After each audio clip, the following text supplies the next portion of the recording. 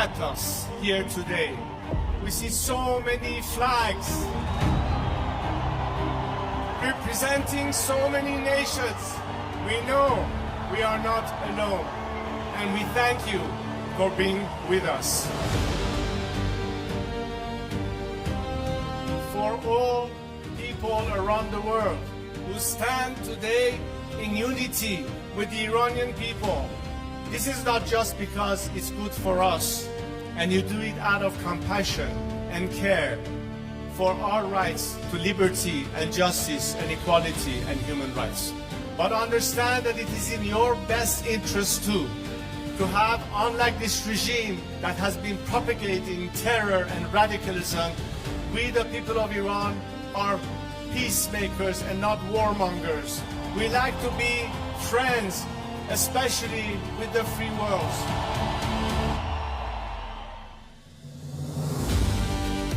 We'd like to be able to have the best neighborly relationship with the people of our area and the region, with the Arab countries, with Israel, and all our other neighbors. We are fighting for justice, we're fighting for human rights, we are fighting for liberty, we're fighting to put an end to all sorts of discrimination.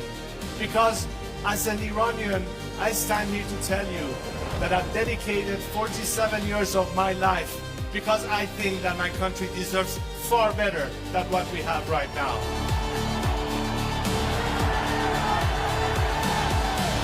To now understand that their best remedy is to support the people of Iran, because ultimately a free Iran will be your best partner, not just to bring stability and peace, but it will be in your best economic interest and opportunities. Together we can prosper again, and the world will be so different once the Iranian people are free. I am here to guarantee a transition to secular democratic future. I am committed to be that leader of transition for you, so we can one day have the final opportunity to decide the fate of our country through a democratic, transparent process, through the ballot box and free elections. And let's make sure that this time, especially the free nations of this world and their governments, stand on the right side of history.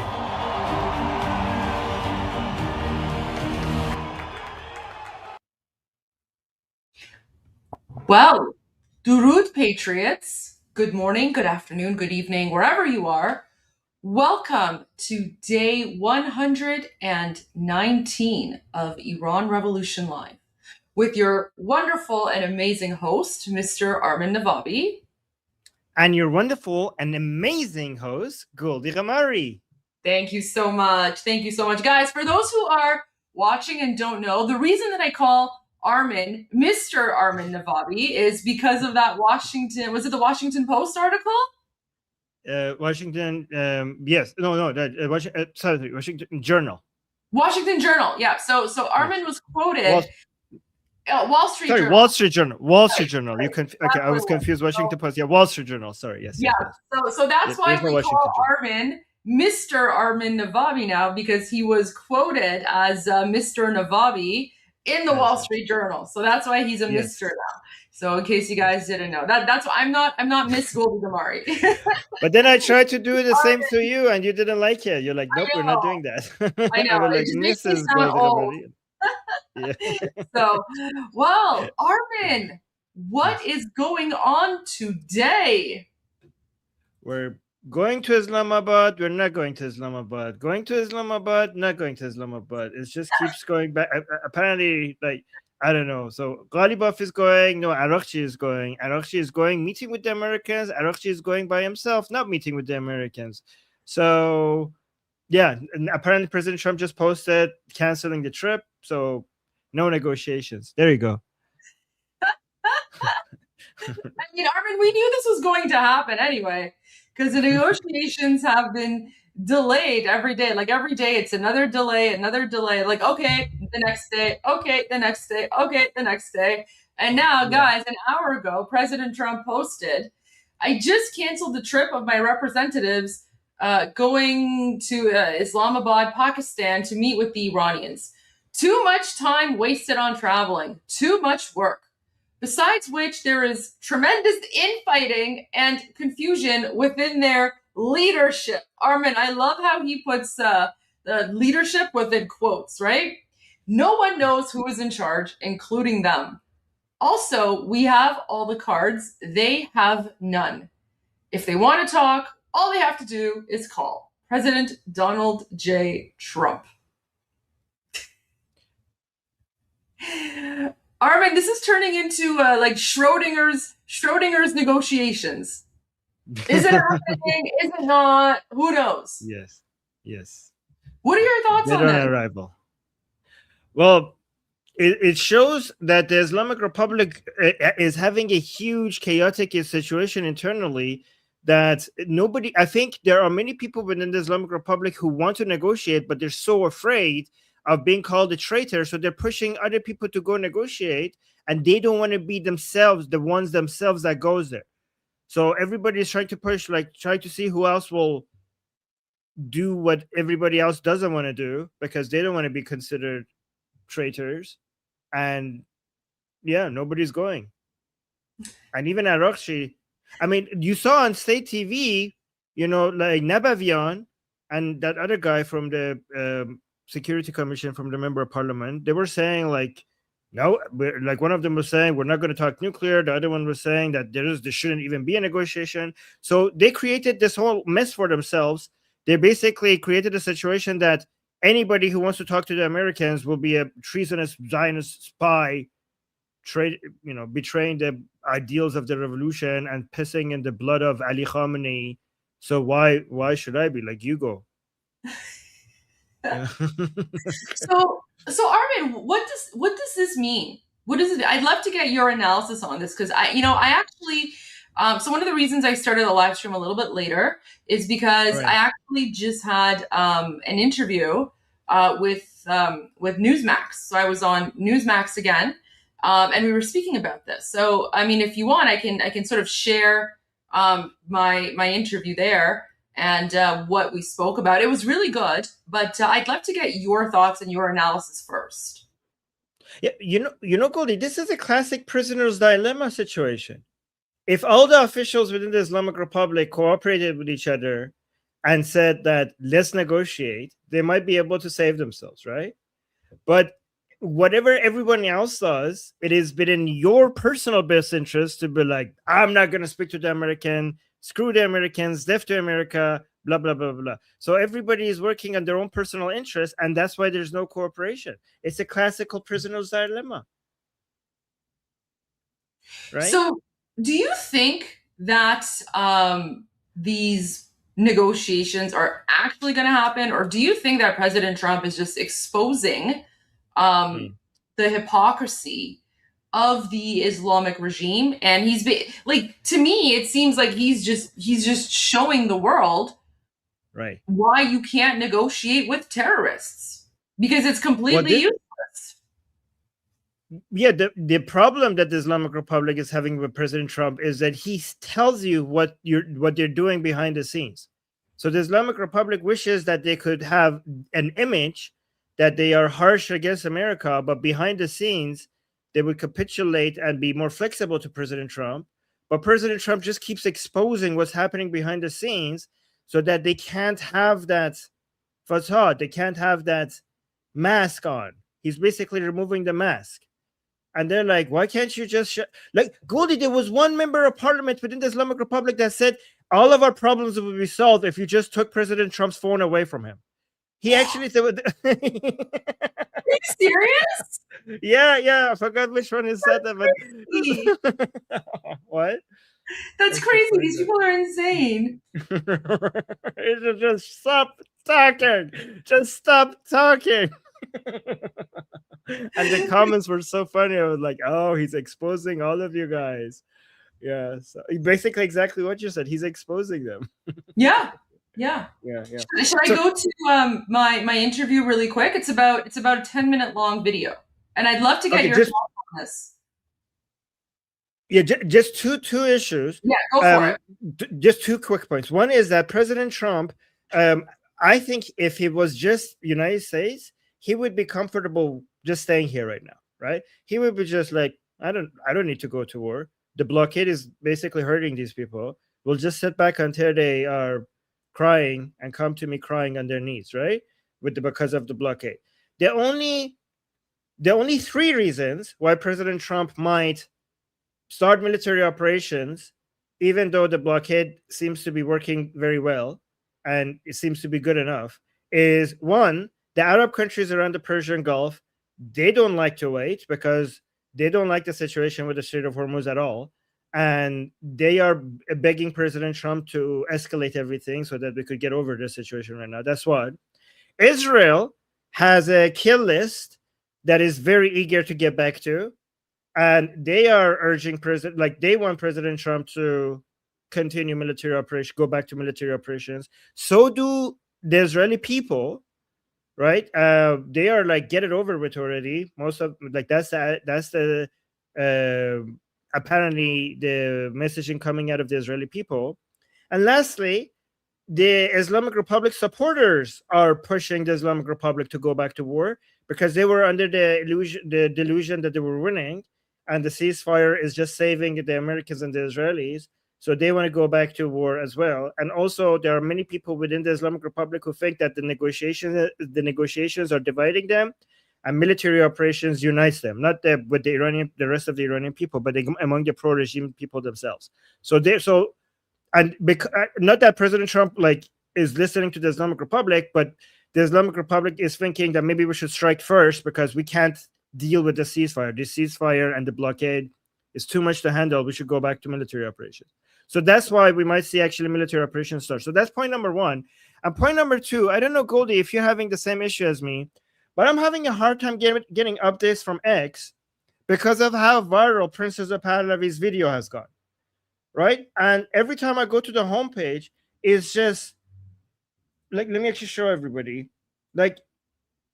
Look, this is a good problem to have, but look, I can't, this is my homepage. What is going on? Well, there's this one. Now I'm seeing something. It's just, oh, there we go. This one.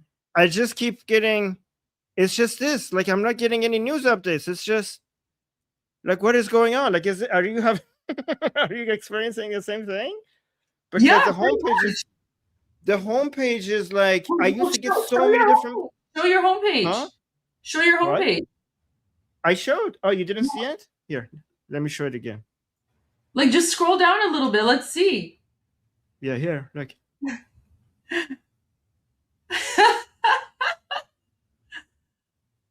This video of Princess of Pahlavi talking about Europe is just my entire homepage. I can't see any news updates because everybody is just look, that's my homepage. I don't know what's going on.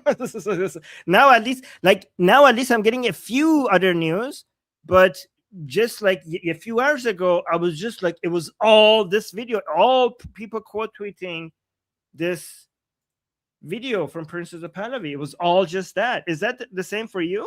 Because yeah, so it is, but I have curated lists that I've made. So yeah. So I go to my curated lists, but right. yeah, it's all. So actually, for me, I'm you know what, Armin, I'm part of the problem. I'm part of the problem because I've pinned his video to the top of my X account anyway. So I'm definitely contributing to that. So definitely my problem, my fault as well, because I'm contributing to that. But I mean, it's such a powerful video and it's so important. Why don't we play it one more time? Just because it is such an important video, and it's so he's calling out the hypocrisy, and this is the time to do it. I have spent the past several weeks traveling across Europe, speaking to members of parliaments, governments, and the press. My visit had one objective: to give a voice to the millions of Iranians held hostage by the Islamic Republic, its terror, and its internet blackout. The millions of Iranians who have been silenced. But I can now say with confidence that that silencing, that censorship is not just happening at the hands of the regime in Iran, but by the international and particularly the European media. So I want to speak directly to the people of Europe. In the past 2 weeks, I have had 2 press conferences, one in Stockholm and one yesterday in Berlin. Between them, more than 150 journalists attended. We spent more than 2 hours together. And in those 2 hours, not a single of the 150 journalists asked me a question about the 40,000 Iranians slaughtered on the streets of my country on January 8th and 9th. Not a single of the 150 journalists asked me about the 19 political prisoners executed in the last 2 weeks. When I told them that there were 20 political prisoners currently sentenced to death, not a single one of the 150 journalists asked me about them. When I stood next to a mother whose son was killed and a father whose son was killed on January 8th and 9th and asked them to hear their stories, not a single one of the 150 European journalists asked them a question. Here, in the heart of a continent that claims to stand for human rights, justice, and dignity, its journalists have fully abdicated their professional responsibilities and even their moral objectivity. It is clear to me that my 40,000 brave, innocent compatriots who were slaughtered in the fight for liberty are of little interest to these journalists. They seem more interested in criticizing America, asking why the United States and Israel killed the dictator that has slaughtered our people for 47 years, than criticizing the regime doing the slaughtering. They seem more interested in asking questions about Iran's past and history than about what is happening in Iran today or about the democratic future Iranians are seeking. One member of parliament even told me they didn't think Iranians were ready for democracy. But to that member of parliament, to those journalists, I remind you, Iranians aren't just ready for democracy. 40,000 people just gave their lives for it. And I won't let that be in vain. So know this, whether or not Europe stands with us, whether or not your journalists do their jobs, whether or not your politicians demonstrate the courage to act, I will fight for my people and my country. Even if we have to do this alone, we will fight until Iran is free. Javid Shah. Javid Shah. Goldie, Yeah. how the politician that said that we're not ready for democracy, where was it? Where was that from? So I have a feeling that it's this politician, because Cameron Khan Sarania called this politician out. Let me bring it up for you. So even if we are guessing his name, but we're sure that the guy was from, like, we know what country he's from, right? Like, because he said that did he say it was in Germany? Well, okay, let me just share this response from Cameron Khan Sarania, and you tell me. Wait, this one. Okay. Look at this. So, this person, Nicole something. She's a German politician, member of the Bundestag, parliamentary group chair. I think she's like a far lefty or whatever. Anyway, so she says, who could one have a better exchange about freedom, peace, and democracy with than with a monarchist, right? And then Cameron responds to her and says, how is the freedom, peace, and democracy in the monarchies of Spain, Sweden, Belgium, Norway? You think you are an intellectual, but you are so smug and arrogant that you have become the racist imperialist. You think you can tell Iranians what is best for them? Try again. So even though King Reza Pahlavi does not say which parliamentarian said to him that they don't think Iranians are ready for democracy, if I had to guess, I would say it's this person, just based on the fact that Cameron is calling her out. So that would be my guess. Yeah, but did he confirm the country? I'm just like checking if he confirmed. No. Oh.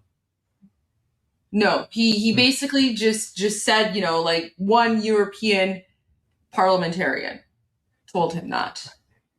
No, he said one of the, okay, so he said, and one of the members of the parliament, and he said that while he's in Germany. So I'm assuming that he means a German politician, right? Because he said, I don't know. I mean, we can listen to it again. I mean, I don't know if I can confirm that, because he's speaking about his European visit, and he did meet with like parliamentarians in other countries as well. So I mean, we can listen to it again. Yeah. It's on mute. What is happening in Iran today, or about the democratic future Iranians are seeking? One member of parliament even told me they didn't think Iranians were ready for democracy. So if this is a German politician saying Iran is not ready for democracy, it's not even been 100 years since Germany did the Holocaust, right? It has been like how many years? It's been like 80 years? It's been 80 years. It's like there's still people alive today that experience that. And Germany just a while ago experienced the greatest amount of fascism that the world has ever seen. And within just a few decades, they are now a modern liberal democracy. So if Germany could go from absolute fascism to a liberal democracy in such a short amount of time, who are they to tell us that we are not ready for democracy? In fact, the German people went along with Nazi Germany. The Iranian people do not support the mullahs. There's a difference here.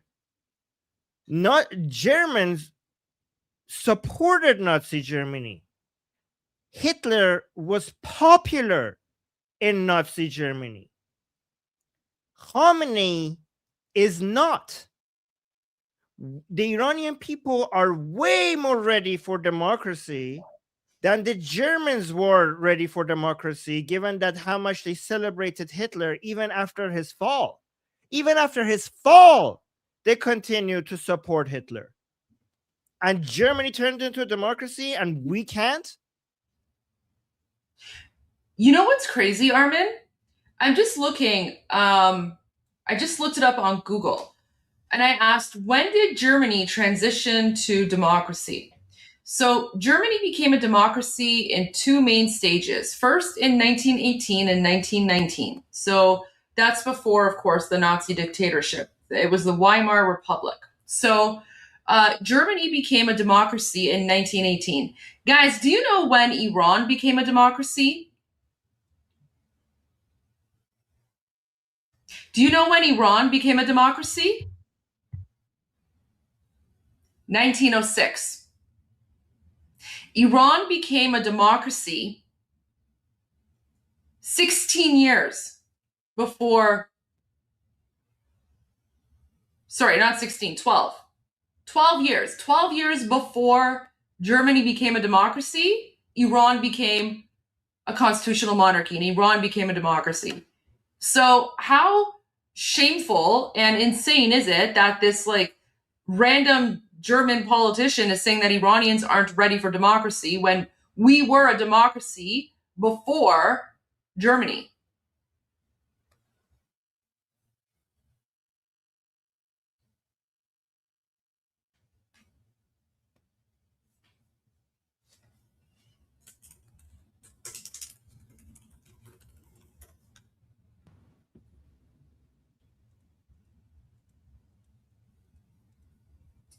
Armin, are you there? Yeah, no, yeah, exactly. Yeah.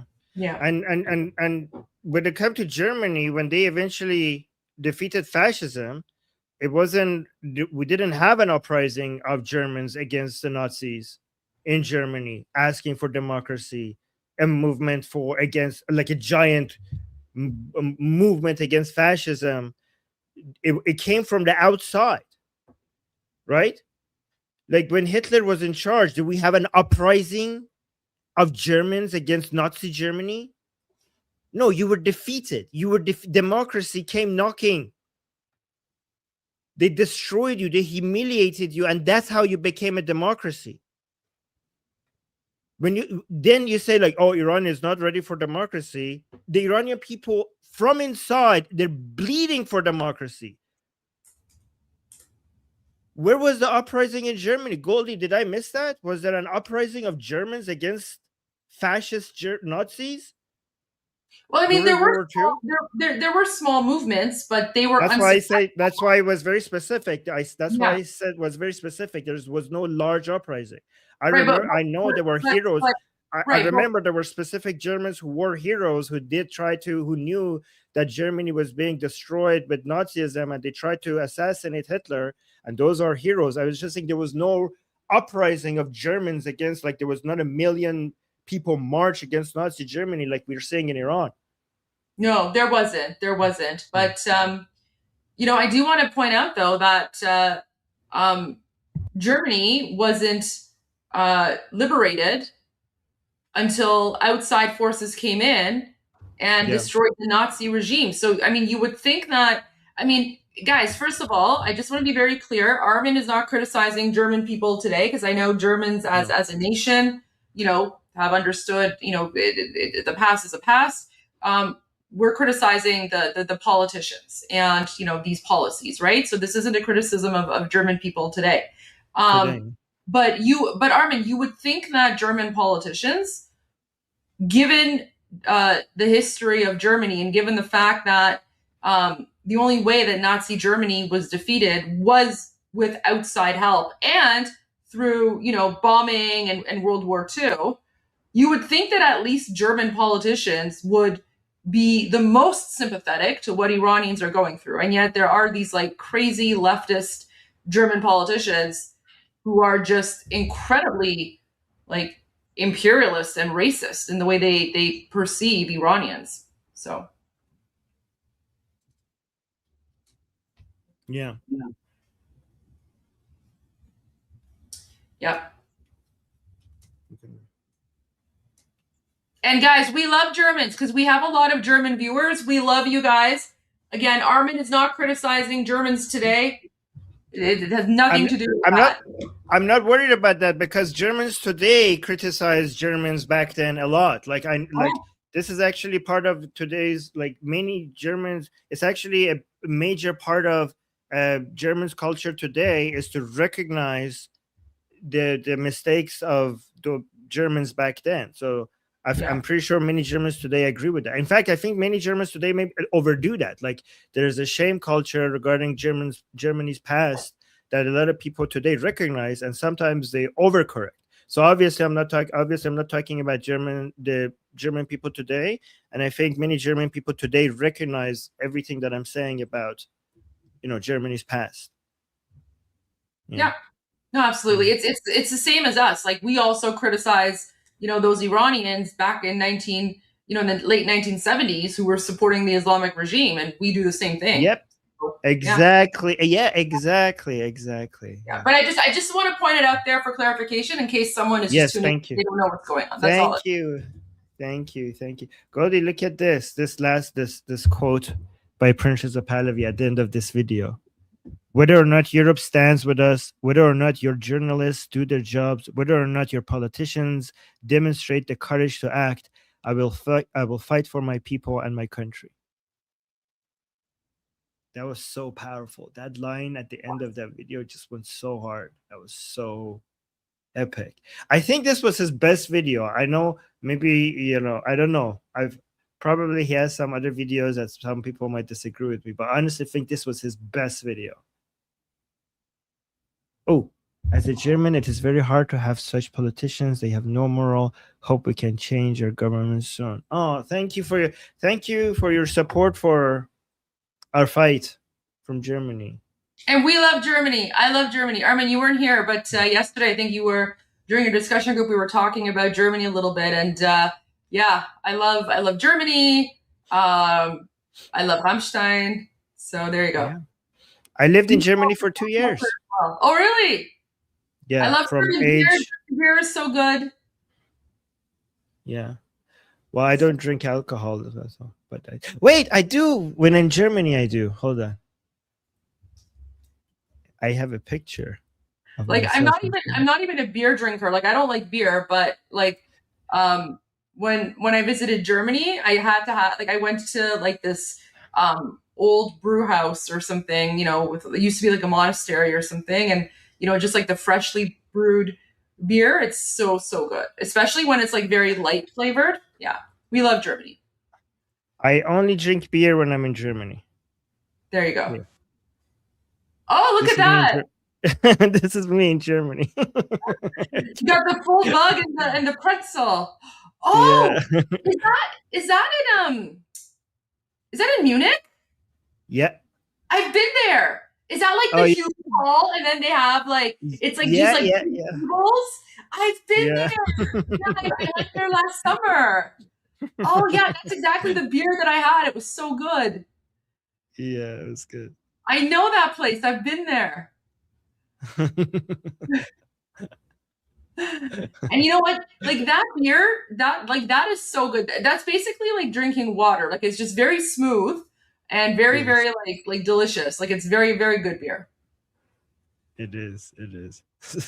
Somebody say that's like 2,000. Oh yeah, that one. Somebody saying that's like 2,000 grams of carbs. That's why I only drink beer when I'm in Germany. No. There you go. Yeah. Love that. And I mean, German food is delicious too. So gotta point that out as well. All right, let's go to your video. You're going to show us a video. Yeah. Sure. Ongoing war against Iran. But the president announced a little while ago that he's pulling the plug on talks, at least for now. Let's head live to Tel Aviv, Israel. That's where Trent Murray has the latest. So Armin, I'll let you do the commentary because I've already done the interview. This is me behind the scenes, by the way. So if I don't think I pick my nose or anything, but hopefully nothing will happen there. Yeah. You just want to you can pause and comment on whatever you're listening to here. This was about an hour ago. All right, Trent, what are you hearing? Why was this canceled? Hey there, Rob. Yeah, look, it's a major development, isn't it? We've been waiting all day for news of Steve Witkoff and Jared Kushner departing the US, but the president confirming in the past few minutes that they... Oh, I thought she's going to go for a handkerchief. I'm like, oh, guys, she's going to pick her nose. She didn't know.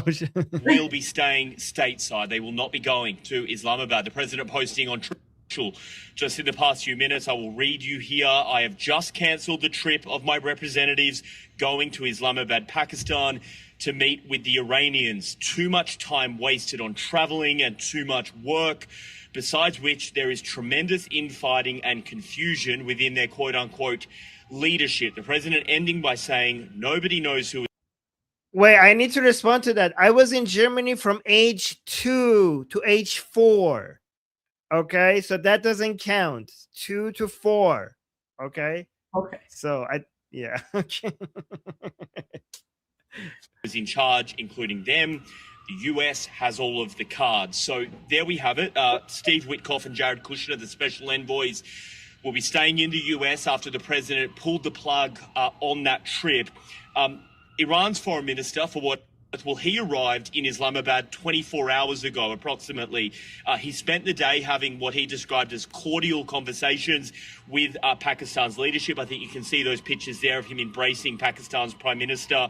But Iranian state media reporting now that he has left Islamabad in the past few hours. I think we've got some pictures we can show you. That is what we think is his motorcade heading to an airbase in Islamabad to go on to travel to Russia and Oman. Now, the White House, for all of the week, for what it's worth, has been saying that they've been trying to give diplomacy a chance here. But while those diplomatic discussions have been taking place, well, the president has also been keeping the military option well and truly on the table, continuing to move assets into this region, including... Oh, where is Boxer, guys? There's no update on where the USS Boxer is. Okay, sorry. An additional aircraft carrier strike group. Iranian state media reporting that the country's army command, though, has warned American troops that they will face a strong reaction if they continue their, quote, piracy and banditry, potentially some of that bellicose language and threats factoring into the president's decision-making process here. But, Rob, also, with those threats, perhaps some insights into just how much this US naval blockade is starting to bite. Iran's president calling on his country's citizens this Saturday to control their energy consumption, saying, and I'm Ooh, guys, they also got a lot of their cryptocurrency. So a lot of the revenue that they generated from collecting tolls from the Hormuz Strait, it's all gone. The Americans got it. Yeah. The Americans froze the... Huh? Oh, no, sorry, go ahead. Yeah, the Americans got the wallets. I don't know what they did, but they managed to get a lot. I forgot how much, but a lot of their cryptocurrency gone. People asking when this interview was. This interview was about just like an hour and a half ago. So this interview I did at 1 p.m. Eastern.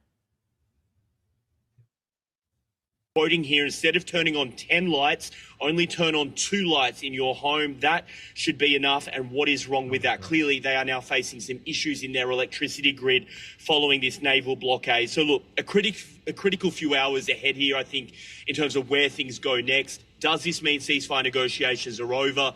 Does this mean that the gaps are too far to be bridged between the two sides? Military action could be imminent. I guess we will just have to wait and see. But what I can tell you is from here in Israel's position, they are watching this very closely and they are locked and loaded for round 2 if it comes to that. The defense minister here says they are just awaiting the green light from the United States. So, Trent, tonight is the White House Correspondents' Dinner, which the president will be trying to make everybody laugh at, right? It's a night that's supposed to be fun. My guess is he probably doesn't want the bombing to be happening between now and when that's over. It probably wouldn't look good. But is there a sense that this could be tomorrow, the military actions resume because Iran kind of walked away, plus, sort of their hostility and aggression back in the Strait of Hormuz?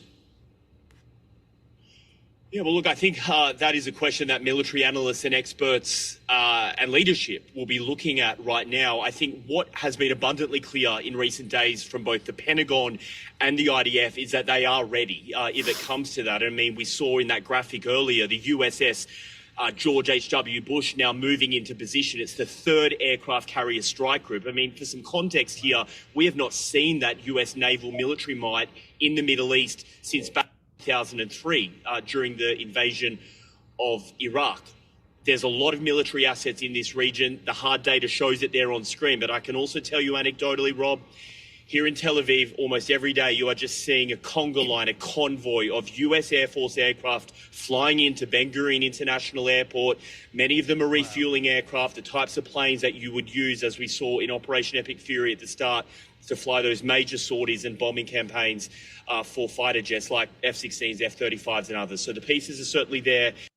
This is such a deja vu, guys. This is like we were right here experiencing the exact same thing before the beginning of Operation Epic Fury.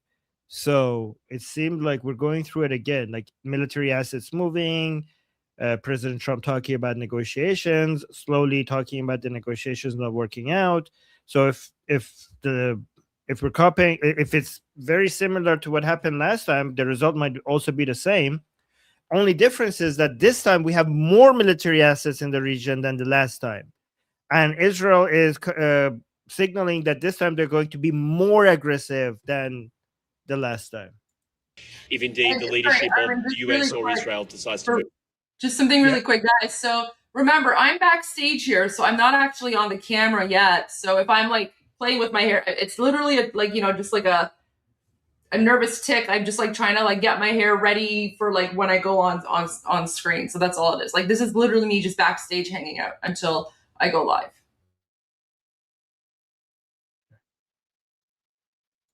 Move forward.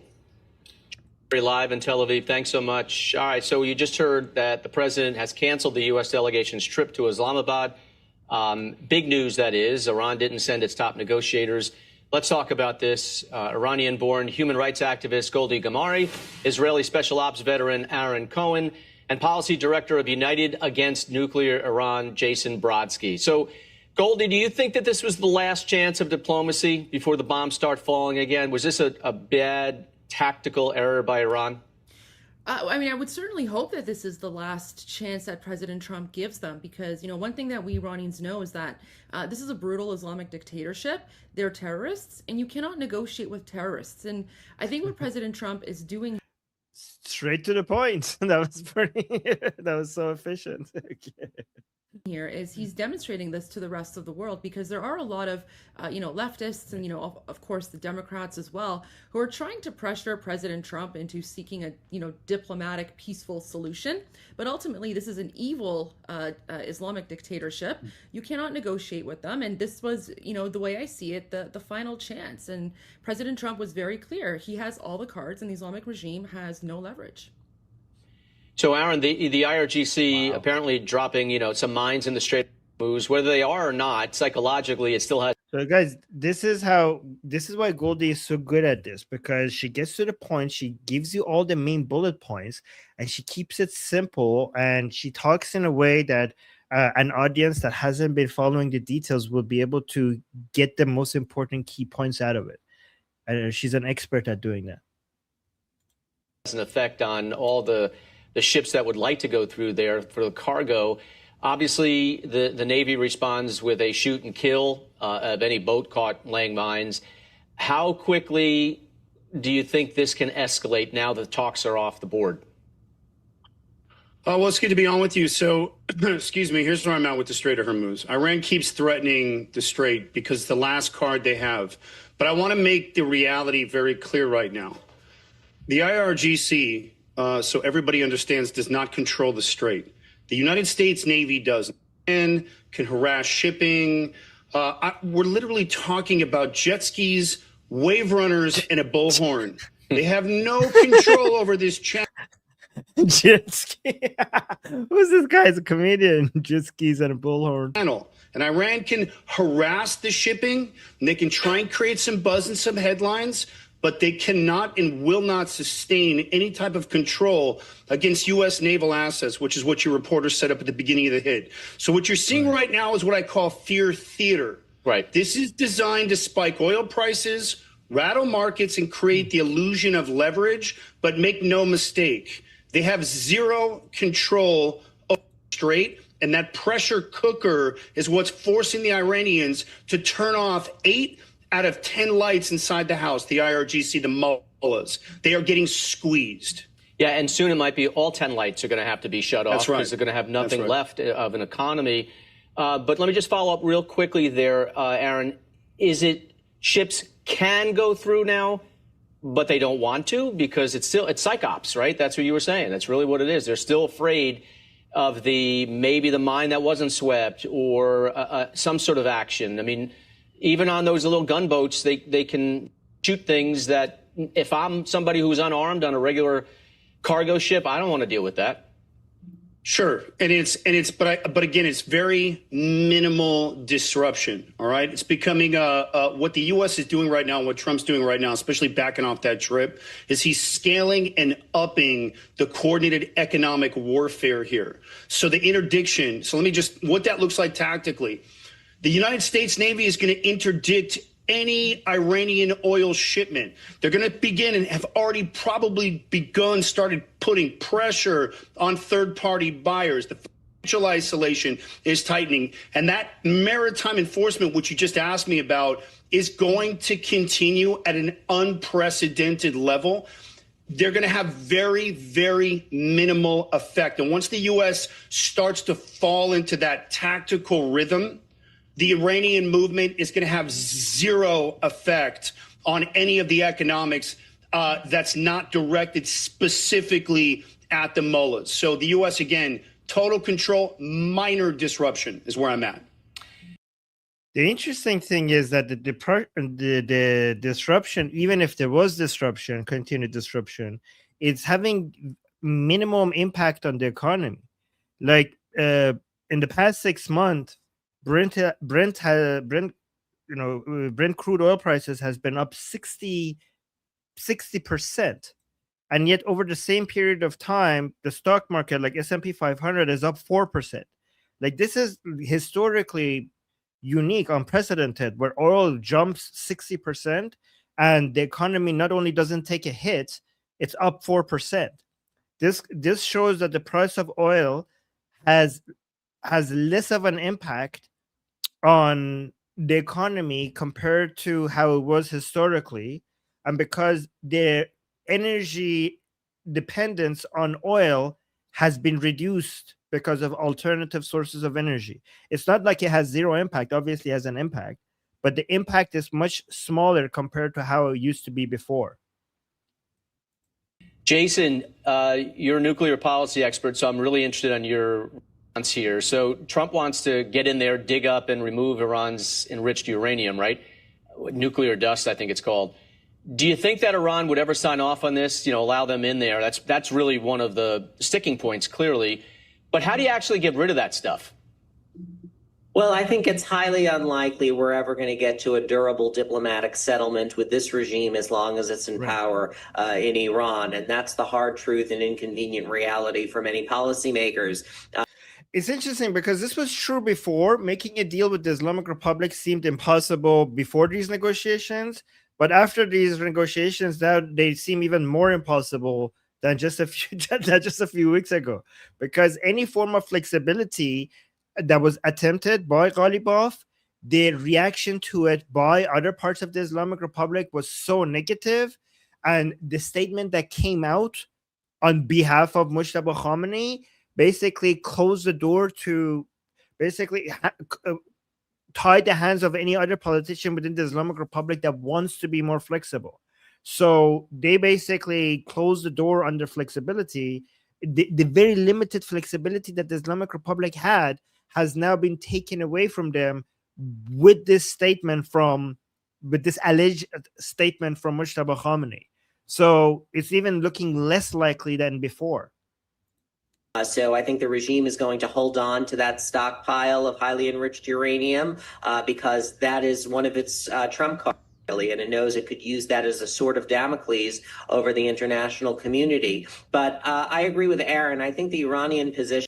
That is not the reason why the Islamic Republic is not giving up its enriched uranium. It's not because of its leverage and deterrence capability. The reason why the Islamic Republic is not giving up its enriched uranium is because it can't. Because it has created a narrative that if you do that, you're a traitor. So people are like, oh, the Islamic Republic is not giving up the enriched uranium because that's their winning card, that's their leverage. No, that's not the main reason. They can't. They basically have tied their own hands. is very, very badly degraded. Iran is playing a weak hand right now, and it's trying to create the illusion that it has a stronger hand than it really does, given the U.S. having escalation dominance in the region. And President Trump does retain the option of a ground operation to secure that stockpile of highly enriched uranium. But make no mistake, it is a very highly risky, complicated operation, but one that's nevertheless for by U.S. military forces. So the U.S. does have options here. And as the president said, they can hand it over voluntarily, or the United States will have to go in and take it forcefully. Yeah, and maybe one day the United Nations will actually be useful, but I don't see that anytime soon. Goldie, so... Oh, before Goldie gets in here, just remember, that's why, guys, the hashtag shabby people and the other proxies coming in might be coming inside Iran in case they decide that they do need to they do need to surrender to the Americans, to use them as a way to basically force this upon pro-regime as well and suppress the pro-regime Iranians as well. So let's go to Goldie now. This is the good part. So, just saying, taking it further, what Iran announced, where, we need to cut back on electricity, that obviously signals that they're feeling the squeeze. The everyday Iranian who does not have access to the internet, probably wondering what the heck is going on here. But as it's tighter and tighter, inflation goes up, the IRGC or the Army, not getting paid, inflation continuing to go up. It is short term, it's probably very painful for everyday Iranians. But do you think that they understand why this is happening and when it might be the moment to actually rise up? Oh, absolutely. So, Iranians in occupied Iran, they do know what's going on. There are ways to get information inside.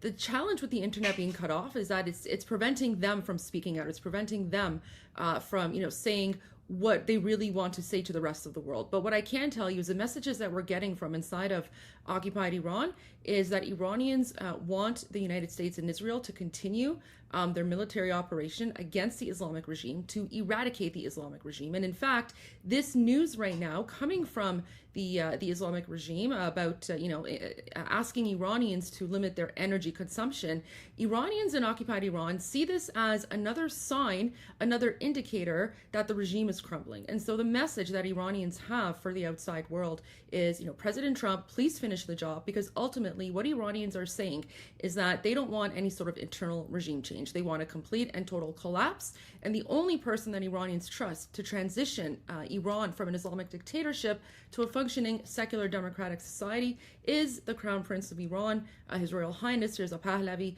And Iranians are waiting for his call, because as soon as he makes the call to go out into the streets, that's exactly what Iranians are going to do. And that's what they're preparing for right now. Wow. Guys, you saw how Goldie used the opportunity to use the question as a way to send the Iranian people's message out there, and also mention Princess of Pahlavi.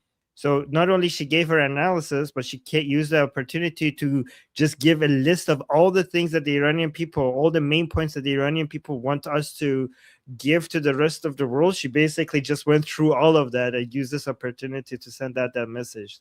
That was amazing. All right, Goldie, Aaron, and Jason, appreciate you coming on. Thank you so much.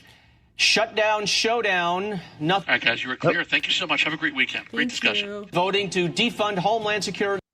That was great, Goldie. Great job. Thank you for being the voice of the Iranian people and using that platform to be their voice. That was really good, especially the last part. Thank you. Happy to do that. Yeah, I'm waiting for the actual official clip, because this is just a screen recording on my laptop, right? I basically just downloaded an app so I can just record these as I do them. But I'm waiting for the actual video so I can share that on my social media. Oh, thank you, everyone. Thank you. I appreciate that. Thank you for your kind words. So, yeah. I'm glad that I was able to end it with because he's great. Joe is fantastic. Really appreciate him. Really appreciate the fact that he gave me the opportunity to say have the last word. And I mean he he spoke about the uprising. So yeah, it was a fantastic opportunity to bring that up. I almost felt like by him talking about the uprising, he was inviting me to speak about the uprising. So it was great. Yeah, I appreciate that. Maybe they saw Princess of Pahlavi's video and now they're afraid. Like now people are like, oh my God, we should ask about the Iranian people. Maybe everybody, like all the journalists for a while, like we better ask about the Iranian people next time somebody's talking about Iran. Yeah, you know, good. I guarantee you every single like relevant journalist around the world has seen that video. And, you know, I'm very grateful to His Royal Highness Reza Pahlavi for doing that, because that makes our job much more easier as well. So yeah, it's great to have that. Like guys, this is why our revolution is going to be successful, and this is why the Islamic regime is in the process of collapsing, because we have such an amazing, phenomenal leader, and he gives us energy, right? Like he always comes in, Armin. He always comes in at the right time, the right moment, with the right messaging. And that video from yesterday, it has energized so many of us, right? Like it gave us what we needed to like continue pushing forward. And we're so lucky. We're so lucky to have him. Yeah, exactly. And that video came at the best time because people were forgetting the Iranian people. Like everybody was discussing, you know, United States, Israel, the Islamic Republic, Hezbollah, Lebanon, and all of a sudden the Iranian people were being, you know, not part of the discussion as much anymore. And that video by Princess of Pahlavi came exactly when we needed it the most. So that was perfect. It was. Yeah. All right, let's continue with Armin Power Hour. Okay. It's hard for me to do Power Hour because my X is not working. Oh no, why isn't your X working? What's going on? Well, because on my homepage it's all just my homepage is just Princess of Pahlavi. Look at this. Even there, look here, guys. Look at this. Actually, people like it's all Pahlavi, and not only it's all Pahlavi. It's like, look at this. It's Chinese. Is this Chinese? Look at this with Chinese subtitles and everything. Everything is like, what? Okay, what is the person saying? Wait, translate that. What are they saying? Furious! The king of Iran blasts Europe. Oh, I love that. You know, Armin, you know, we actually have a lot of Chinese supporters. You know why? Because Chinese people are fighting the CCP. So we actually do have, like we Iranians, we have a lot of support from the Chinese community, not just in China, but, you know, around the world. And, you know, I'm actually connected with some amazing Chinese Canadians in Canada who are supporting us and supporting our movement, because they also see freeing Iran as another step towards overthrowing the CCP. Because remember, China is also under oppression. And we're on a journey right now. We're on a path to free everyone. So yes, right now we're focusing on the Islamic regime.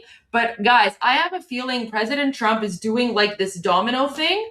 And after the Islamic regime, China is next, like the CCP. Cuba as well. Oh, Cuba, of course. Yeah, absolutely. Marco Rubio is from Cuba, but yeah. We cannot forget about China. Because, you know, Chinese people are amazing. And you know what? It's really sad because, you know, China is another ancient, beautiful civilization, right? Like the Chinese civilization, the Chinese culture is beautiful. And yet they have also been oppressed recently by communism, like the CCP, right? And I have a feeling that President Trump knows what he's doing. So, you know, there's, you know, Cuba, obviously, of course, like Cuba for sure. But I have a feeling that, like, you know how, like, getting rid of Maduro was the domino falling that led to the Islamic regime. Mm-hmm. So I have a feeling that when the Islamic regime is overthrown, that's going to be the domino that's going to lead to China. Because the path to getting rid of the CCP, you have to go through the Islamic regime. You have to get rid of the Islamic regime in order to free China.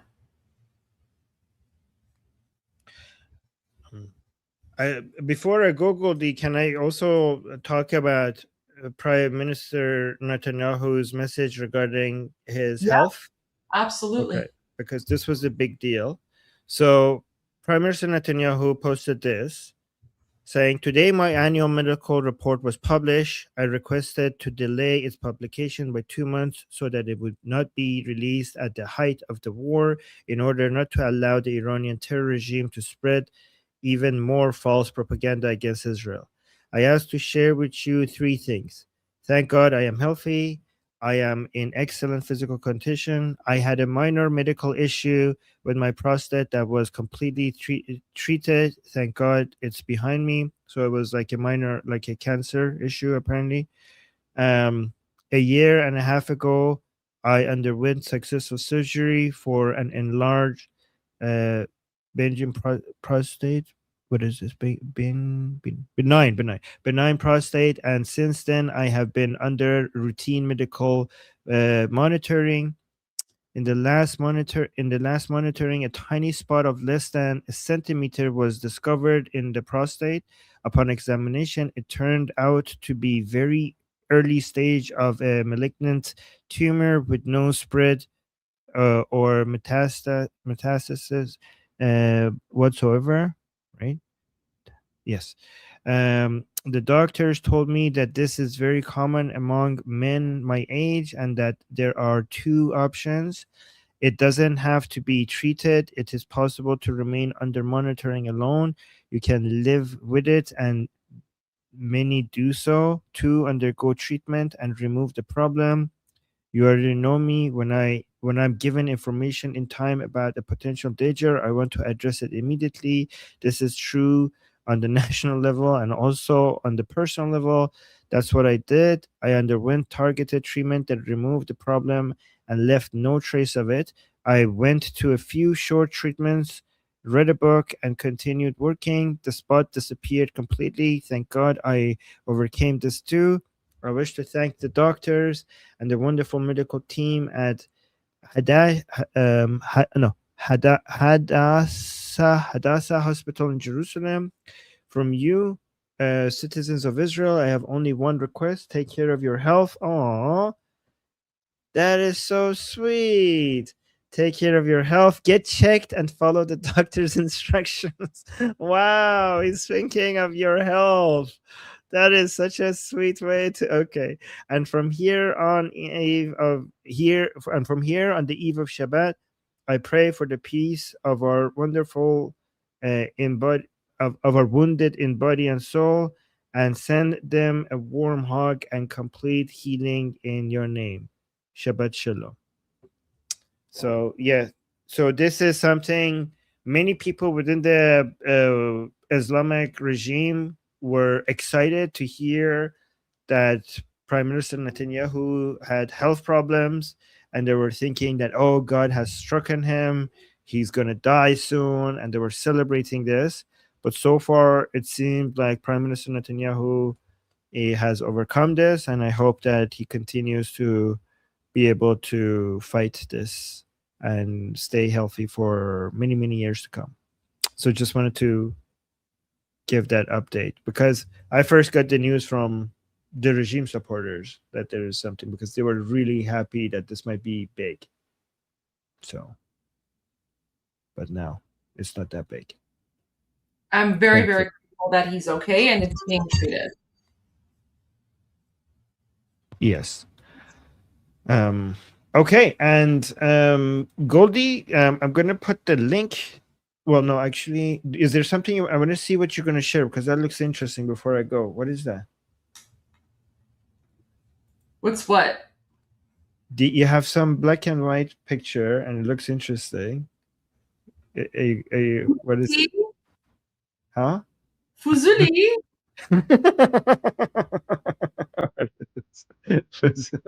Yes, All right, yes. all right. This is the picture.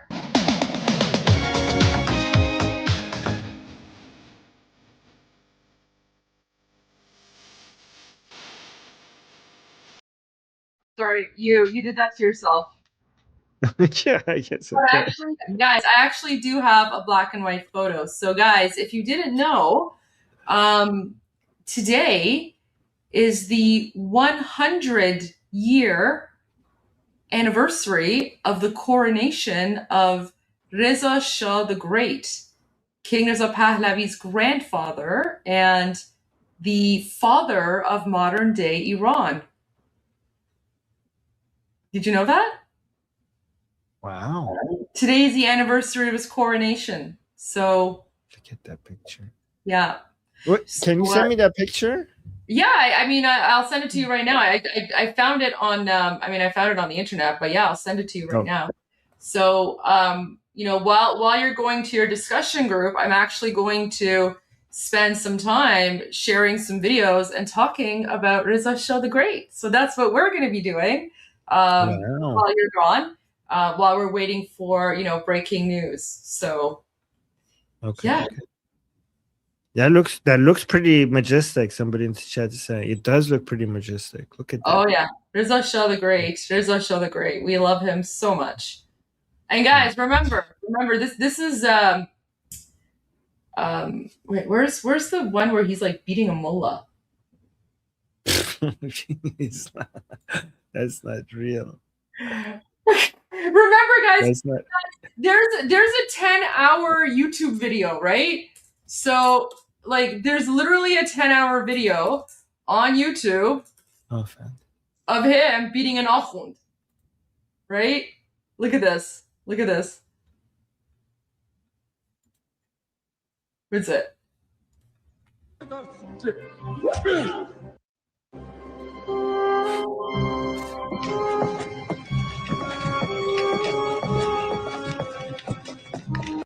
Again, guys, so to provide context, the Islamic regime made this video. It's part of like some like weird jihadi TV series where they're trying to like erase history and rewrite Iranian history, and they're basically trying to make him look evil, right? They're like, oh, look how bad Reza Shah the Great was. Oh my gosh, he went around beating mullahs for no reason. The mullahs were just, spiritual men of God, blah, blah, blah. So someone took this scene from this Islamic regime propaganda TV show trying to like make Reza Shah the Great look bad. And they literally turned it into a 10-hour video of him just like beating the mullah. So Iranians took their propaganda and they used it against the Islamic regime. So this video is basically like therapy. So, by the way, guys, this never actually happened, but it's historical revisionism. But now we use it against them. Yeah, Armin? Goldie, before I go, can I just show you something really quickly? Yes. Really fast, because I colorized it. Oh, okay, you'll have to send that to me. Okay. Oh, that's amazing. Yeah. Wow, Reza Shah the Great. Yeah, I added color. I love that. Okay. All right. Yeah, so today is his, it's the anniversary, 100-year anniversary of his coronation. And I will share some videos of him while you're gone. So yeah, anyway, but here's the... All right. This is my favorite. This is my favorite historical reenactment, even though it's not even historically accurate. But it's not historically accurate. But Armin, when Iranians watch this video, all we say is like, we wish he was actually like this, because then maybe the Islamic regime wouldn't become so powerful, right?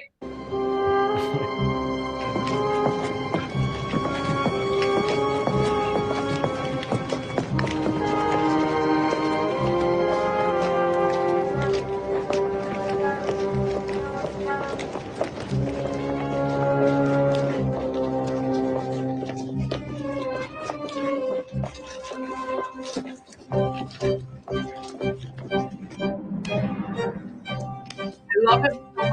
I love it.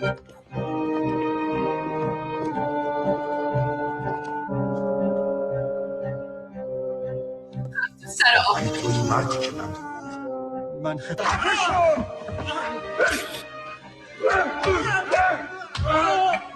YouTube, this is not real violence.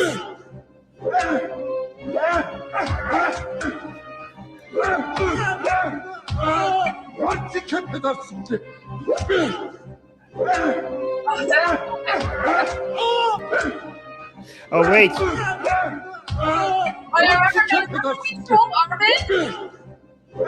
That was not trolling me. That was like the right thing to do.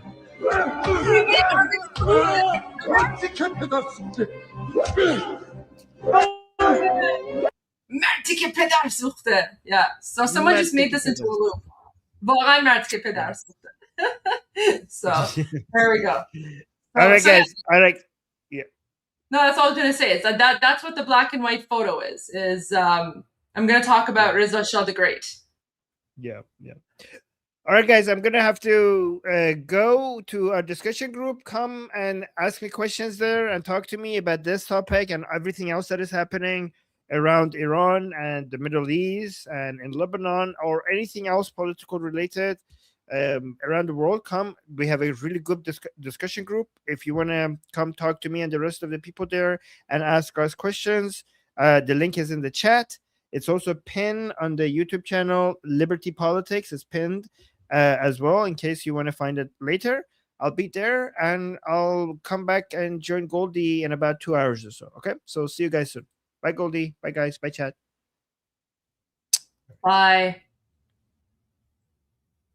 Okay, guys. So let me just let me pull up the banner here.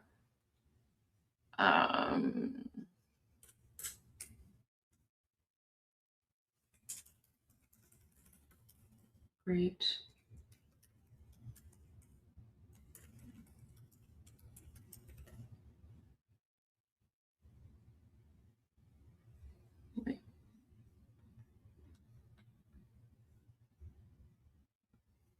Okay, so yeah, you guys are stuck with me.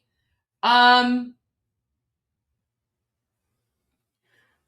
have this, but I don't think it has. Okay, I have this old footage of Reza Shah the Great. No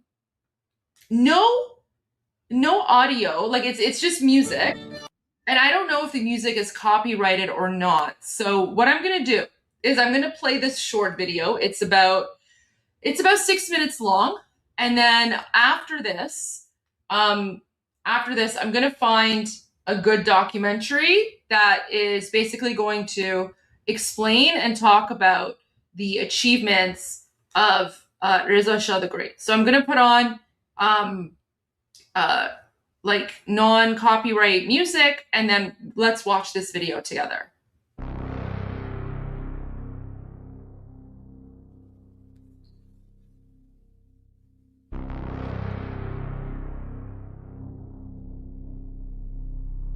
Okay. For people who are wondering. So guys, for people who are wondering, this is the current Shah's grandfather. This is his grandfather. So he became the Shah of Iran in like the end of 1925. Okay, so this is the grandfather of the current Shah. Okay, let's go back to the beginning now, and we'll just watch this uninterrupted.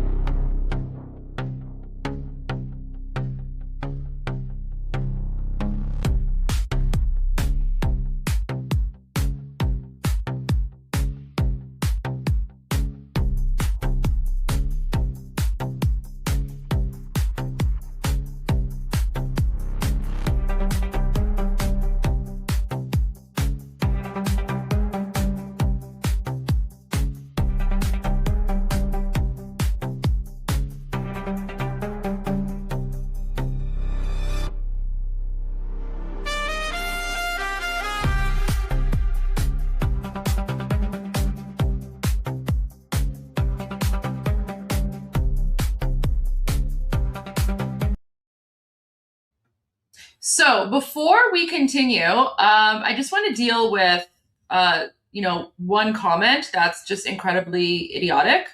Paul, I don't know if like you just looked this up on Google or whatever, but please, like, can you stop following and listening to fake news? There's a lot of historical revisionism when it comes to Iran. So if you're going to come into like a channel that's run by Iranians, please do not Iran-splain our history to us, because it's very like stupid of you to do so. So guys, this is the communist jihadi Islamist propaganda that people put out there, right? They claim that Reza Shah the Great seized power after a 1921 coup, formally deposed the Qajar dynasty in 1925. First of all, like, how idiotic do you have to be to think that he seized power? Like, how can you seize power in 1921, but then you depose the dynasty in 1925? Like, what? It took him 4 years to depose a dynasty, you idiot. So first of all, like don't come in and Iran-splain here, because that just makes you look like an idiot. Anyways, guys, so what happened is back in 1921, the Soviets tried to take over Iran. So it was actually the 1921 coup was actually funded by the Soviets, and it was the this communist Marxist party. So they took hold of the capital, and they had control of the capital for a while, Tehran.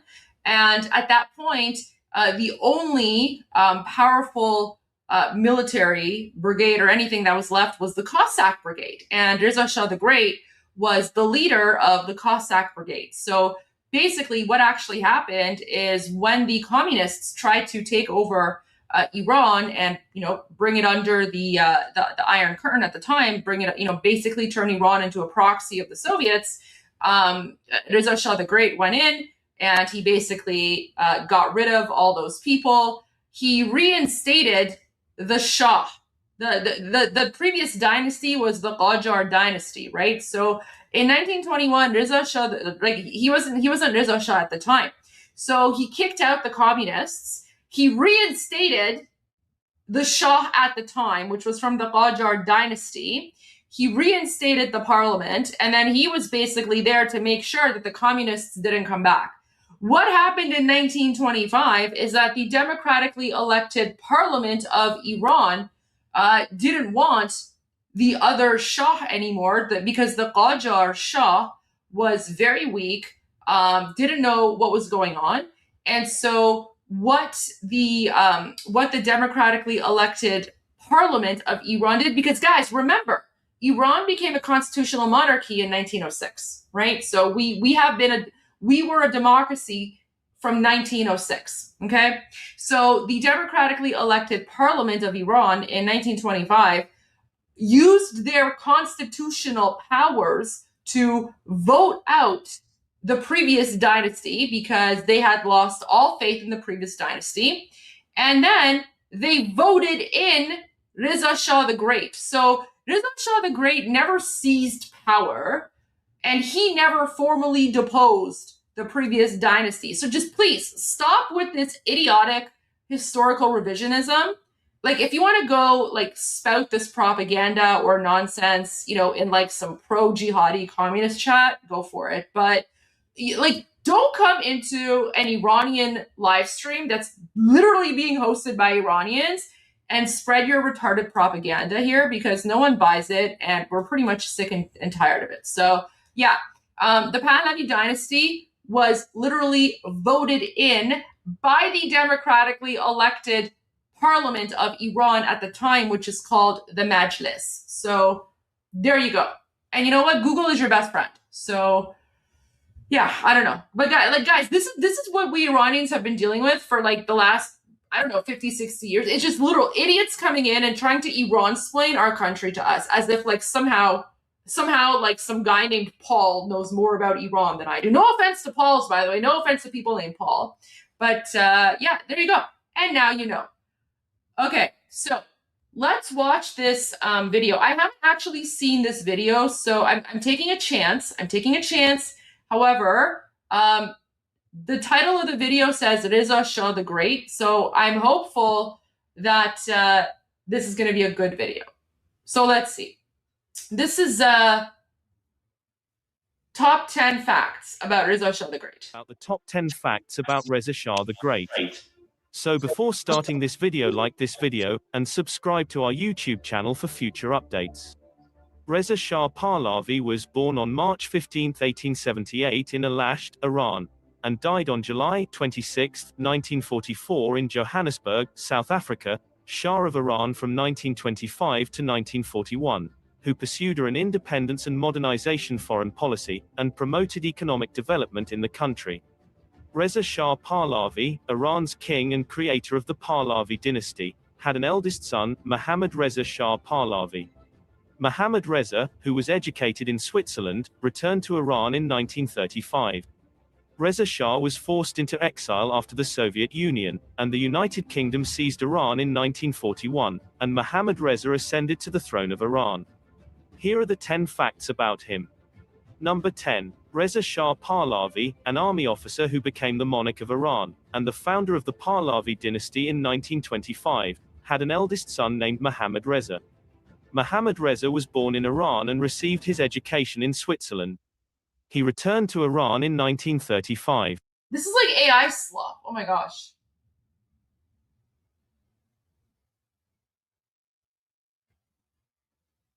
This is like total AI slop. Ugh. All right. I don't like AI slop. But here, you know what? I'll do this instead.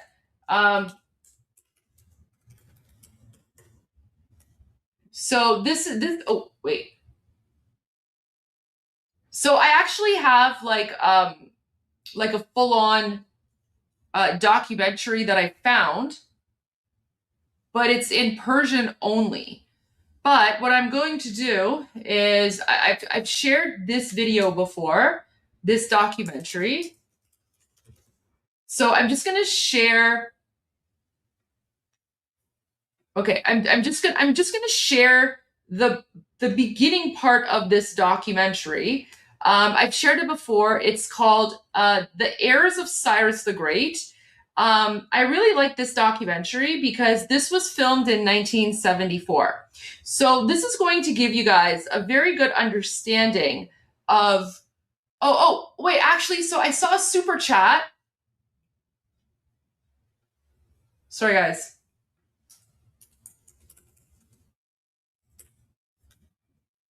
I saw a super chat where and I will get to all your super chats as well. But Cyrus the Great says, does any recording of his voice exist at all? Yes. Yes, there is. There is one film, guys. There is one film, and I've played it before. There is one film of Reza Shah the Great with his real voice, with his actual voice. So you can actually hear what he sounds like. And it's here you go. This is when he was meeting Ataturk. Guys, watch this. You can hear his voice. Zaten şahanlarını Türkiye kabul ettiğimizden dolayı çok mesut ve bahtiyarız efendim. من نهایت خوشبختم تو آرزوی دیرینه که barım bir muvaffak oldum. Çok teşekkür ederiz efendim. Çoktan beri eşi bir şahanınıza intizar ediyorduk efendim. Büyük hasretle ve derin samimiyetle. Çok mesuduz ki o mülakat gününe malik olmuş bulunuyoruz. و نزدم شاید بلاسیست که نچه من قبل که من sizin nümayenden hususun da Erdoğan'ın geleceğim Türkiye'ye. Çok teşekkür ederim. Çok teşekkür ederim. Tabii arkadaşlığımız çok eski zamandan, çok eski senelerden beri başlamış bulunuyor. Bunu şahsen birbirimizi tanımak suretiyle şüphesi çok kuvvetlendireceğiz efendim.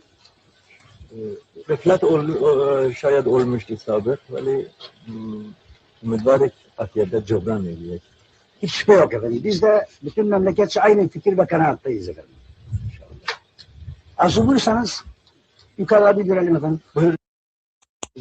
So he's speaking Azari, right? Because the Pahlavi dynasty, they're from Mazandaran.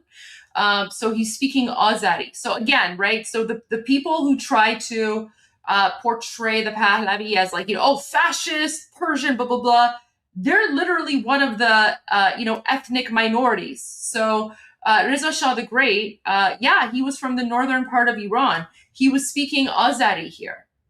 He was speaking Azari, and I guess they were able to understand one another. So yeah, there you go. That's the only video we found of his voice.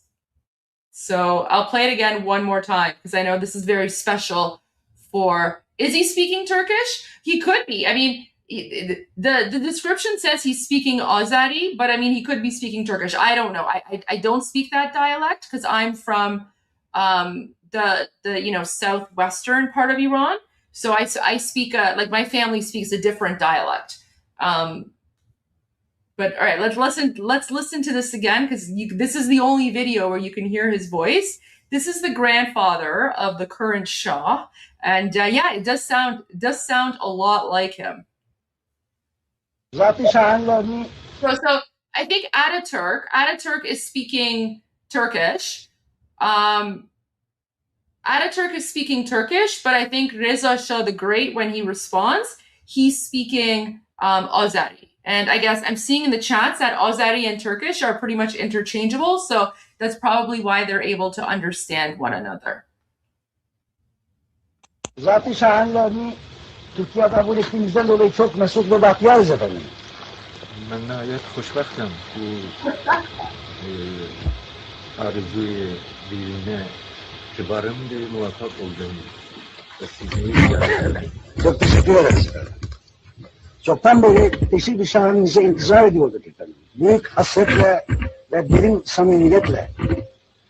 Çok mesuduz ki o mülakat gününe malik olmuş bulunuyoruz.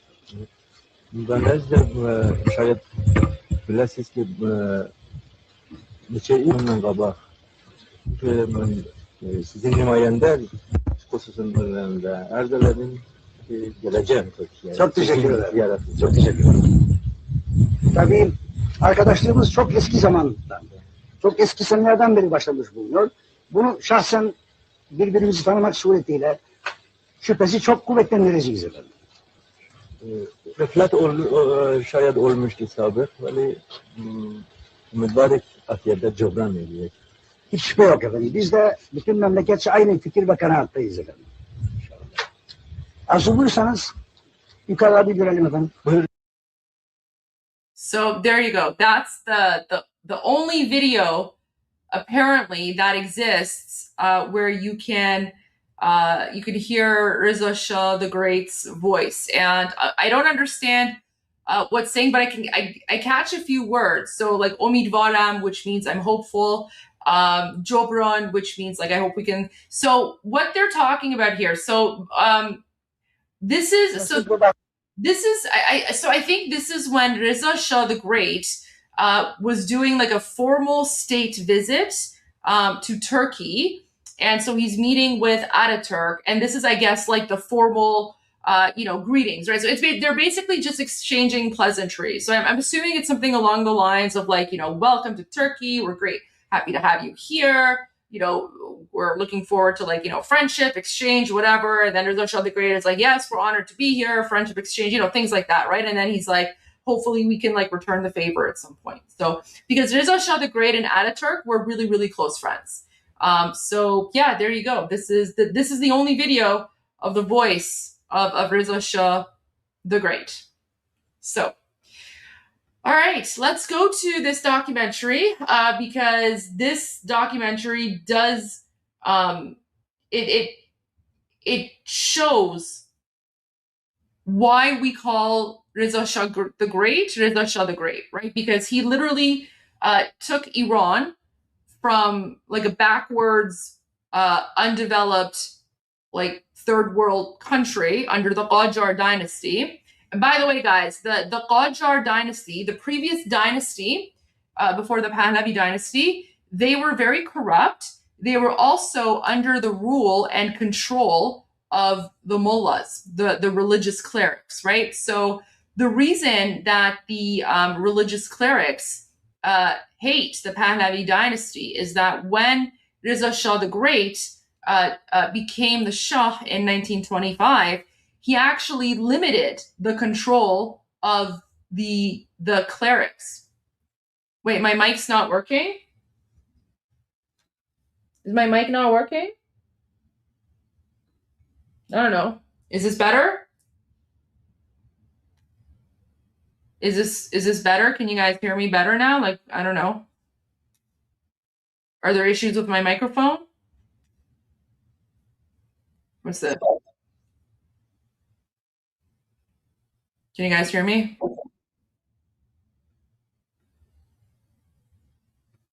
Okay. Some people are saying echo. Oh, trolling? All right. Okay, well, if that person's trolling, I'll just ban them. All right. Okay. Probably just a troll trying to distract me. All right, I just banned. Thank you, everyone, for letting me know. I appreciate that. Okay, I just banned the troll.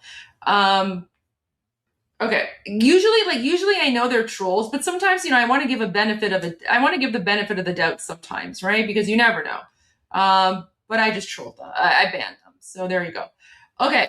So, yeah, so the reason that the Islamic regime clerics despise the Pahlavi dynasty is that prior to 1925, the Islamic regime clerics, they controlled the mullahs. Sorry, the Islamic regime clerics, like the mullahs, they controlled the Shah, the previous dynasty. And Iran was basically just like a backwards, Stone Age, barbaric, jihadi hellhole. Reza Shah the Great, when he became the Shah, he modernized Iran. He started building, and he also limited the power and control of the mullahs and the clerics. And so the clerics didn't like that. And so, part of the reason that the Islamic regime took over in 1979 is because they were trying from 1925 up until 1975. And then they were unfortunately successful in 1979. But I've played the full documentary before. I'm not going to play the whole thing, but I'm going to play the beginning part because it just kind of shows you how instrumental Reza Shah the Great was in modernizing Iran. And this is why we call him the father of modern day Iran. And remember, he is the grandfather of the current. Guys, I don't know why the music is suspenseful. I don't know, because this movie was made in like 1974. So it's probably best to ask. It's best to ask whoever made this documentary in 1974. This is a 1974 thing. Wait, let me just do one thing here, because I want to make sure that oh wait, let me just do something really quick. I just want to. What is this? Wait. I just want to edit the layout. Give me one moment.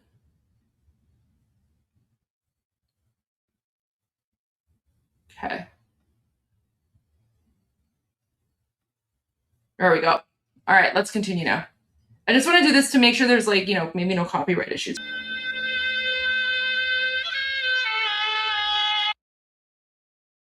Okay, guys, so this is what Iran was like before Reza Shah the Great became the Shah. Okay, so look at this. Look at the living conditions and the situations of Iranians before 1925. Okay, because this is what Iran was when the Islamic mullahs were in control, right? So this is under the previous dynasty. This is under the Qajar dynasty, and the Qajar dynasty was controlled by the Islamic mullahs. Okay, so this is basically what they are. This is what they are.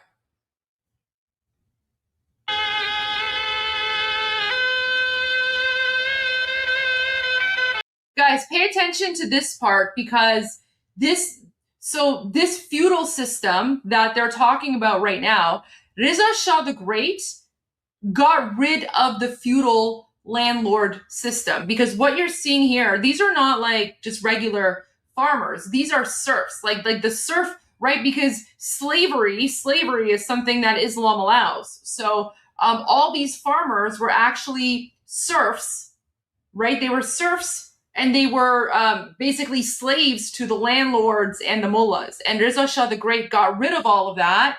And the mullahs didn't like that and said that, you know, getting rid of the serf system and like the feudal landlord system, whatever, was like anti-Islam, right? So they were like, oh no. So when the mullahs and the communists cry about like oppression, oh no, they're oppressing us. Yeah, he oppressed you by freeing your slaves and giving them land, right? Land redistribution. That's what Reza Shah the Great.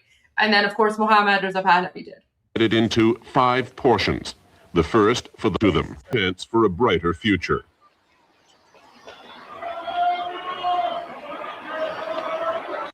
Guys, remember, this is before the Pahlavi dynasty.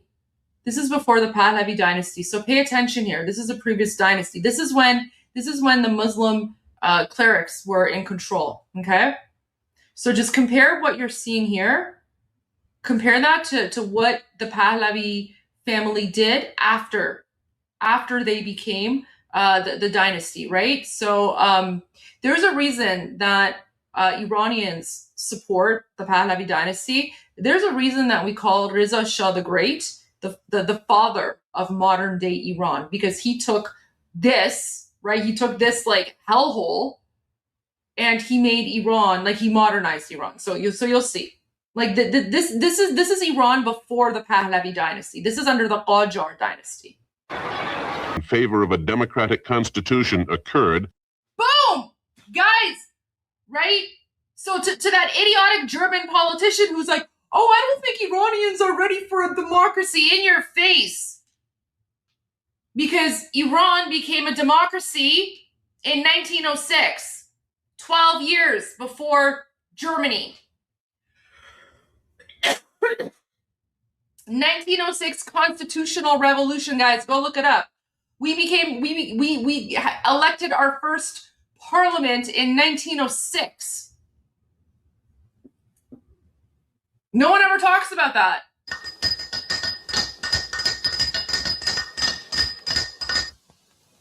(1906) Revolution. Persia was the first country in the middle in. Did you catch that? So Russia in 1909 tried to abolish the constitution, the democratic constitution of Iran, and then they failed. Unfortunately, the Soviets were successful in 1979. They were not successful in 1953. The famous, Mossad, blah, blah, blah, blah, right? Like that's just Russian communist propaganda, because Iran became a democracy in 1906, and ever since 1906, the Soviets had been trying to overturn the democracy in order to bring Iran under the Iron Curtain. So they weren't successful in 1909. They weren't successful in 1921. They weren't successful in 1953. Unfortunately, they were successful in 1979. And that's why right now the Islamic regime is an ally of communist Russia and communist China, right? The Islamic regime is not an ally of the West. Iran used to be an ally of the West when it was a democratic country. But then with the help of Russia, the Soviet Union at the time, USSR, 1979 happened. So there you go. But 1909 is the first instance. Between the population and commercial centers of Europe and the Far East, Iran, formerly known as Persia, lies about midway, a link between East and West. This strategic Mossadegh was a holdover from the Qajars. He was related to the Qajar family, and Mossadegh was just an opium-addicted freak who was upset that he was not, I guess, king or whatever. Like he basically wanted to be the Shah. The Mossadegh was not democratically elected anything. He was just like a garbage human being. And guys, I will get to all your super chats as well when we're done with this, just like the beginning part of the documentary. A source of constant dispute with her neighbors. The famous Silk Road, the ancient trade route between Europe and China, crossed this country.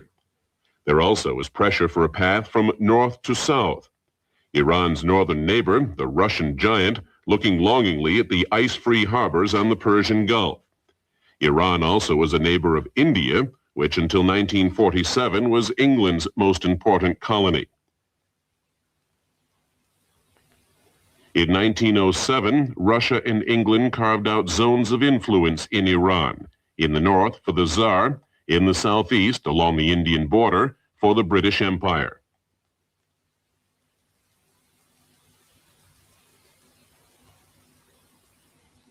In the First World War, Iran again was the football of the big powers. Russia had established military bases in northern Iran. Turkey, aligned with Germany and Austria-Hungary against Russia and her allies, failed to... Okay, it wasn't actually a coup d'etat. Like I explained before, what happened is the communists had taken over, and then Reza Khan went and he ousted the communists and he reinstated the Qajar Shah at the time. So I don't know why they call it a coup d'etat. It's very weird. Marched to Tehran and overthrew a weak and tottering government. No blood was shed, and as Minister of War, he first reorganized the Persian army and then began to pacify the country. So this is Reza Shah the Great. This is back when he was still the leader of the Cossack Brigade. So what he did is he got rid of that communist government, and then this is him, and then he actually reinstated the Shah. Okay, so in 1921 he didn't actually seize power.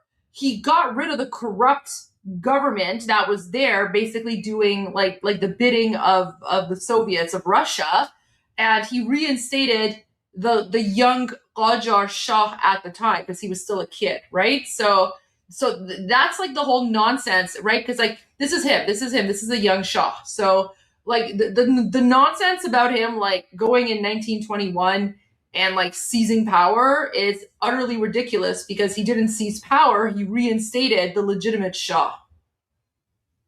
Tehran and overthrew a weak and tottering government. No blood was shed, and as Minister of War, his eldest son, Mohammad Reza, is appointed. Oh, guys, that's baby Shah. Look at that. That's baby Shah when he was a baby. Look at him. You can already tell he's meant to be king. Occupied.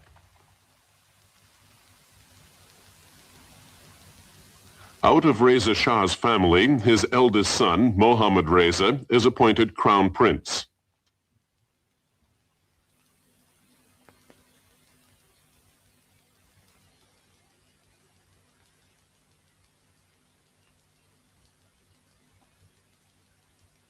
That's kind of cool. Some years later, Reza Shah sends his son to the Swiss College of Rossay. He becomes an excellent soccer player.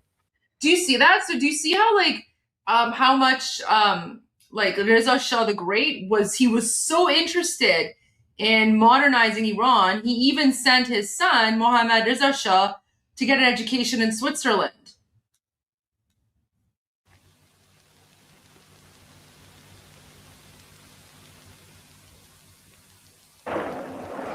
The years of the government of Reza Shah, later to be... Okay, guys, so now this is now we're going to get into the reason why we call Reza Shah the Great and the father of modern day Iran. Because remember, guys, just like a few minutes ago, we were seeing these like insane, like horrific scenes of like Iran basically being like a third world hellhole under like, jihadi Muslim cleric rule. Now, literally, look what Reza Shah the Great does as soon as he becomes... Guys, look at this. This is why the Muslim Nazis hate the Pahlavi dynasty, because the Pahlavi dynasty focused on the emancipation of women. So back in 1925... I've been able to fulfill an old wish of mine to pay a visit to... One of the reforms... Look at this. So this was Iranian women when the Muslim Nazi clerics were under control, and then Reza Shah the Great was focusing on emancipation and freeing women, and that's why the Muslim Nazis don't like him.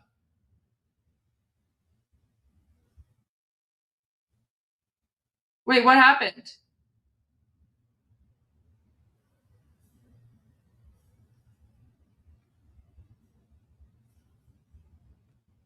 What happened?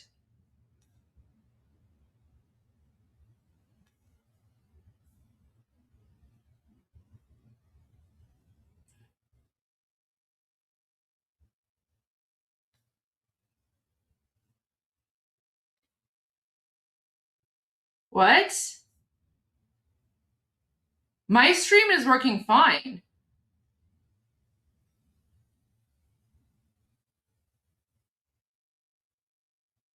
Wait, Armin's live went down?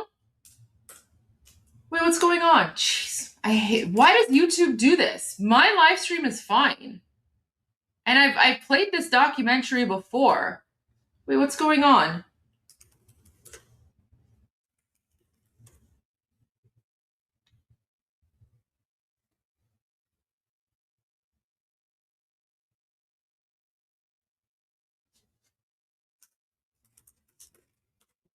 What?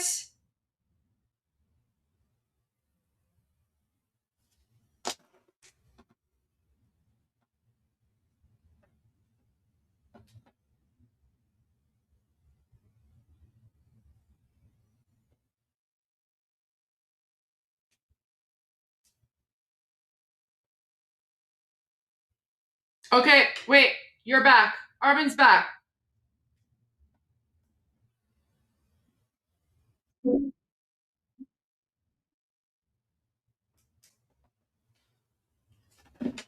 All right, guys. I'm gonna have to stop. I'm gonna have to stop playing this documentary because I don't want this to happen to Armin. It's not your fault. Wait. Oh my gosh, poor Armin.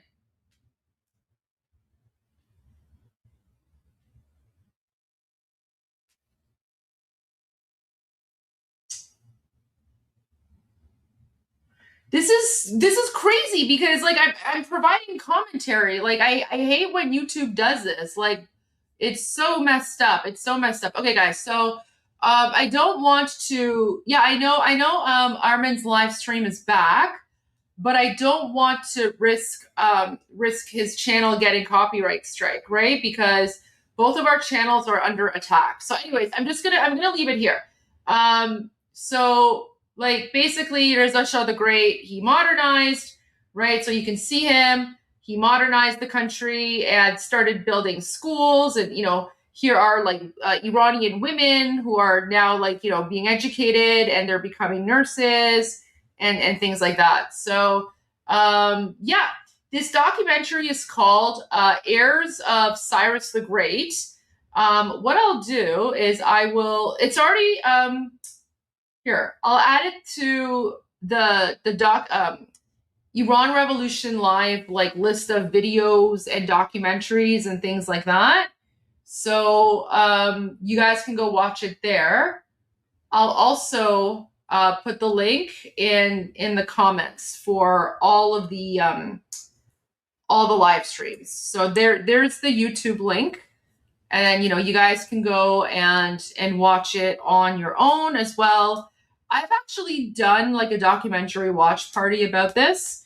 So you can go find it there. And guys, like this is why I'm live streaming, not just this is why I'm live streaming not only on YouTube, but I'm also live streaming on Rumble, on X, on Kick, and on Twitch. I just have them all. And I have a growing Rumble community as well. And shout out to everyone who's following me and supporting me on Rumble. Appreciate you all. All right, guys. So we're gonna have to stop the documentary here because I don't want Armin's channel to be risked. Like I don't want that risk there. So yeah, that kind of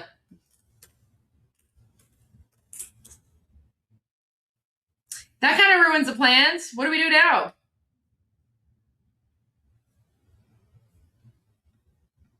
Don't worry, I have backup. I have backup. I always have a backup plan. You know I do. You know I do, guys. So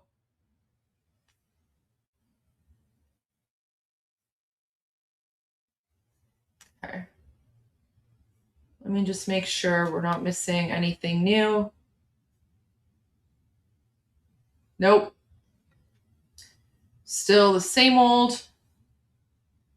Let me just check the breaking news.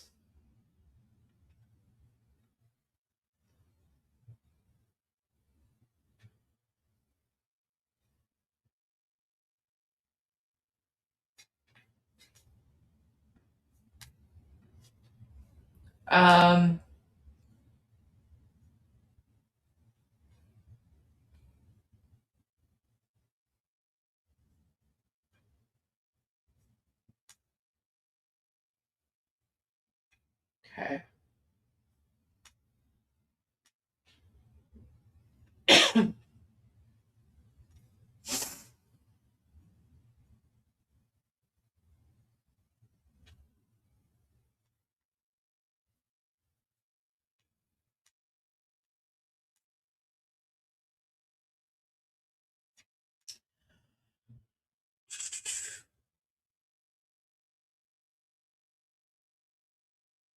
All right.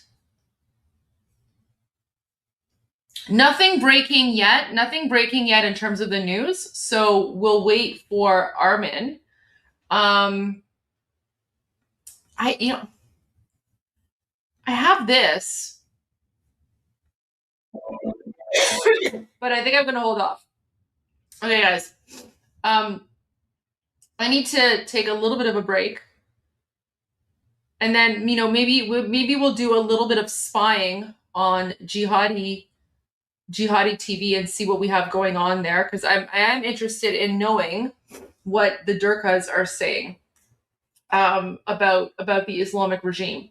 So while I'm doing that, I'm just going to I'm going to replay King Reza Pahlavi's. Where is it? I'm going to play King Reza Pahlavi's speech from yesterday because it is very important and it does need to be rewatched. So, and I'll be back momentarily, and then we'll do a little bit of Durka News Network spying, I guess, because apparently YouTube hates me and hates ARMIN and YouTube doesn't want us to share the truth about Reza Shah the Great. But that's okay. All right, guys, I'll be back in a little bit. Give me like 10-15 minutes.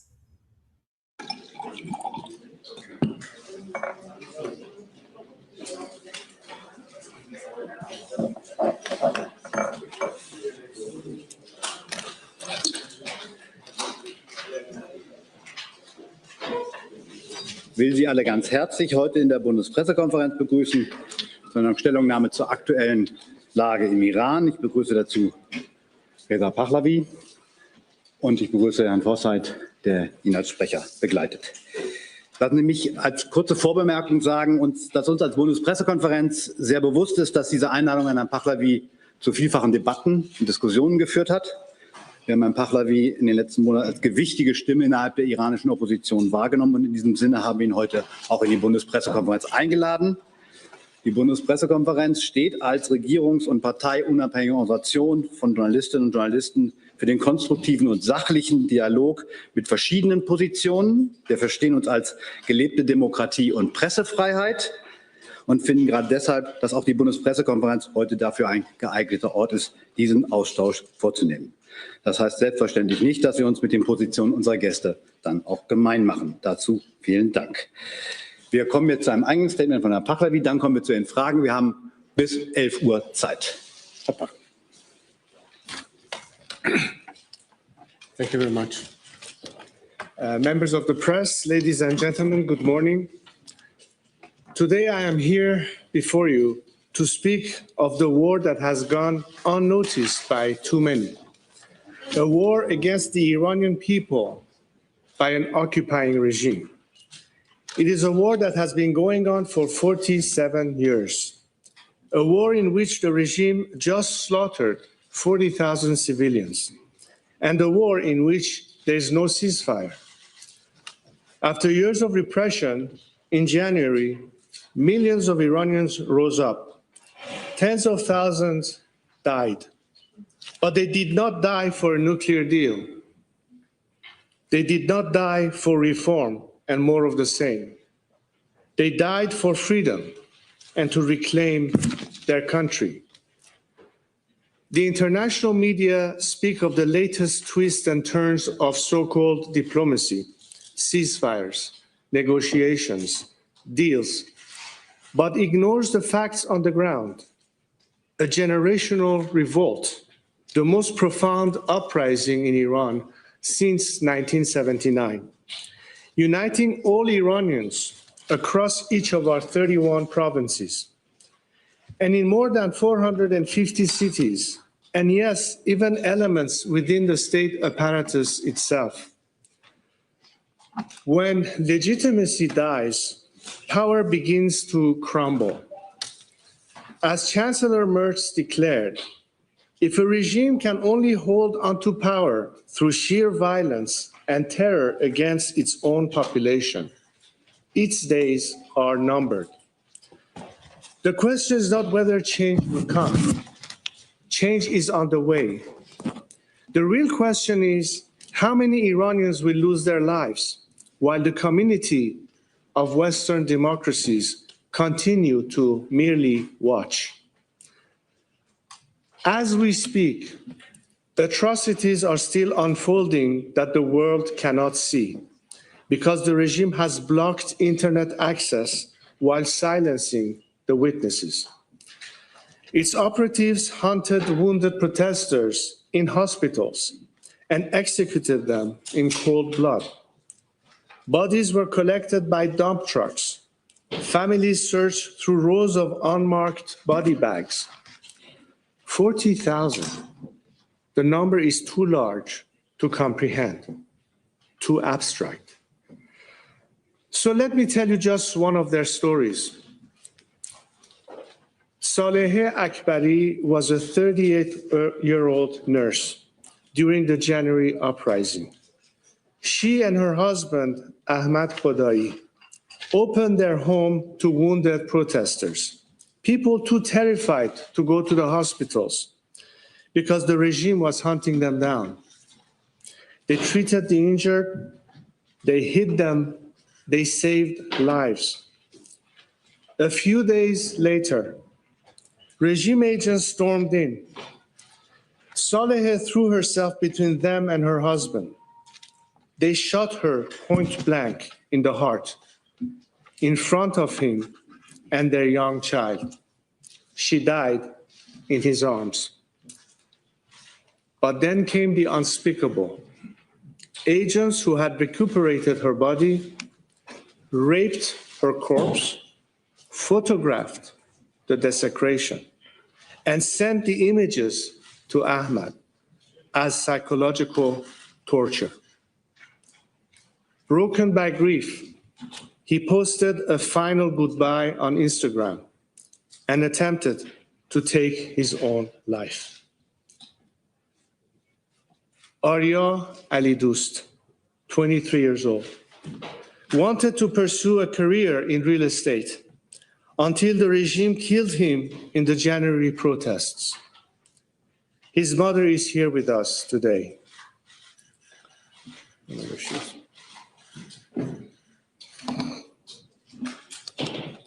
Sam Afshari, almost 17, was a champion swimmer. The regime also murdered him in the January protests. His father is here with us today.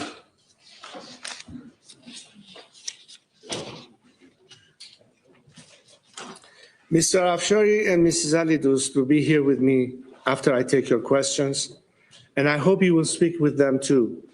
I urge you to listen to them. There are more. In the last 2 weeks, 19 political prisoners have been executed. So let me ask you, do any of you know their names? Have any of you written articles about them? Have you looked into this at all? I read in your newspapers about the tragedies of war. But what of the regime's crimes against my compatriots? It is committing crimes against humanity as we speak. Will the free world do something or watch the slaughter in silence? There are people waiting for the answer. Their lives are literally on the line. As we speak, 20 political prisoners have been sentenced to death and are awaiting execution. Do you know about them? Will you conduct investigation into their shame trials? Each of them is from the January 8th and 9th protests. These 20 people and millions more are waiting to see whether you care about their lives enough to do anything about it. Will you? I want to speak directly to the journalists in this room. The regime has maintained an internet blackout exceeding 1,200 hours, 8 weeks of enforced silence. The Iranian people cannot call their families, cannot document what is being done to them, cannot show the world the crimes committed in their streets. Meanwhile, regime officials appear freely on your networks, post on your platforms, and offer their version of events to your audiences, unchallenged, uncontested, unopposed. You are the only free press the Iranian people have right now.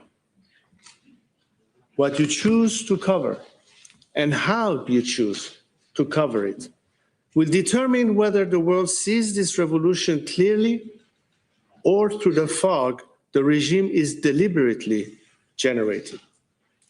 It can literally determine whether innocent people live or die. I am asking you, as journalists, as professionals who understand what a free press is for, to tell their stories. In Germany, you know all too well the danger of dehumanization. Do not allow Iranians to be dehumanized. They are people. They are brave people. They deserve for their story to be told. President Zelensky told me recently, the world did not help the Iranian people enough. It stood aside, and by the time politicians began forming positions, the Ayatollah had already killed thousands. He warned that brutality, rewarded with survival, sends one signal to every bully: kill enough people and you stay in power. And yet, here we are again, on the cusp of the same catastrophic mistake. There are many regime propagandists in the West who are calling the regime's negotiators reasonable, moderate, people with whom we can do business. But Ghalibaf and Arakchi are not pragmatists. They are not reformers, nor are the IRGC killers behind the curtains. They are different faces of the same machine that shot Saleh Akbari in the heart. They are the ones who will execute these 20 people I just told you about. Yet you call them pragmatists. Let me tell you, the execution of my people is not pragmatic, nor is the blackmail the regime is threatening you and the world with. If you think you can make peace with this regime, you are sorely mistaken. If you allow it to survive, further conflict is unavoidable. There will never be stability, if even a watered-down version of this system survives. The Iranian people want a clean break. They have paid for it in blood. They will not exchange their freedom for a convenient fantasy that the monsters with blood on their hands have somehow become the diplomats who will deliver peace. I ask you here in this room, who is representing the 40,000 at the negotiation table? Who speaks for Saleh? Ladies and gentlemen of the press, that is not a rhetorical question. It is your professional responsibility, your moral obligation, and I hope your personal assignment. When spokespeople brief you on progress and breakthroughs and pragmatic solutions, ask whose freedom was negotiated away to get here. The 40,000 cannot hold a press conference. Saleh cannot correct the record, but you can. Europe has not. It claims to stand for human rights, democracy, justice. Yet its politicians ignore the crimes against my people and instead criticize the humanitarian intervention that millions of Iranians pleaded for, the intervention that eliminated the dictator and weakened the regime's apparatus of repression. 88 years after Munich, we gather here in Berlin to ask whether the world will now stand with the people of Iran or continue to engage with the perpetrators of crimes against human dignity, whether it will stand and fight for good or bow to appease evil. In German law, human dignity is sacrosanct, the absolute foundation of all other rights. This regime has made its destruction a governing principle, and it has brought that principle to German soil. German courts have linked Iranian state agencies to firebombing and shooting attacks on synagogues in Bochum and Essen. Intelligence services have documented Iranian cyber attacks on the German government, dissidents, and defense industries. And this is not new. The regime brags about the murders it has committed on your soil, like that of Iranian Kurdish dissidents or a beloved artist, Feridun Farrokhzad. They have no shame. In fact, they boast. This is what they do. They have always done it, and they are doing it still on European soil, in European cities, against Europeans. The threats to Germany and Europe continues to this day. It threatens you with the terrorists it sends to your shores. It threatens you with the suicide drones it sends Putin in the war against Ukraine. It threatens you with its new long-range missiles that can hit the heart of continental Europe. As long as this regime is in place, you will continue to face these threats, and they will only get worse. No deal will solve this. No negotiations will solve this. It is in their DNA. For 47 years, you have tried to change this regime's behavior. And for that, should be obvious by now, you have failed. So today, you have two choices. You can submit and continue to live under constant blackmail, or you can chart a new course. It is time for you to act and solve this problem for good, for your own sake. The Iranian diaspora has delivered its verdict. On February 14th, more than 250,000 Iranians gathered in Munich. They were not alone. They were joined by Germans who value freedom and dignity. Across Hamburg, Stuttgart, and Berlin, they marched under one flag with one demand: a free, secular, democratic Iran. Europe should listen to them and not negotiate with the terrorists who drove them into exile. The choice before Europe is not between war and peace. It is between a dying regime that endangers us all and a free Iran that can become a partner for stability. European governments must stop appeasing this regime, expel regime ambassadors, refuse to legitimize any arrangement that preserves the IRGC-centered power structure, prepare to recognize the transitional government when it is announced. The snapback sanctions, the closure of Iranian consulates, the push to list the IRGC as a terrorist organization, these are steps in the right direction, but they are not enough. For 47 years, the world has known Iran through the action of a regime that took a great nation hostage, chose ideology over its people's well-being, and exported terror instead of peace. But that is not the real Iran. The transitional government I envision will honor these commitments from the very first day, and Iran's nuclear ambitions immediately and permanently.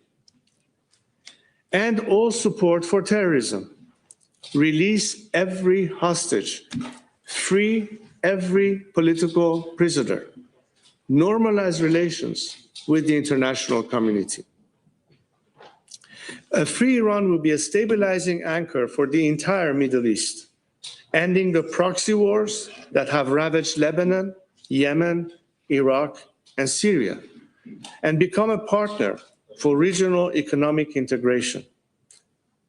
Its energy potential, reconnected to global markets, would benefit European consumers, Persian Gulf neighbors, and the Iranian people alike. This is the single greatest untapped opportunity for regional peace in a generation, and more than $1 trillion in economic opportunity in a decade ahead.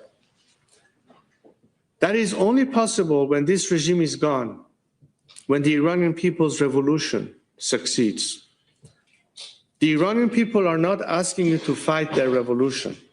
They are already doing that, and with a courage that should humble all of us. They are asking something far more modest. Do not legitimize those who oppress them. Do not strengthen those who terrorize them. Prepare for the day when Iran stands free. There are moments in history when neutrality is not a position, it is a decision. When caution is not prudence, it is complicity. You in Germany know this all too well. You know the cost of appeasement. I am asking you, on behalf of a nation, to stand on the right side of history, to stand for justice. The Iranian people have already done the hardest thing. They stood in the street. They faced the gun. They said the name of freedom out loud in a country where that word could get you killed. They did not wait for the world's permission. But they are still waiting for one thing, for the world to catch up with their courage. The choice is yours. With or without the world, with or without Europe, with or without Germany, our fight goes on. We will not rest until our nation is free, until our people have their dignity restored, until justice is served. But if you stand with us, if you act in honor of those 40,000 innocent protesters, you will save lives. You will stop the flow of blood. On the day of our victory, I hope to be able to tell the people of Iran that Germany stood with them. Thank you. Wir danken Ihnen. Wir kommen jetzt zu Ihren Fragen. Ich bitte aufgrund der großen Nachfrage, die ich eine lange Liste schon habe, sich auf eine Frage und eine Nachfrage zu beschränken. Wir fangen bei der Kollegin hier vorne an. Dankeschön. Thank you very much. Charlotte Weyers, Dutch Public News Channel, NOS. Mr. Pahlavi, thank you. In order to lead a new government in Iran, Previously, you have emphasized the importance of military involvement of USA. Now that the US military is involved, at the moment, a regime change doesn't seem to be happening. How have your plans changed? What is your new plan now? The strategy is ultimately for people to be able to reclaim the streets. Obviously, when you are faced with such level of brutality, you have to strategically retreat until the time comes for them to safely return to the streets again. This is why a continued campaign that would give them minimal protection so that the regime's thugs on the streets cannot shoot to kill people that come out of their homes, that at least gives us an equalizing chance to have a real opportunity for that. The importance of that intervention was exactly the argument that people that are defenseless, that are hostages, need to have some level of outside assistance. That's a factor in our cause for liberation. Another Frage.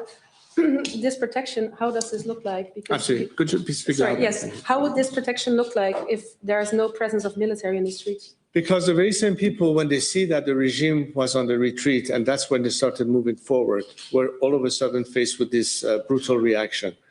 Understand that the regime, in the meantime, is crumbling. There are internal rifts. There are people that are refusing to show up to work to repress the people. They have refused to carry out orders of repression, to the point that the regime had to import over 5,000 elements from outside of Iran, not even Iranian citizens. They come from Afghanistan, they come from Iraq, they come from Lebanon, to do the dirty job, to hit the people. At some point, the regime is going to run out of resources. They're going to run out of the ability to pay their mercenaries. This is an opportunity for the people again. We have to adjust to the reality on the ground. That doesn't mean that we abandon the fight. But the reason I'm here to tell you how important it is for the world not to be observers, to intervene, to act in a humanitarian way, meaning in order to save more lives, you cannot throw the people to the streets to be butchered. They need to have some level of support and protection. That's why foreign intervention was necessary. Otherwise, it would be very difficult for people to think that they can single-handedly and defenseless and unarmed face the brutality of the regime. That's the leveling element. Goldie. Bei Ludin, Rheinische Post. Ich würde die Frage auf Deutsch stellen, oder? Völlig okay. Also ja. Sie können die Fragen auf Deutsch oder auf Englisch stellen, sodass wir haben eine Simultandolmetschung. Alles klar. Trump hat die Waffenruhe mit dem Iran jetzt auf unbestimmte Zeit verlängert. Was halten Sie von seinem Vorgehen und was würden Sie sich von ihm wünschen?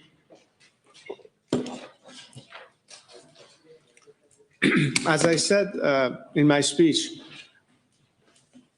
thinking that the regime has the ability to actually commit to a lasting peace is a little bit too much of a fantasy. And the reason I'm saying that is because if you see the pattern of behavior that the regime has displayed all these years, concealing their true intentions, hiding their nuclear program, being totally non-transparent in their true intentions, the actual rhetoric that they use within Iran, the belligerence that they talk about, their entire behavior is not indicative that they're prepared to change in any form or shape their behavior. But why is that? Because they can't. If they cease to do what they do, they're no longer the regime they claim to be. They're no longer a regime that is trying to export an ideology at the cost and expense of its own citizenry. And they've done that for just 47 years. As I said again, the whole narrative of ceasefire negotiation is still based on thinking that somehow the behavior is not going to change and you're going to deal with people who all of a sudden have become pragmatists. I don't see that happening. I'm not saying that diplomacy should not be given a chance, but I think diplomacy has been given enough chance, and every time it has had setbacks. This is time to readjust your foreign policies, to think that this regime is a solution at the end. The solution is the liberation of a nation that is asking you to take their side for once. For 47 years, the people of Iran have not been part of the equation. For 47 years, they've been ignored. They are not even part of these negotiations. And I'm here to speak on behalf of millions of Iranians who are voiceless to tell you, rather than investing on this regime, invest on them. Let them be the agents of change. Let them be the people who will bring you peace and stability, unlike a regime that has no intention other than survive at any cost albeit killing thousands of innocent Iranians just to survive. This needs to be part of the consideration. And I don't think that I can judge the behavior headline to headline. I've learned one thing in the past few weeks. Whatever we hear coming out of Washington, let's judge on the results as opposed to the words that are being said here and there on social media. Aber Sie haben zugleich vorhin auch eine Art Minimum Protection für die Menschen gefordert. Und wenn aus den USA eine Rhetorik kommt wie Zivilisation auslöschen, hilft das der Opposition im Land?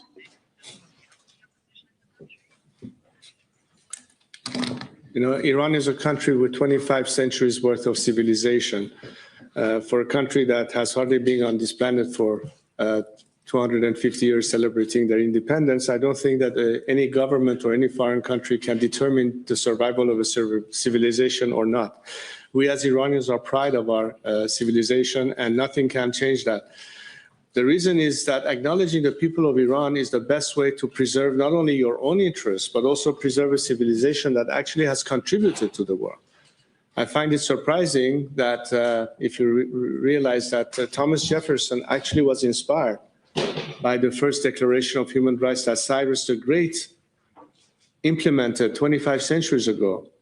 And it is actually within the principles of the US Constitution to talk about Iranian civilization being wiped out. I think this is just words. I'm not taking it seriously.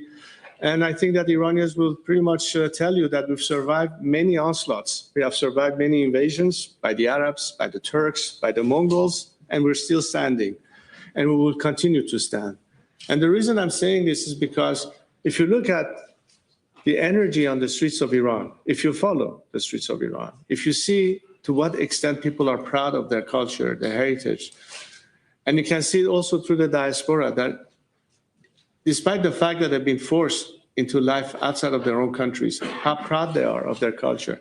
Nothing will change that. So I'm not at all frazzled or intimidated by any statement that challenges our civilization. On the contrary, I think the world is beginning to recognize that how different Iran can be when the people of Iran are free. And they are the ones who will tell you, we are not warmongers, we are peacemakers. The reason we have been brought to a situation of war is solely because of this regime. This regime is responsible for bringing us to where we are today. For years, I pleaded with the Western governments, do not appease the regime. The day will come that you will finally have to face confrontation. I always said we have to avoid conflict.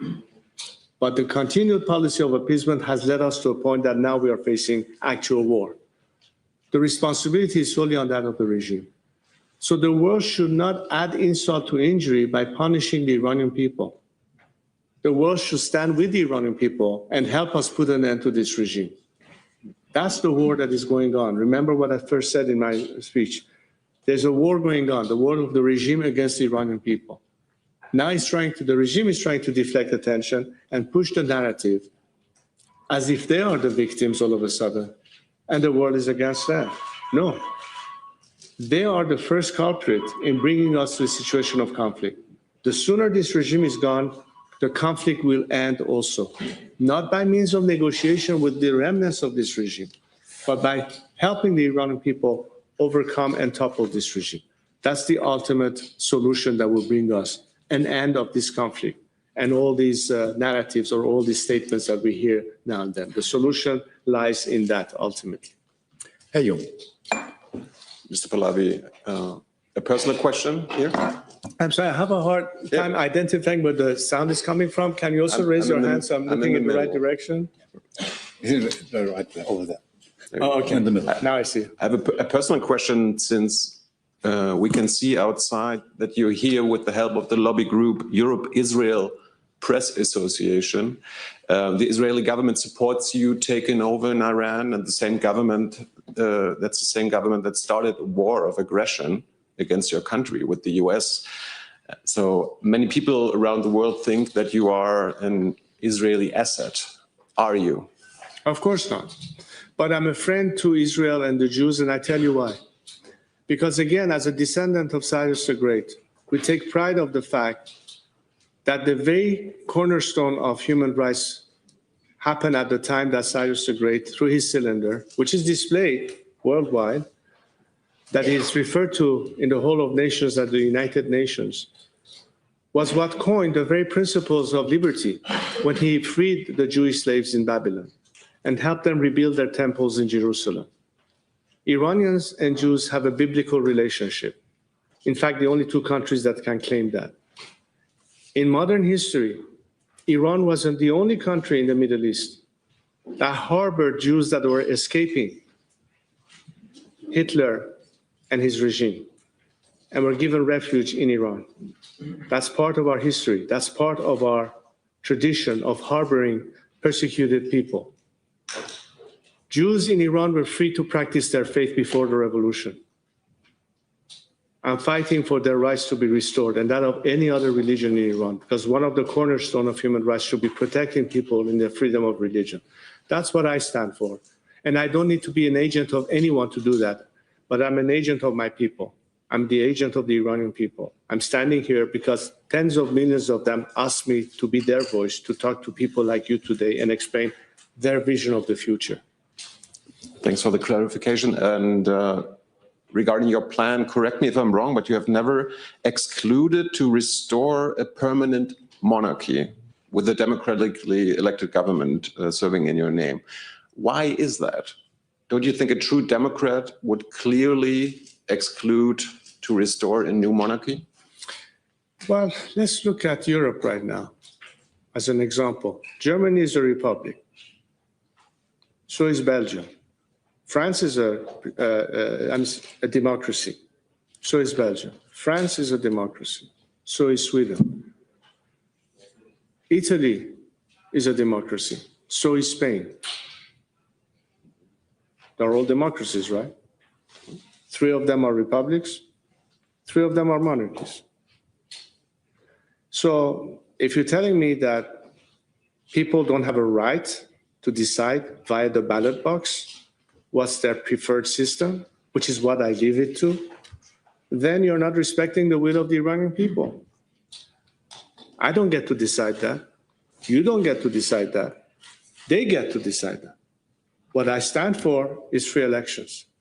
What I propose is a process whereby, through the ballot box, the majority of the Iranian people will have to decide what is the best system suited for their interests. They get to choose. And the only role that I have for myself, and I offer to be the transitional leader, is precisely to bring them to a position where they can make that choice. And I think democracy is not about eliminating democratic options. It's by allowing people to have choices. So we're not subtracting, we're just allowing people to have a choice, provided, of course, that it is a democratic option. Not every option is democratic. That goes without saying. I'm over here. Hello. The small lady over there. Hey. In a French TV show, you recently said that you never argued for military intervention in Iran, but on the 10th of February, you clearly stated in an interview with Glenn Beck that only a foreign military intervention could neutralize the apparatus of repression in Iran, and only that can be the solution. Do you feel responsible for the many innocent Iranians who have died to the US and Israeli bombs, may I say illegal, bombing that you supported?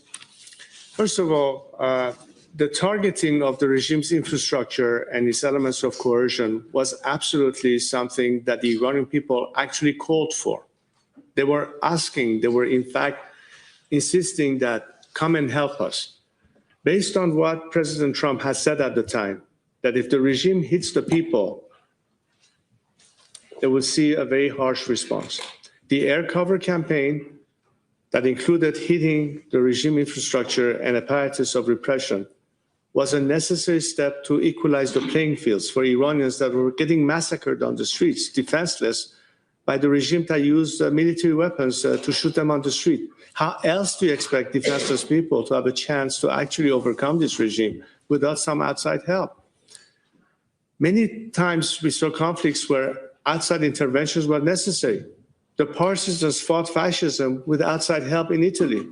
France was liberated when the Allied landed on the beaches of Normandy to put an end ultimately to the Second World War. This is the kind of intervention that should be perceived as an element that helps the people as opposed to the regime. And of course, I'm not shying away from that position that we have every right to tell the world when we are being shot on the streets, how else are we supposed to protect ourselves? We can't do it by ourselves. In fact, that was in the interest of protecting more lives from getting lost, because the more the regime has a means to suppress people, the more casualties we will face. This is something that, in fact, limits the casualties as opposed to add to the casualties. And no one likes to see civilian casualties. Of course I don't. Of course we ache for anybody that has been collateral damage. But we are not apologizing for calling for our freedom. We went to the streets and I told people on the eve of that protest, why don't you chant your slogans, whether from home or on the streets, for freedom? And that's what they did. The result was the regime massacring people to the tune of 40,000 people or more in less than 48 hours. Should we say, oh, the regime will kill us if we call for our freedom, so we better not ask for it? What person, what patriots will shy away from asking for our freedom? That's all we did. Again, so I think the world should be apologizing to Iranian people for ignoring them. You should be the ones apologizing to the Iranian people that for 47 years, your governments have appeased this regime. You turn your back on the Iranian people. They didn't rise up only this time. They rose up many times in the past 40 years. They rose when Khatami became the first president. He threw students from their dormitories when they were protesting the fact that he was not delivering on his campaign promise. Later on in the Green Movement, they were thrown under the bus yet again. During the Women Life Freedom Movement, symbolic gestures, but still continued appeasement of the regime. Even today, as I speak to you, you're shifting back to a mode of appeasement. Again, I think you should be TV, apologizing to the people of Iran for appeasing the regime as opposed to having their back. I'm here to tell you, we are asking you this time to support the Iranian people. And we're not going to apologize for that demand because I think the Iranian people deserve your support. And I told you, we will fight the fight regardless of whether you help us or not. But let that be on your conscience. Again, on French TV, I think you asked too many questions. No, I can ask one more question. That's my right. Again, on French TV, you clearly stated or you denied the fact that you supported military intervention. And yes, now, I did. And of course I did. You and denied the fact. I just told you the Can reason. you please let me ask my question? You denied the fact that you support military intervention. Now, again, you legitimize the military intervention. I have another question. Your wife has in the past shared a post with a poster that says "Death to the Left." Do you distance yourself from this sentiment? Is that according to your own values and the values that you want to bring if you ever were to be the leader of Iran? Look, when my wife and many other Iranians were marching on the streets of Paris during a protest during the Women Life Freedom Movement, they were heckled by the very same left that you say by chanting slogans calling for the Shah's death or things of that nature. So nobody should be defending that kind of language coming from whatever side it is. I do not condone it. I do not defend it. I think that's below the standard of pluralism and tolerance. But the real issue is to understand what the Iranian people now are focused on. It's not about the left or the right. It's about liberation versus captivity. It is not about who will win the vote at the end of the day. It's about the fact that we don't have the choice to vote right now under this regime. Let's be focused on what's at stake here. And be careful about the narrative that the regime and its elements keep pushing to try to split the Iranian opposition. A narrative that are carefully engaging in social media, in cyberspace, to provoke tension, to provoke conflict. Many of these accusations comes from fake accounts on Instagram and on X. You should know better as journalists. So I ask you to be more diligent and dismiss those fake accounts or those fake narratives that is aimed solely as an attempt to derail the situation. But yes, I also will defend the fact that we should not promote or say that hate speech should be part of the equation. It is frowned upon, it is not acceptable, and I, for one, have always condemned that kind of behavior, and I'm on the record for it. Die Kollegin, das Mikro, okay. Bitte schön. Ja, ich sehe es. Hab's gesehen. Ja, Sie sind dran. Ja, danke. Auf Deutsch. Question. Danke, Herr Pahlavi. Laura Cipul von web.de und GMX. Sie sind hier in Berlin, um Bundestagsabgeordnete zu treffen. Wie bewerten Sie denn den Fakt, dass die Kabinettsmitglieder sich nicht mit Ihnen treffen wollen, und was erwarten Sie von Deutschland?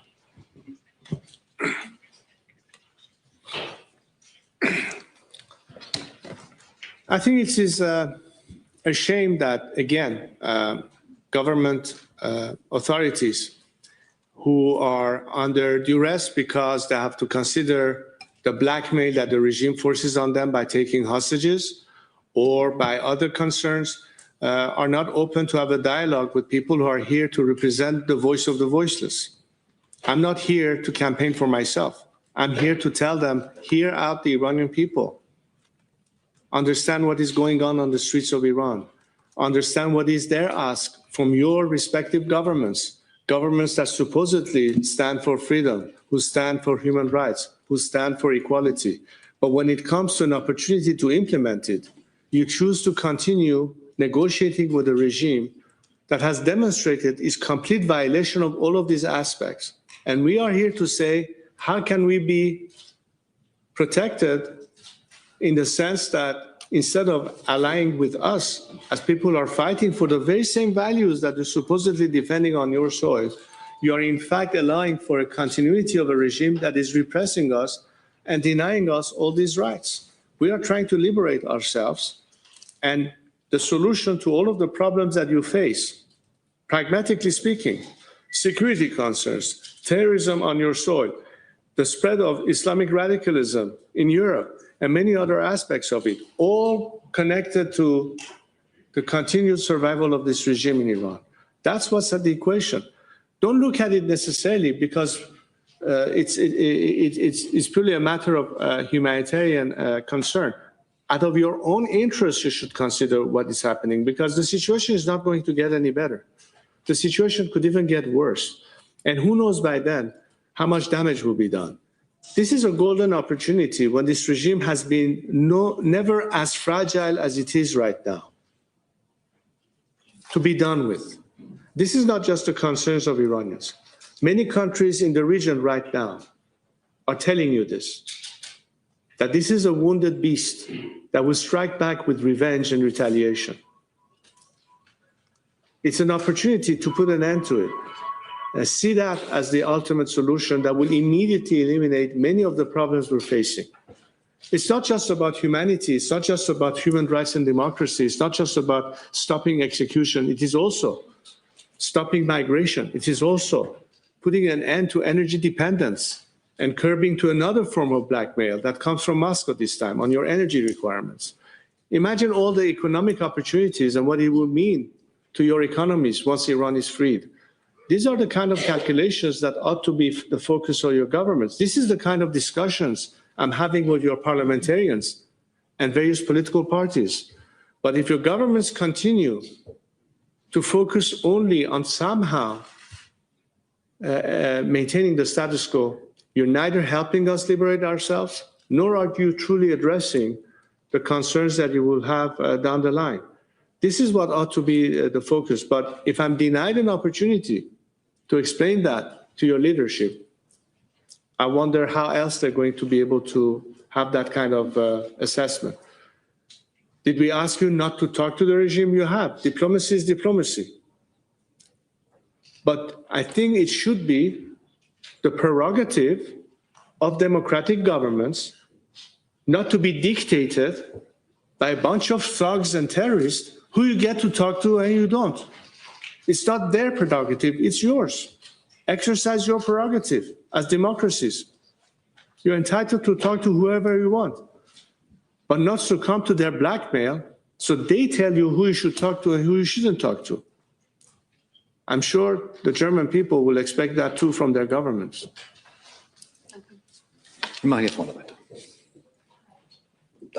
Hello. Hi, I'm Anna Norskevich with CBS News. So you supported the U.S.-Israeli bombing campaign of Iran, but clearly 7 weeks in, the regime has not collapsed. If anything, it gets stronger and more hardline. did you have, or do you have a reality check after 7 weeks? Do you think that eventually there could be a regime change? And also, aside from military strategies or even policies, what did the West gotten so wrong about Iran? First of all, your characterization is not something I agree with. The regime has been severely hit. It has been severely fractured. There are dissensions among the ranks. There are defections that have begun weeks ago, even months ago, elements both within the military and security forces as well as the civil bureaucracy. There are some people looking for a way out of this regime. The decisiveness of putting more pressure on the regime is a huge factor that will make people decide when it's time to abandon ship. However, if all of a sudden in the middle of a campaign, everything comes to a stop, whoever had an intention to do something about it might step back and say, wait a second, what's going on here? One day they talk about strike, the other day they talk about ceasefire. One day they talk about negotiations, one time they talk about hitting Iranian infrastructure. Well, which one is it anyway? Point is, it creates confusion. But if the campaign continued in the sense of giving at least the minimal aerial protection, which is what was happening, the drone coverage, that was a necessity, as I said, for people to at least have some degree of equaling the playing field for themselves.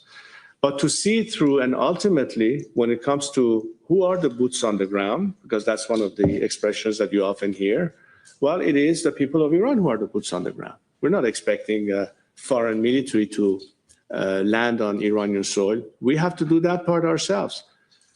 So Europe says, you know, we don't want to be involved in conflict. We don't want to be sending troops and all that. Fine. But there's a lot of things that Europe can do that it hasn't.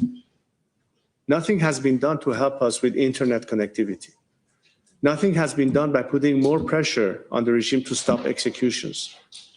Nothing has been done to force them to release political prisoners. Yes, there have been some steps taken, like putting the IRGC finally on the list of terrorist organizations. As I said in my speech, that was a good step, but it's not enough. Expelling their ambassadors, shutting down their chancelleries, expelling elements that are directly tied with the regime's operations here to threaten citizens of this country or be involved in terrorist act or money laundering. There's so many other aspects that the world can do to at least indicate that they're not going to reward the regime on its behavior and also be supportive of the Iranian people in different ways. Not everything comes through military conflict. A lot of it comes with actually strengthening and helping civil society in Iran. We need a lot of help in the process because this is a two-phase issue. We're not just talking about a campaign of putting an end to the regime. A lot has to do with the transition part. And that's an element that is part of the discussions I would like to be able to have with governments to explain to them what will happen once the regime collapses. Because I've been asked this question many times by journalists, by diplomats, by people in government. What's next? What is going to happen? Are we going to have another scenario like what happened in Iraq or Afghanistan? And I explained to them, first of all, Iran is very different than Iraq or Afghanistan. And also because, contrary to what happened then, the void can be filled. And the explanation of how we intend to fill them and all the components. And all these elements I was telling you about that are looking for an opportunity to defect are part of maintaining the stability of the transition post-regime collapse. So when you are not clear in your intentions, when there's all of a sudden a stoppage of the momentum, that creates an element of confusion and unclarity. Not because the campaign was wrong, but because it is not carried out all the way it should finally put the final nail in the coffin. The regime has not been more strong. Yes, they are vengeful. Yes, they are building up their narrative. But I think that's not a sign of strength. That's actually a sign of weakness. As I said, they are importing foreign elements to do the dirty job on the streets because they cannot rely on their own elements to do the dirty job for them anymore. This, to us, is a sign of the regime crumbling. It's a sign of people defecting, which is good for our cause and bad for the regime. I just hope that, as journalists, you monitor that. I just hope that you understand the reality on the grounds in Iran, not the narrative the regime is trying to push through its propaganda machine And currently they have exclusive opportunities to do that because Iranians don't get to tell their stories. You can't hear from them because you're being cut off. So what can be done so you can actually hear what the people of Iran have to say about this? That's really part of the missing element here. And we're trying to do our best to communicate these messages to the world, to the international media. But I hope you do a little bit more on your part to be more inquisitive and be more aware of what's really happening on the streets of Iran, and not just to take whatever the regime pushes at you in their version of the narrative and take that as the reality on the grounds, because it's far from the truth, what the regime is trying to push through its propaganda machine. One more question? Yeah, the civilian toll of the war, which you just called collateral damage, is so huge. Do you think personally that you've lost your opportunity to ever play a role in Iranian politics after supporting this campaign? You know why this question really upsets me and really, really upsets Iranians? And, you know, the Shah, the Shah is just like so frustrated because that garbage journalist is talking about the civilian death toll, right? But look, just today, the Islamic regime murdered another innocent Iranian, okay? His name was Irfan Kiai. Here's the video of his forced confession, because the Muslim Nazis, they are so evil and they are so vile and they are so demonic that before they execute Iranian freedom fighters, they torture them into making forced confessions. Watch this.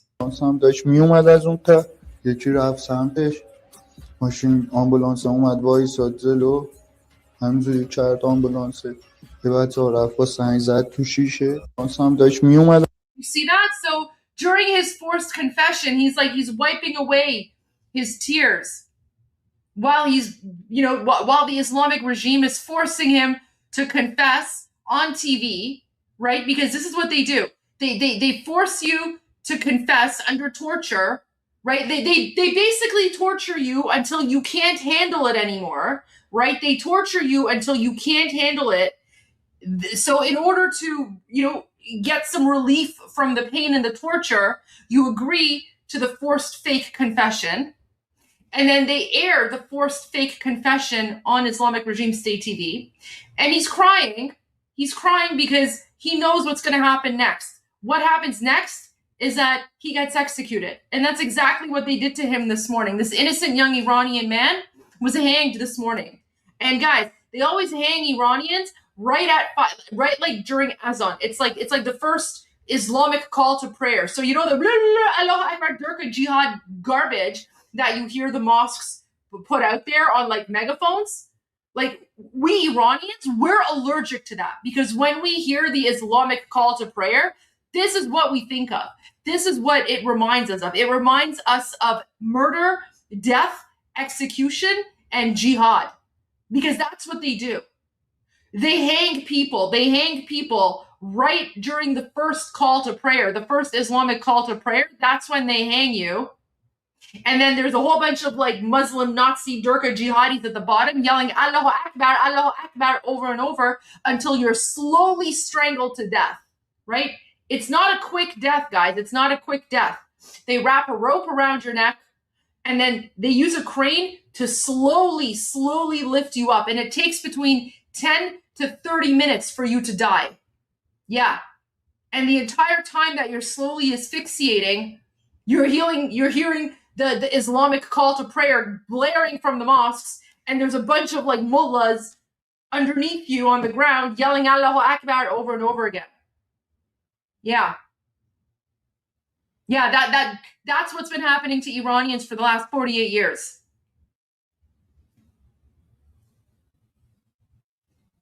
Yeah. Evil, garbage ideology. That's what's occupying Iran right now. Yeah. And that's why he's wiping away his tears, this poor innocent man, right? So this is why we say no deal with the Islamic regime. This is why Iranians are saying end it.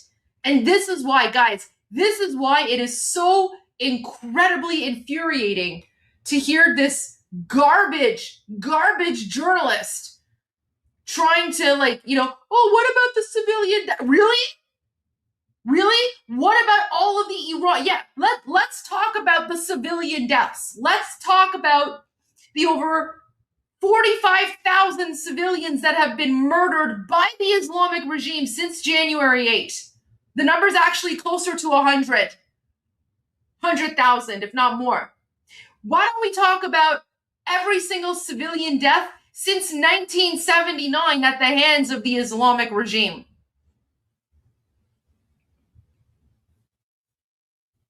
Lost your through its propaganda machine. One more question? Yeah, the civilian toll of the war, which you just called collateral damage, is so huge. Do you think personally that you've lost your opportunity to ever play a role in Iranian politics after supporting this campaign? I don't know what you mean by huge. If you're referring to the regime statistics, I never trust the regime statistics from the get-go. It's certainly not what you said. Have there been casualties? Yes, there have been casualties. But most of the casualties are the regime elements themselves. Most of them are either IRGC elements or Basij elements or anything associated with the regime. In fact, the minute what happened on January 8th and 9th happened, I called for people to stay at home, to protect themselves, first and foremost, to put their personal safety as a priority. And we've done that, knowing that we have to see what pans out. When will be the next opportunity to continue the fight? And you know what? Why don't you ask the Iranian people what they think of me? Why don't you ask them what there is expectation of me? Why don't you ask them why they continue to support me? Why don't you ask them when they come by the hundreds of thousands in demonstrations from Sydney, Australia to Vancouver, Canada, to Munich and Berlin? That means no, inside Iran, tens of millions of Iranians chanted my name, and they still do. That tells you that they have faith and confidence in me, who for 47 years has been fighting for one thing and one thing only: their chance to liberate themselves and determine their own future.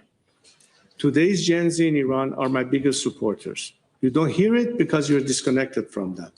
So please, go and do your own diligence. Don't push this narrative. Don't push this propaganda the regime wants to propagate. Ask them. You'll get your answer. But you're not doing that part. You're only reflecting what you hear by the regime, but not what the people have to say. I have full confidence that the Iranian people trust me in that task and continue to ask me to do my job in being their voice and lead this movement to their freedom. I have no doubt about that. You will find the truth one day when you will hear more from the people. Please try to do that. Reconnect to the streets of Iran. It appears to me, more often than not, that there is a disconnect between the world media, Western media, from the reality on the grounds in Iran. That is stupefying for me. I saw that to some extent in Stockholm, and I see another occasion. It looks like you guys are on another planet. You're not hearing what the people on the streets are saying.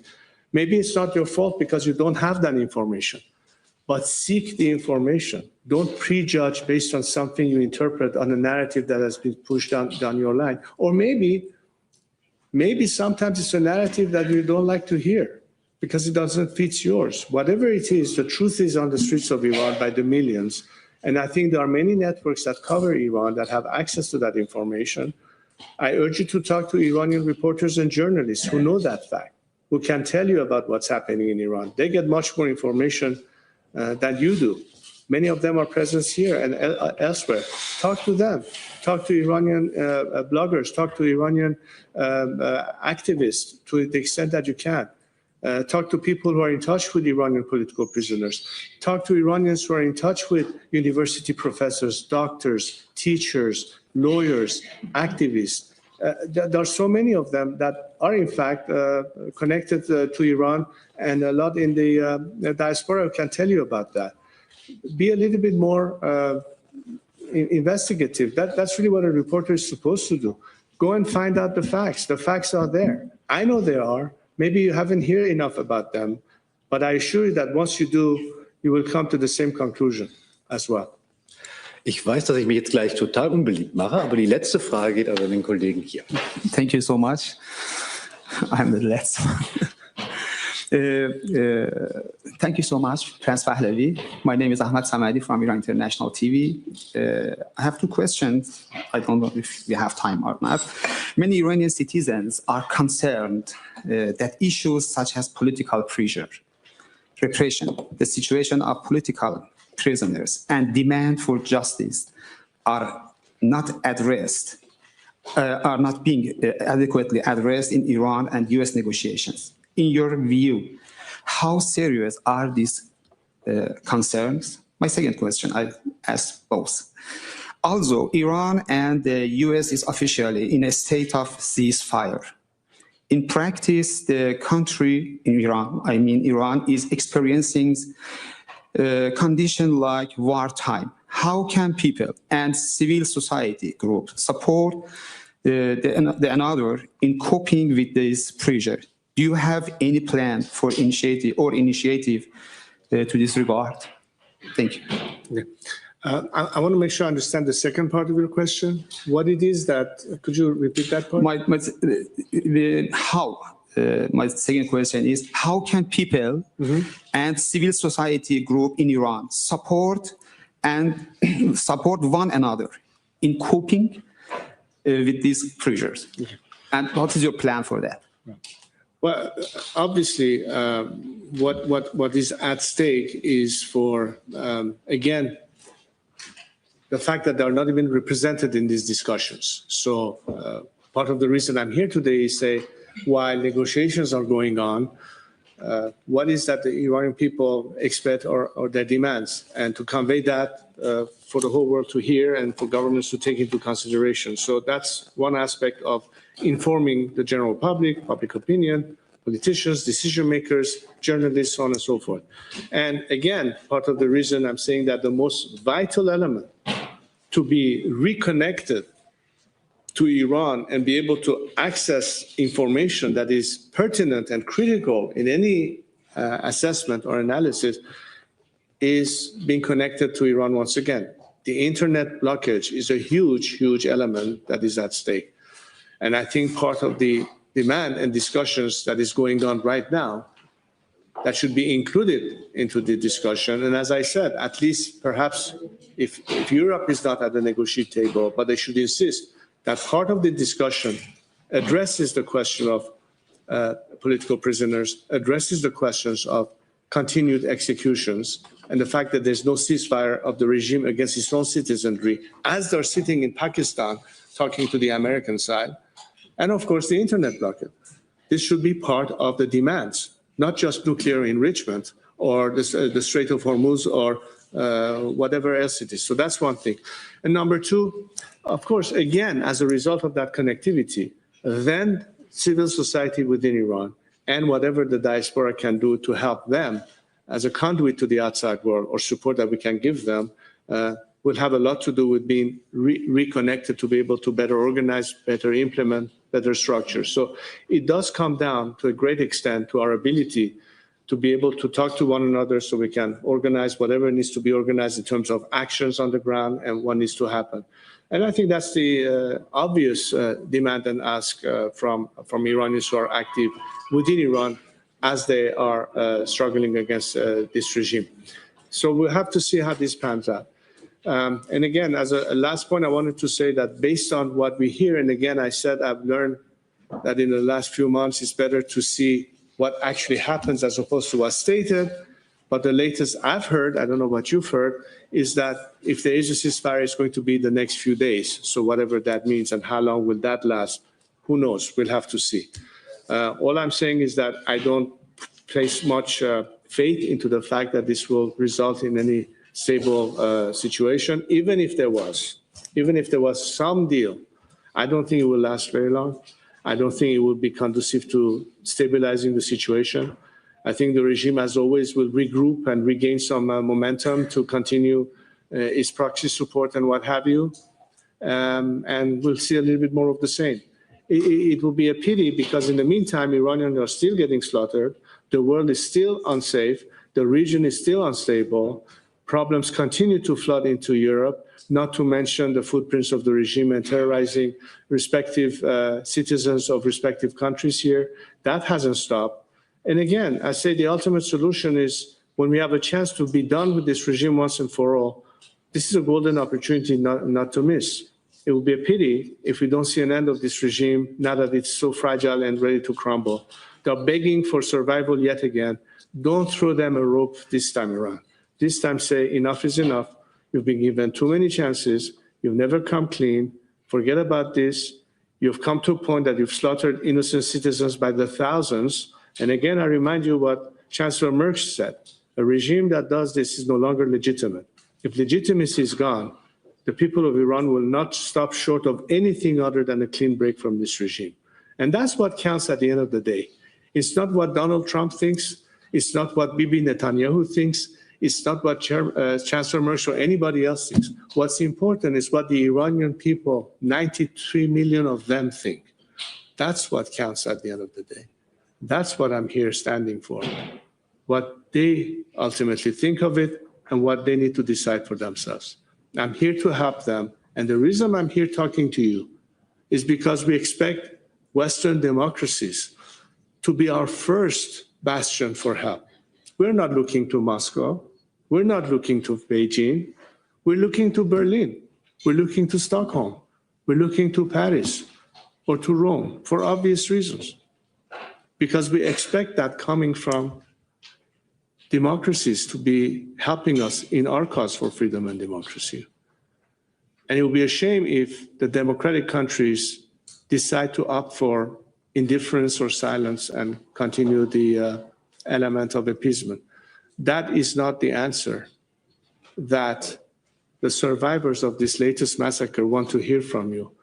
And I hope we'll have a little time to talk to them, and they'll tell you exactly what the Iranian people want to see Western governments do, so that their children haven't died in vain, so they haven't died for nuclear enrichment. They have died for freedom. That's what really matters at the end of the day. Ich bedanke mich bei Herrn Pahlavi.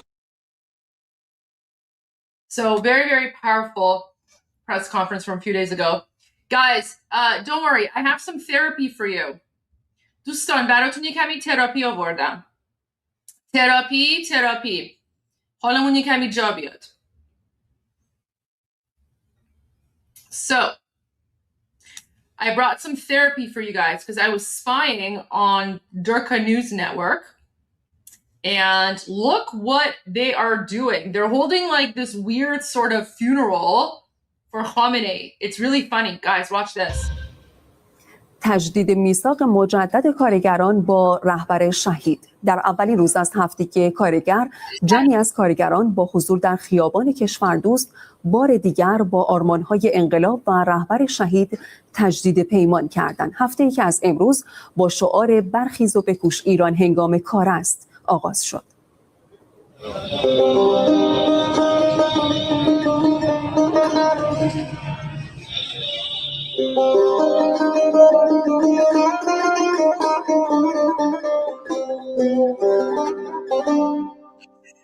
خیابان کشوردوست که انتهای آن به حسینیه امام خمینی ختم می شود و جایگاه آقای شهیدمان با همان زیلوی ساده آبی رنگ.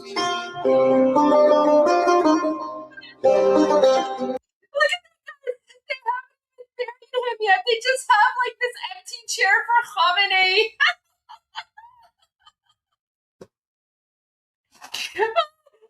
Look what the Turkish jihadists are doing.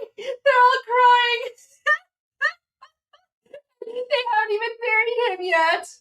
Look at this. And then guys, the same crazy jihadis are like, Iran is winning. The Islamic regime is winning. Yeah, okay. All right. Yeah, sure. They're winning. See, I told you guys. I told you I'd bring you some therapy. Remember, guys, Iran Revolution, it's a roller coaster. It's an emotional roller coaster of ups and downs. Welcome to being an Iranian. We have highs, we have lows. Yeah, he does look like he's lost a little bit of weight. Why a chair? Because he used to sit in like a chair. So now they have like his like weird like ninja robe, and then they got like the Palestinian terrorist scarf, and you know, whatever. Anyways, let's continue. شما به عنوان قشر کار و تولید تشریف آوردین اینجا. قبلا هم اومده بودین حسین؟ نه، اولین بارمه دارم میام. شغلتون چیه شما؟ من کارگرم. من کارگر هستم، کارگر انبار. ما اپراتور خطی. من پدرم 3 ساله بودم از دست دادم، ولی هیچ وقت اینقدر دلتنگ نشده بودم. تازه فهمیدم بعد 40 سال تازه فهمیدم بی پدری چقدر سخت. وقتی یه پدر یه امتی میره جای خالی پدر حس میشه. شرمنده بابا. روز شماری میکردیم روز کارگر. شرمنده. واقعا جاشون خیلی خالیه. پارسال همین موقع بود که ما شرکت کردیم. آقا چه با صبر صحبت‌های کارگران رو میشنیدن.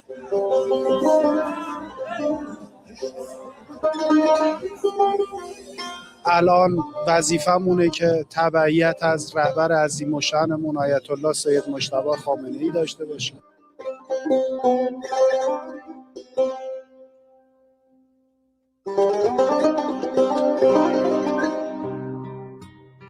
Guys, this should be a meme. Like, someone take a screenshot, turn this into a meme. This is so meme worthy. Like, what is this?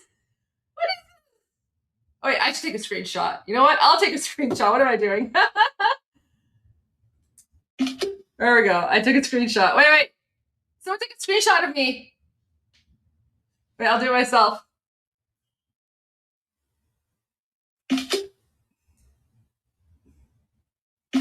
There we go. Look at this. سالانه در چنین روزهای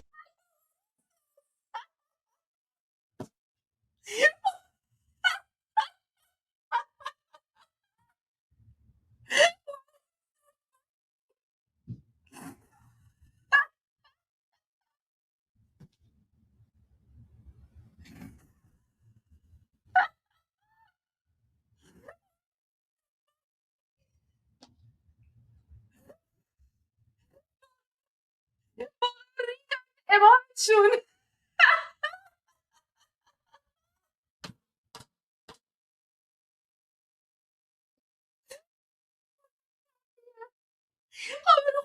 خودشون بردن. Oh my god. Oh my gosh, okay. All right, let's continue. Let's go back. Let's see what he's saying. Because Armin still has to translate.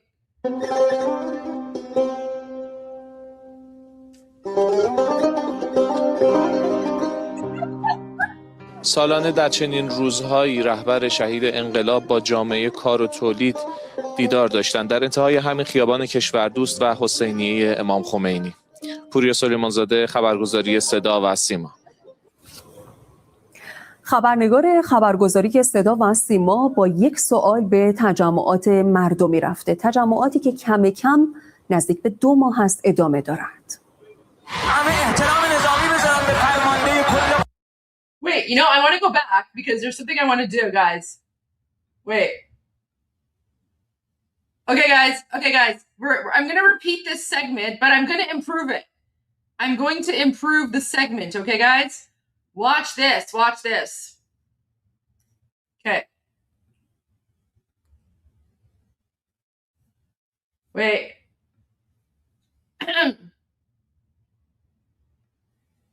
Welcome back. Yeah, this was so much fun. I'm glad I came at the right time. Yeah, so the empty chair. Oh my god. It's so funny. I was laughing for like 5 minutes at this because we needed a mood boost because you know, we were talking about some you know, a little bit dark stuff there. Why don't you pull up the live stream from literally like 10 minutes ago? Because that's when I started. And I literally started with this. And I was like, okay, I'm going to play through it. And I was like, Armin's going to laugh so hard at this. Oh, okay. By the way, Goldie, nobody's like because of the copyright thing, like nobody, like people abandoned my live stream. There's only 280 people only watching. Guys, Go back to Armin's live stream. Yes, guys, please give me some love here on Liberty Politics. There's only 280 people there. So Go back, if you go guys, back. some Yeah. people switch to your side because of the Oh, copyright. no, guys, go back. Go back.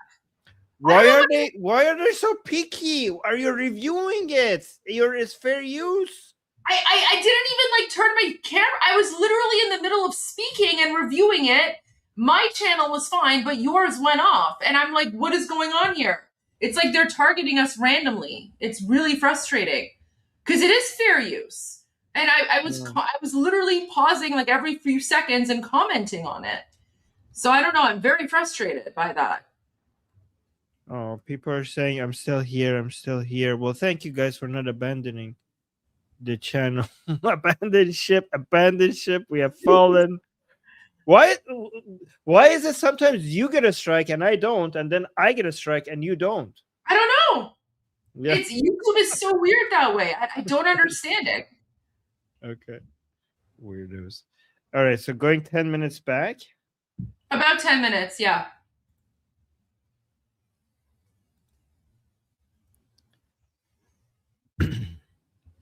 I was replaying Kingdoms of Pahlavi, and then we went to Dorka News Network. Okay, let me bring it. So, Dorka News Network. Let's see, 10 minutes. Yeah, Okay. so it's right after this.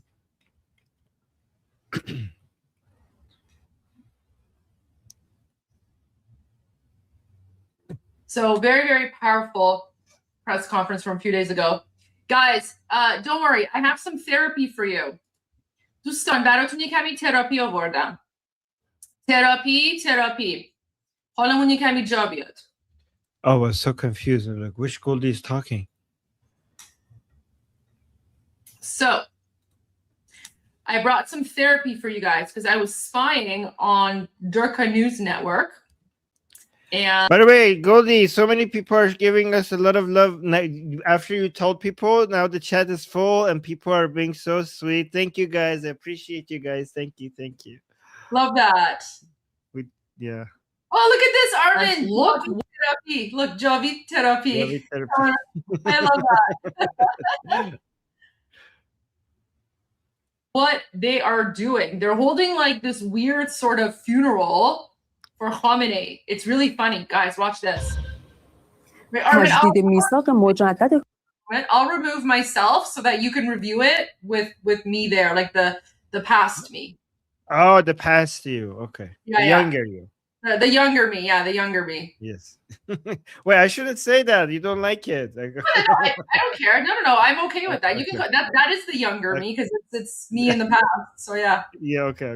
But I'll be here backstage watching. If you need me to come on for my commentary, let me know. Wow, guys, look how young Goldie looks here. Wow. It's amazing. I know. You can see the difference. Okay, let's continue.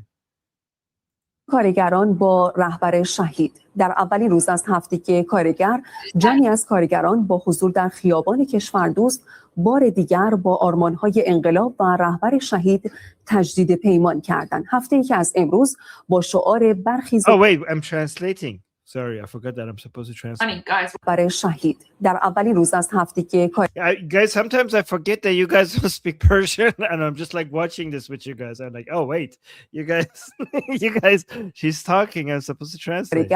جمعی از کارگران با حضور در You know what it is? Armin enjoys the Durka too much. Sometimes he gets lost in the Durka and he forgets that he has to translate.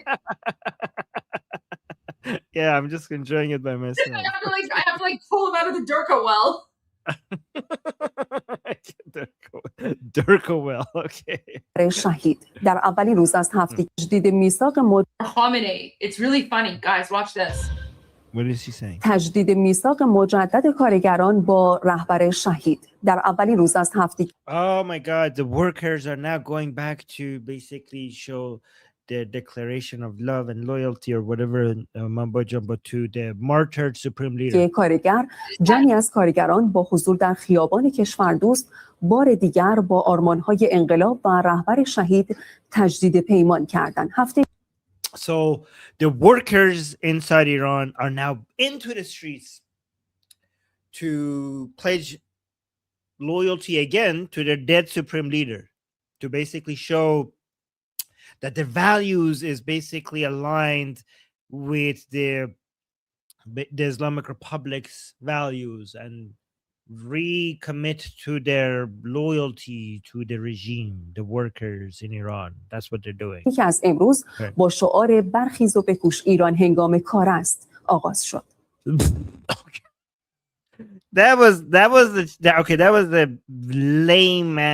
a lame chant. Okay, so apparently they came up with a chant, and this is the chant. Hold on. با آرمان‌های انقلاب و رهبر شهید تجدید پیمان کردند. هفته‌ای که از امروز با شعار برخیز و بکوش ایران هنگام کار است. برخیز و بکوش ایران هنگام کار است. So rise up and work hard. It's time for work. What? Is that that's a really dumb chant. هفته‌ای که از امروز با شعار برخیز و بکوش ایران هنگام کار است.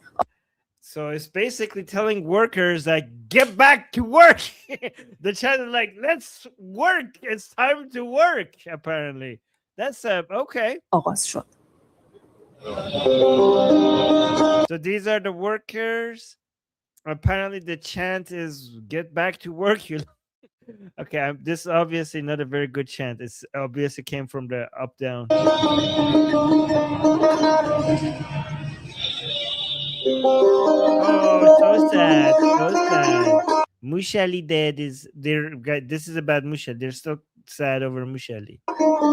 This is not a. This is a recent video. This is a video from basically today, or just yesterday, and they're still crying over Mushali. Look at Goldie. What guys? Look at Goldie enjoying these people cry. Look at it. Wait, I forgot to pay attention to Goldie. As soon as you see these Durka people crying, Goldie starts enjoying it. Watch her. Hold on. See? So no one crying and then crying, and look at Goldie. As soon as you see people crying, look at Goldie's face. Look at this. See, she's not laughing here. See, like you can look at her. She's not laughing here. And then we get to these Durka people crying for Khamenei, and then she starts smiling. Look at her smile. Cry. Yeah. She got happy. She's happy. Oh yeah. She's laughing at them. خیابان کشوردوست. Yeah, there you go. She's enjoying their suffering. I mean, they deserve it. These guys, by the way, don't, that might seem evil, but just remember that these people support the massacre of the Iranian people. So, yeah, keep crying. که انتهای آن به حسینیه امام خمینی ختم می شود و جایگاه آقای شهیدمان. Yeah, somebody in the chat saying, "Cry me a Durka river, cry me a Durka river." I'm gonna steal that. Oh my God, look. به حسینیه امام خمینی ختم می شود و جایگاه آقای شهیدمان. با همان. Armin, look at what I'm laughing at. Look, guys, this is the place. I think this is the Beit Rapari. They remade it. This is basically Khamenei's house, and the place that got bombed. You can see it's outside. This is where he used to speak. That's why it's outside, because it used to be a building here, and it had a roof over their head. But they came and recreated that place, the thing that used to be here, and that's where Khamenei used to speak. And they're coming and sitting as if Khamenei is there. Wow. That's why I'm laughing so hard. Yeah. Oh my God. Look at me pointing and laughing at this. Wait, let me remove my. Okay, go back. Look at this. Look at this. Ah. Look at that. Okay, somebody should screenshot that. That's pretty cool. Oh my God. Wow. Okay, so this is the exact spot that you used to have to sit to, guys, because the context, let me give you context, okay? So the Beit Rahbari is kind of like the White House used to be like the White House for Ali Khamenei before they bombed it, before the Israeli fighters just bombed it, and it used to be his house, but also the place where you come. The Hosseinieh is where he came out and gave speeches, and people used to have ceremonies. So his house and his office and his speaking, like his speaking platform, and the Hosseinieh were the same building. It was the same area. So when they bombed his house, they also bombed this entire area that he used to come and give a speech. So that's why they're there right now. They're in the area that the Israeli fighter just bombed. حسینیه امام خمینی ختم می شود و جایگاه آقای شهیدمان با همان سیلوی ساده آبی رنگ. Or like, oh no, oh no. So it's like the guy was like, and that's the place of our supreme leader with the same blue curtains in the background. Like, oh, the blue curtains that we all remember all too well, like it was yesterday.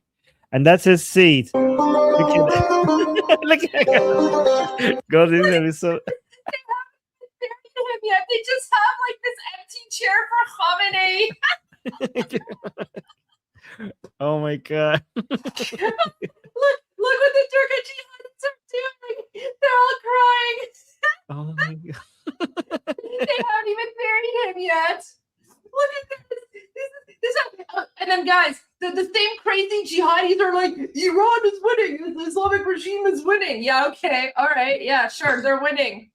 Yeah. See, I told you guys. I told you I'd bring you some therapy. Remember, guys, Iran Revolution, it's a roller coaster. It's an emotional roller coaster of ups and downs. Welcome to being an Iranian. We have highs, we have lows. Yeah. Yeah, exactly. One day, whoa, that's such a good way of describing what we're going through. One day you're celebrating the greatest protest against the regime. Then the day after, you're going over the most tragic event of your modern history, looking at the greatest massacre that anybody has done against the people that they're supposed to be ruling over. And then you go over celebrating Khamenei's death, and then that's the high, and then the low is like they're still in power and the internet is caught and the infrastructure is their own. I mean, everything is, the economy is collapsing and people can't afford people can't afford even their own food. And then next we're going to have another high pretty soon. Hopefully we're missing more cutlets, but again, this is what we're dealing with. We have such great days and such horrible days, sometimes within such a short distance from each other. And basically Goldie is really good at trying to capture the highs, right? Like, because we need these moments of laughter and comedy to be able to deal with the dark days that are about to come. So every time that we go through these laughters and joy and comedic events, we need to collect these moments as much as we can, so that we could tolerate the downtimes. So, and Goldie does such a good job in showing us, and highlighting the highs. Thank you. I try to bring you guys quality Durka. Remember, I'm the Durka hunter and Armin is the Durka whisperer. Yes. Yes. Oh my god. He does look like he's lost a little bit of weight. Why a chair? Because he used to sit in like a chair. So now they have like his like weird like ninja. By the way, guys, I promise you, if there was no security there, these people would attack and they would steal everything on that chair. They would be sniffing it. They would be grabbing it. They think everything there is holy. Chair, because he used to sit in like a chair. So now they have like his like weird like ninja robe, and then they got like the Palestinian terrorist scarf and whatever. Anyways, let's continue. By the way, guys, I'm not exaggerating. If you let these people loose, they will go grab all of that, the kafia and his robe, and they will rub it on themselves. They will be sniffing it. They will think like they will try to grab it. They will try to steal it. It was weird. These people, sniffing it. They would be sniffing it. وان قشر کار و تولید تشریف آوردین اینجا قبلا هم اومده بودین حسین؟ نه اولین بارمه دارم میام. So they're asking him, is this the first time you came to this have you been to this Hosseiniya before? And she's like, no, it's my first time. Of course it's your first time. Look at you. They wouldn't even allow a person like you to come here. Of course it's your first time. You used to be considered the enemy, but now they're so desperate that you're considered to be an ally. شغلتون چیه شما؟ What's your job? کارگرم. من کارگرم. I'm a worker. That's not very specific. هست کارگر انبار. ما اپراتور Isn't it? شغلتون چیه شما؟ من کارگرم. من کارگر هست کارگر انبار. ما Oh, so he works in storage. اپراتور خطی. What is he though? من کارگرم. من کارگر هست کارگر انبار. ما اپراتور خطی. Operator khat. So he's a line operator. I don't know what line, but some sort of a line. He operates a sort of a line. Okay, so I understand what's happening here, guys. I understand what's happening here. You know what's happening here? It just clicked. It just clicked. We're about to hit an economic downturn, and the regime is afraid of a worker uprising. That is what's happening. The regime is like, we love the workers. The workers are so in love with all the ideals of the regime. They love Khamenei. We love them. They love us. Because this is the propaganda, because they're like, holy crap. The economy is going to collapse and these people are going to strike, and this is going to be a spark of the next uprising. So this pro-worker propaganda is the Islamic Republic is basically the Islamic Republic is telling to its own people, brace yourselves. Everything is going to, the SHIT is going to hit the fan with this economic blockade that we're going through. And we need to basically start, I don't know how to say it, we need to start trying to pretend that we love the workers and basically create this propaganda to prepare for that, right? And that is what's happening. Yeah. Remember, all of this started on December 28 with the economic strike, right? It was the workers, it was the merchants, it was the laborers who went on strike, right?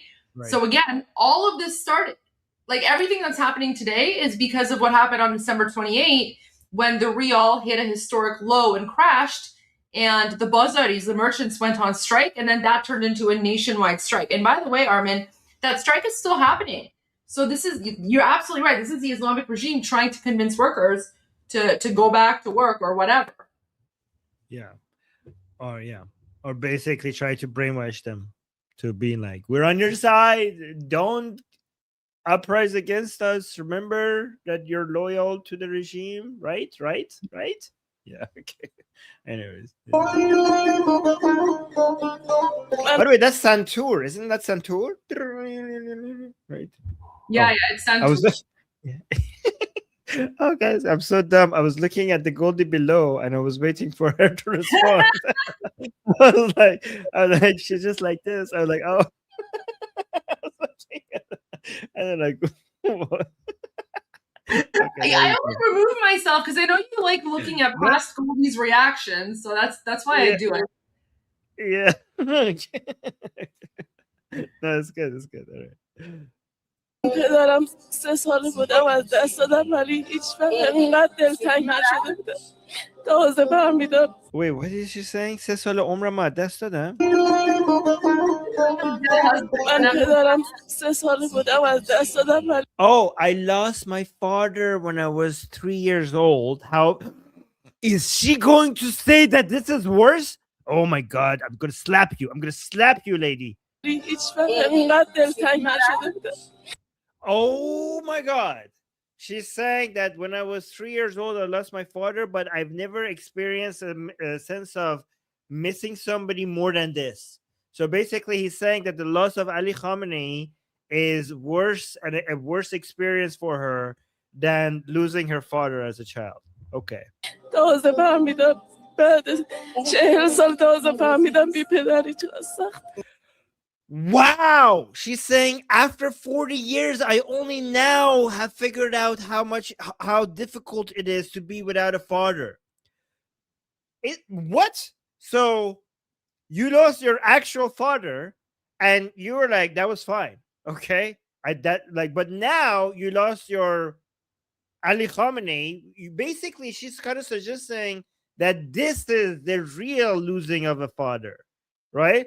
Because the other father that I lost, that was okay. Okay, so she's saying that only now I realize what it's like to have no father, which is such an insult to his actual father. So that was like, apparently that was easy to deal with. Losing Ali Khamenei is the real feeling of being fatherless. That's what she's saying. Guys, when I tell you Islam comes to ruin family values, okay, and the bond that people are supposed to have, nothing is stronger emotionally, nothing is stronger between than the bonds between family members.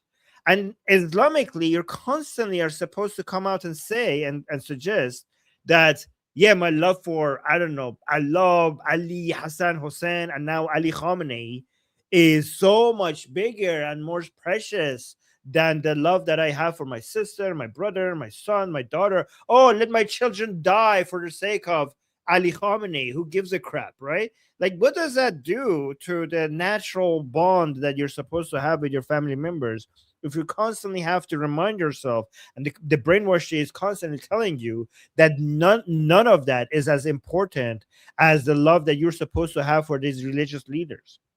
Does that not kind of mess with like the family bond, like with the psychological ties that you're supposed to have? If you have to virtue signal that, like, yeah, my son died, I didn't care, but Ali Khamenei died, like, oh no, like, if you have to virtue signal that, doesn't that dismiss the importance of the love that you are supposed to have for your daughter, for your son, for your brother, for your sister, for your father, for your mother? Doesn't that undermine that, if that is the virtue signal? Because remember, guys, we also showed earlier in one of these other Durkha hunts that Goldie found for us, is that there was this guy that was close to there was this person that his sister died, and he said, like, all the men in the family, they were like, okay, your sister died, because the sister was within, like, Ali Khamenei's family in the house. But what about our Lord? And he said, like, when I said my sister died, only the women in the family were crying, but the men were not fazed. But when I told them Ali Khamenei is dead, that ruined everybody. Remember that show? And he was bragging about how unfazed the men, like, the women are emotional, but the men were unfazed by the death of my sister. But then Ali Khamenei dying destroyed them, right? Like, it made them all start crying like crazy. And he was saying that on TV, on state TV, as if that is something to be proud of, right? Like, it's a virtue signal. And this woman is doing this as a virtue signal. Like, I lost my dad. That didn't make me suffer. Losing Ali Khamenei made me suffer. Yeah, see, people are saying, I remember. Yeah, people remember that. Goldie is just enjoying this person suffer. Like, suffer harder. Look at her. وقتی پدر یه امتی میره جای خالی پدر حس میشه. He's saying when the father of an entire did he say, wait, hold on. وقتی پدر یه امتی میره. Did you hear that? Guys, did you hear the word millat or ummat? Ummat. Blah. Oh, blah. Blah. Oh my God, guys, this is so revealing. He says he didn't say, look at this, listen to this. 40 سال تازه فهمیدم بی پدری چقدر سخت. وقتی پدر یه امتی میره جای خالی پدر حس میشه. When the father of an ummah goes away, you could feel his absence. He didn't say millat. He says ummat. Millat means nation. Okay? When we say these people are not one of us, when Goldie says these people are not Iranian, it's because they don't even value being Iranian. They don't even celebrate being part of the nation, their membership in the Iranian nation. They consider their membership, what they value is their membership in the Islamic Ummah, not in the Iranian nation. They only go Iran, Iran, and patriotic, pretending to be patriotic when they need the support of not very religious-minded Iranians. But you could tell that in his mind, their community is not the Iranian nation, it's the Islamic Ummah. Listen to this again. Listen, you could hear. So in Arabic, they say Ummah. In Persian, they say Ummat. So the t that is silent in Arabic, in Persian, they pronounce it. So listen to it. وقتی پدر یه امتی میره وقتی پدر یه امتی میره, when the father of an ummah goes, جای خالی پدر حس میشه. The absence, the absence of that father is noticed. These people are not one of us. They have their own community. They have their own Islamic Ummah community, which has nothing to do with. به ایرانی هم نمیخوره. این نمیدونم از کدوم قبرستون اومده.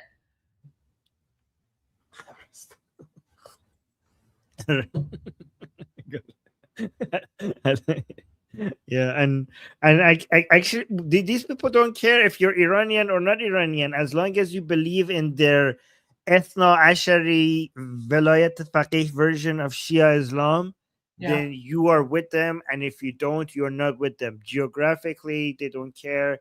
They don't care about a nation. They don't care about the country. They care only about their Islamic ideology. By the way, the audacity to call, guys, because the word Ummah refers to all Muslims. All Muslims. So when they call Ali Khamenei Pedar Ummat, which means the father of the Ummah, do you understand how retarded that is? Like, what percentage of Muslims are Shia? And not even all Shias believe in Ali Khamenei as their leader. But even if they did, that's like 15% of all Muslims worldwide is like Shia, and then like the father of the Ummah. Like, I'm pretty sure the Sunni Muslims are going to disagree with that. Father of the Ummah? Like, what Ummah?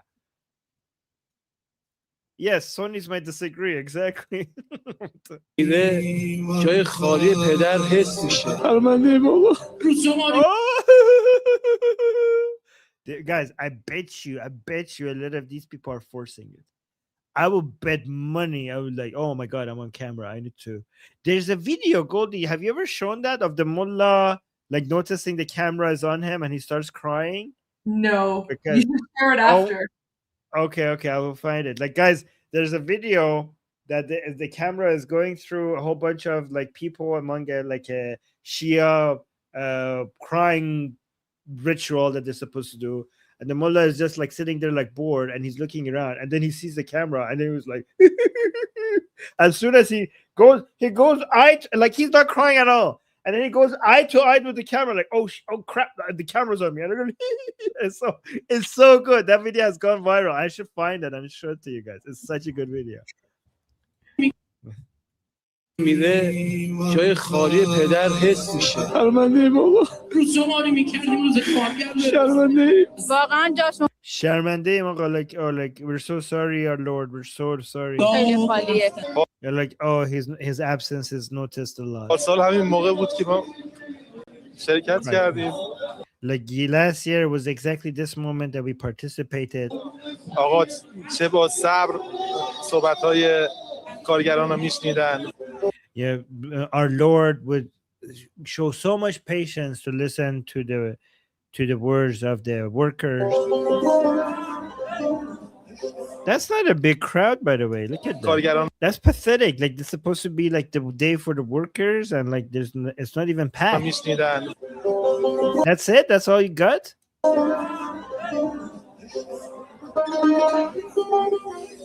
الان وظیفمونه که تبعیت از رهبر عظیم الشأنمون.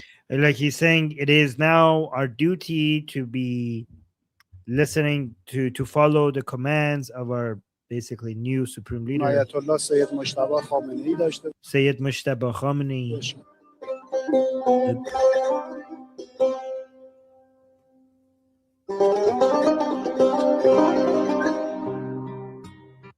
Guys, this should be a meme. Like, someone take a screenshot, turn this into a meme. This is like, this is so meme worthy. Like, what is this? What is this? Oh, wait, I should take a screenshot. You know what? I'll take a screenshot. What am I doing? There we go. I took a screenshot. Wait. Someone take a screenshot of me. Wait, I'll do it myself.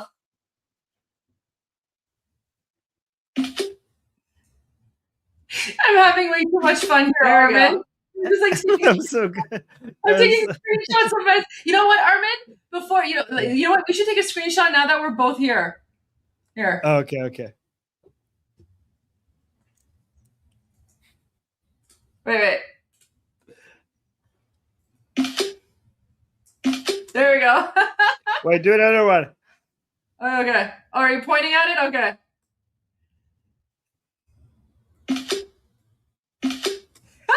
Armin's face is great. Okay. That's a good one. Look at this.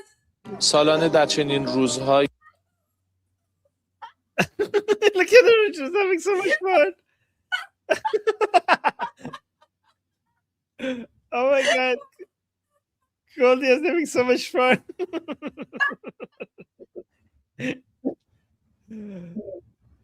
Goldie, this is what winning looks like. I don't know what you're laughing about. Look at that empty chair. Look at him. Oh my god. I'm just like laughing so hard here. She can't stop laughing.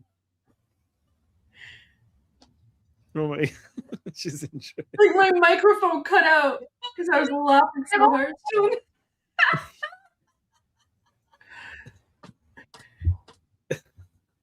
Oh my god. Look at she's Oh my god. Good, she's saying they embarrass themselves. Like they're embarrassing themselves. In اقتداره این نشانه اقتداره. Oh my gosh, okay. All right, let's continue. Let's go back. Let's see what he's saying. Because Armin still has to translate.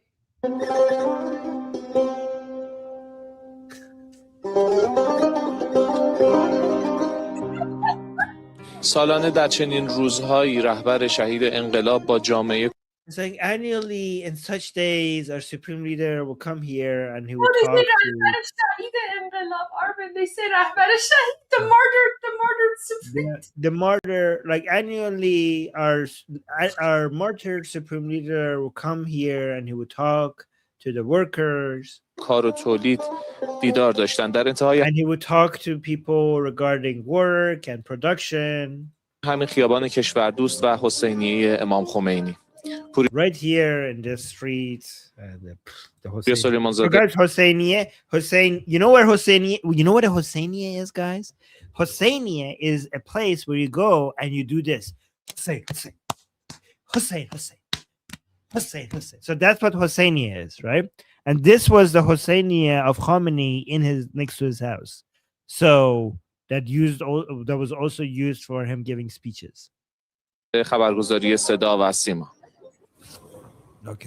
خبرنگار خبرگزاری صدا و سیما با یک سوال به تجمعات مردمی رفته. تجمعاتی So she's saying the IRIB, the state media, went into the gathering of people with one question to ask people this one question. What did you ask? که کم کم نزدیک به 2 ماه است ادامه دارند. Oh, like these are gatherings of the people. Look at her face that have continued for around 2 months now. 2 months.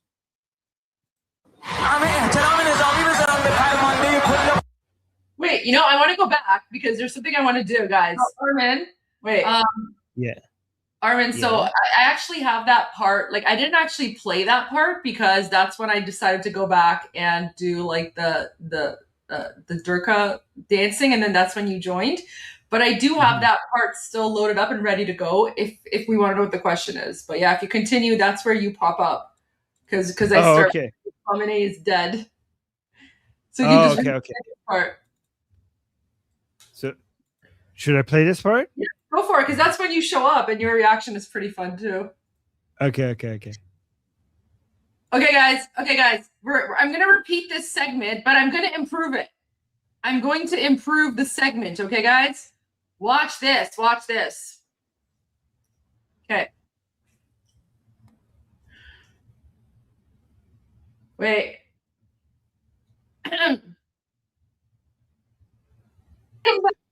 I can continue if you want with like the second part with the question. I found the fake crying mullah. Oh, okay. Let's see the fake crying mullah. Okay, here.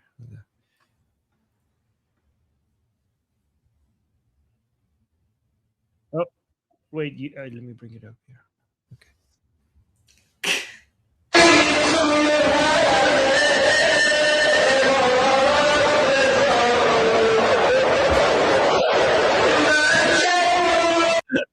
Wait, one more time.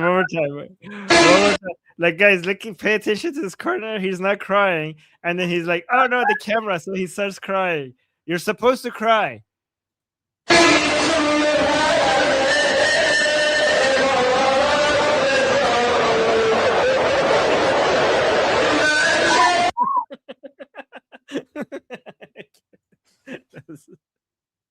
Oh my gosh, these people, honestly, like, if they weren't such garbage, like, demonic savages, like, it would just be super funny. I mean, it's still funny, but it's just like خیلی مزخرفن، یعنی خیلی آشغالن، خیلی، یعنی اصلا به آشغال توهین میکنیم وقتی میگیم آشغالن، چون که آشغال it had a use, it had a purpose before it became آشغال.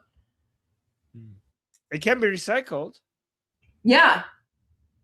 Like, guys, I basically said that it's like an insult to garbage to call these mullahs garbage, because garbage at least had a purpose before it became garbage.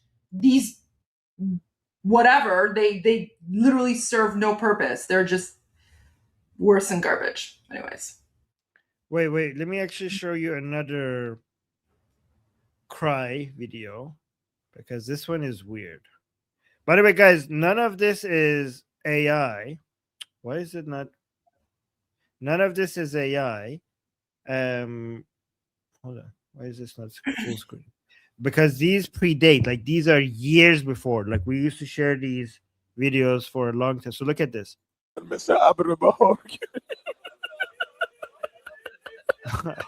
What?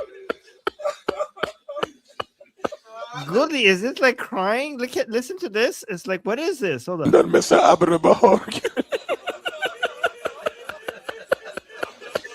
What is that? It's supposed to be crying.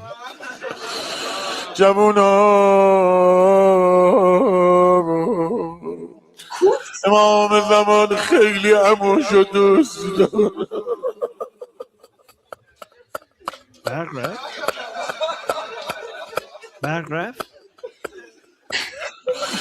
Oh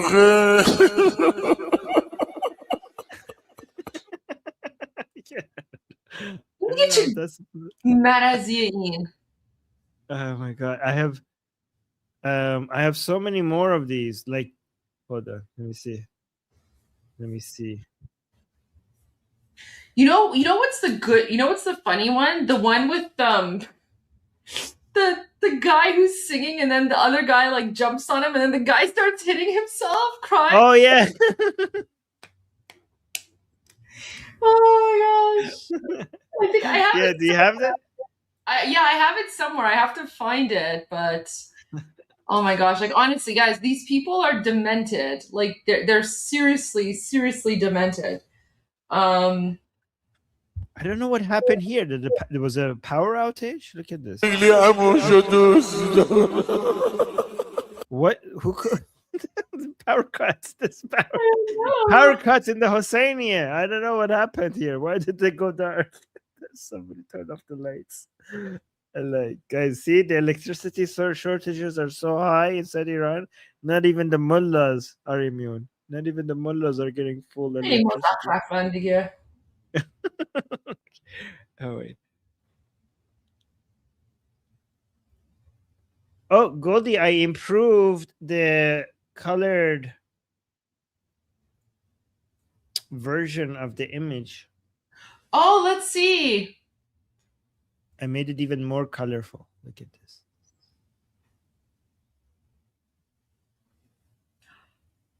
Oh, wow. Oh my gosh. How did you do that? Is that like AI or something? Yeah, with AI. So this is what you had. Yeah. And I turned it into this. Oh man, Look at it. gorgeous. Yeah. That is absolutely gorgeous. Wow.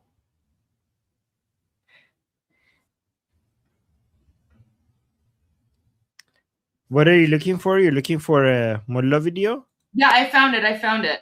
Because it was from it was the one where I just had to see which day it was.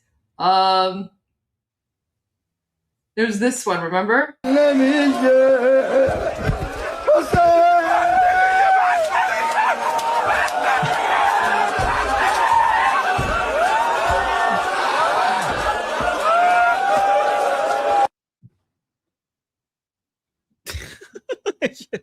So do you know why he's trying to take the mic? Explain to the audience though. Let me play it one more time because it went so quick for the audience. Guys, pay attention.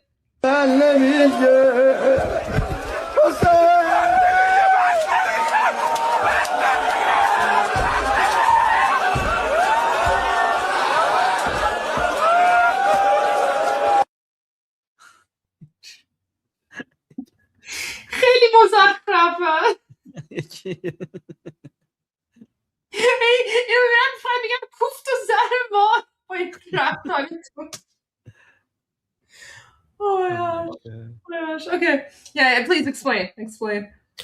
So that's actually a compliment to the person behind the mic. It's a compliment because he's saying basta dige, which means stop it. Basically, the guy describing the tragedy of Hussein's death in Karbala or whatever he's describing, he's so good at causing sadness and causing people to experience the tragedy and be that he's like, stop it, we can't take it anymore, don't say it, like I'm gonna take your microphone away because you're just so, this is too good, like you're making us very miserable, I cannot take it. So he's virtue signaling. So he's doing two things at the same time. He's saying like, look how sad I am, and which is virtue signaling from a Shia perspective, because he's like, you must be very in love with the holy people who died in Karbala or whatever for you to be the sad. But also he's showing like how good the description of the events are that is causing them so much pain. So it's like, it's basically compliments to the chef, like kind of thing. That's what he's doing. Yeah. So guys, this is the Burqa version of compliments to the chef. Now you know. Yes. Oh, wait. Trying to steal the microphone is basically.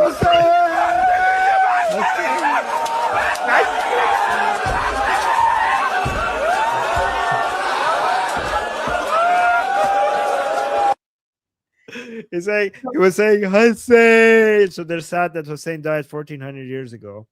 And they're like still dead sad Arab about warlord, honestly. Bunch of crazy freaks.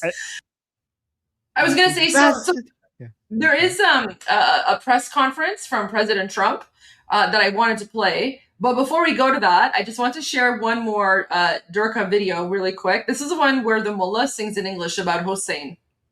So guys, this one is for this is dedicated to our English speaking viewers. So this one's for you, and it's a mullah singing in English about Hussein.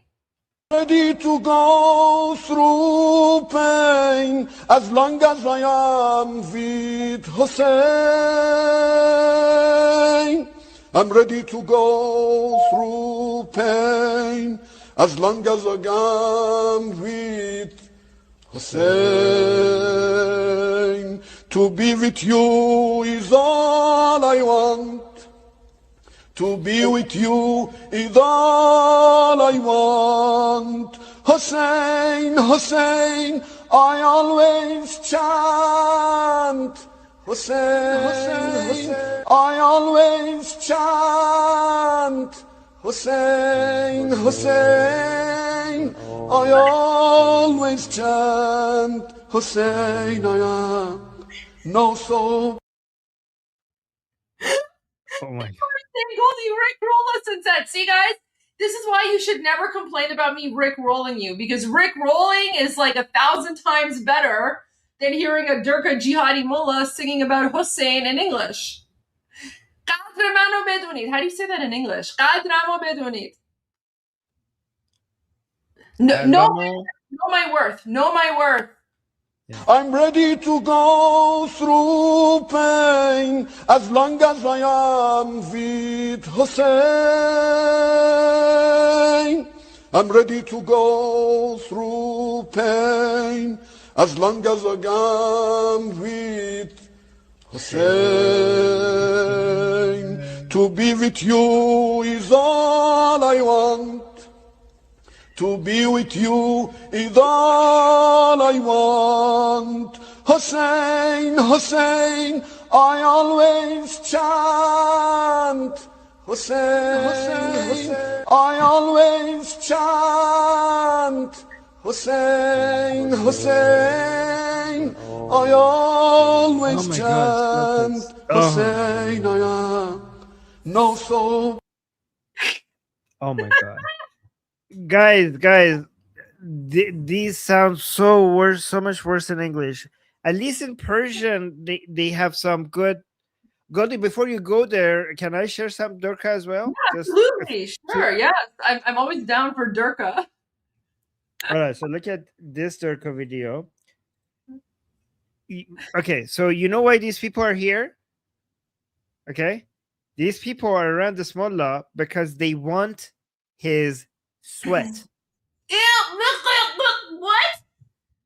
Yeah, watch this. This person apparently is very holy. Look. Watch it.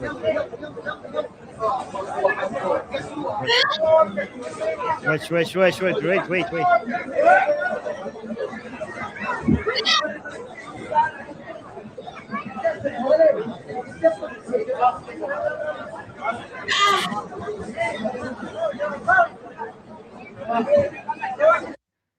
Yeah. Yeah.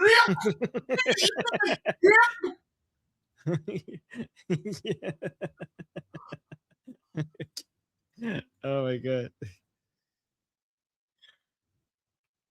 واقعا میخوام ببخشید حالم میخواد به هم بخوره. این دیگه چه مزخرفیه. Okay. Do you want to see another version from Durka from outside of Iran? Islamic Durka from outside of Iran? Sure. Okay. One more. Might as well, guys. Might as well. It's Saturday. YOLO. So this is another holy person. Apparently they want blessings from him too.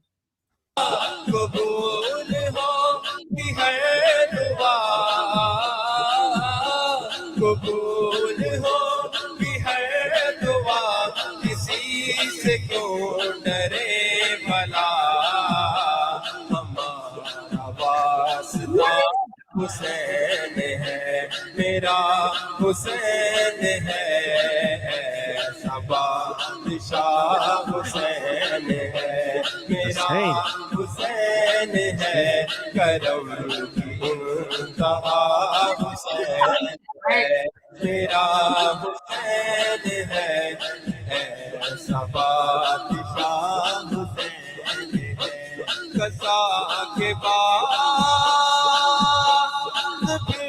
मुझे नहीं गया मिल गई अज़ाब से शान से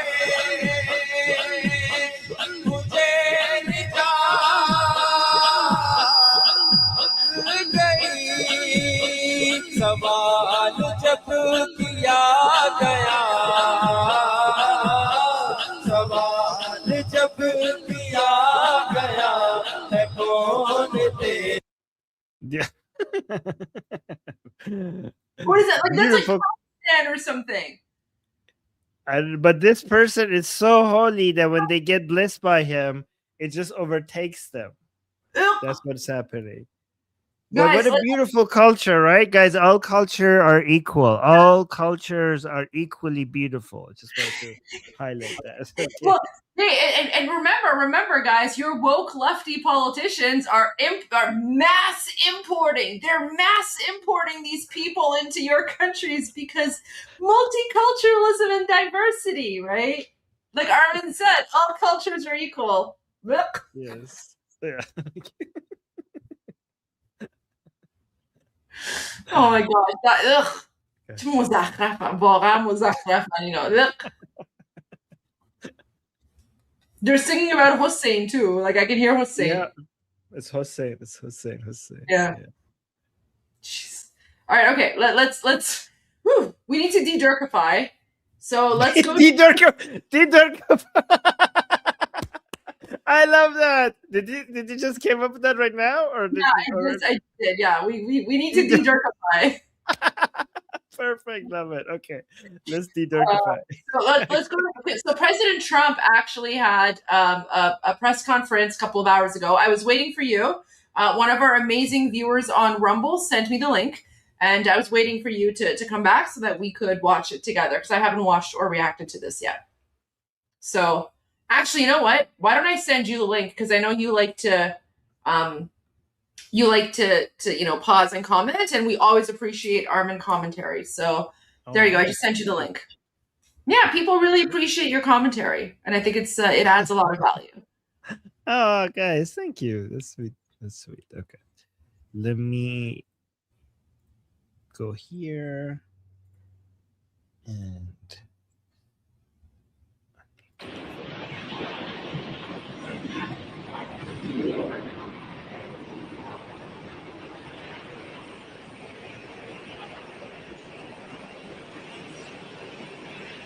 I wanted to go forward to President Trump is talking, but look at them. This is them arriving. Look at all these cars. Cool. Yeah, look at that.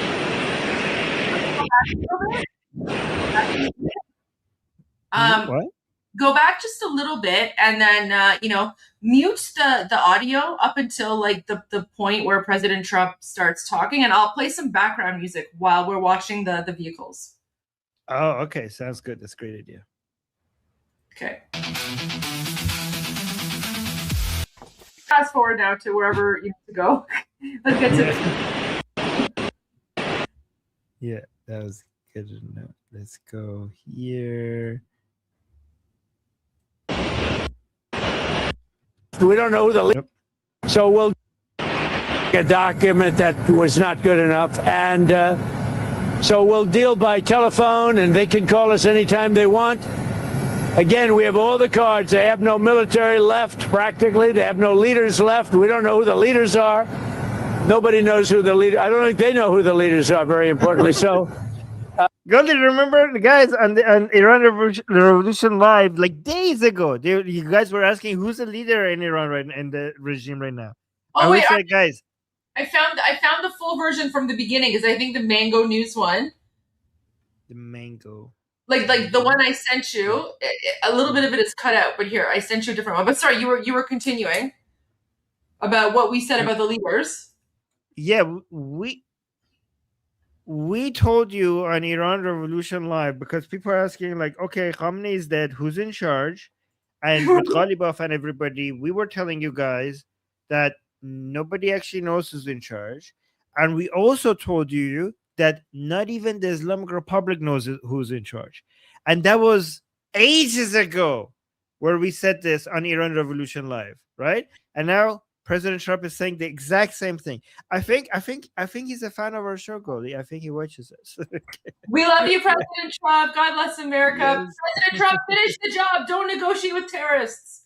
Don't negotiate. Yes. Okay. Okay.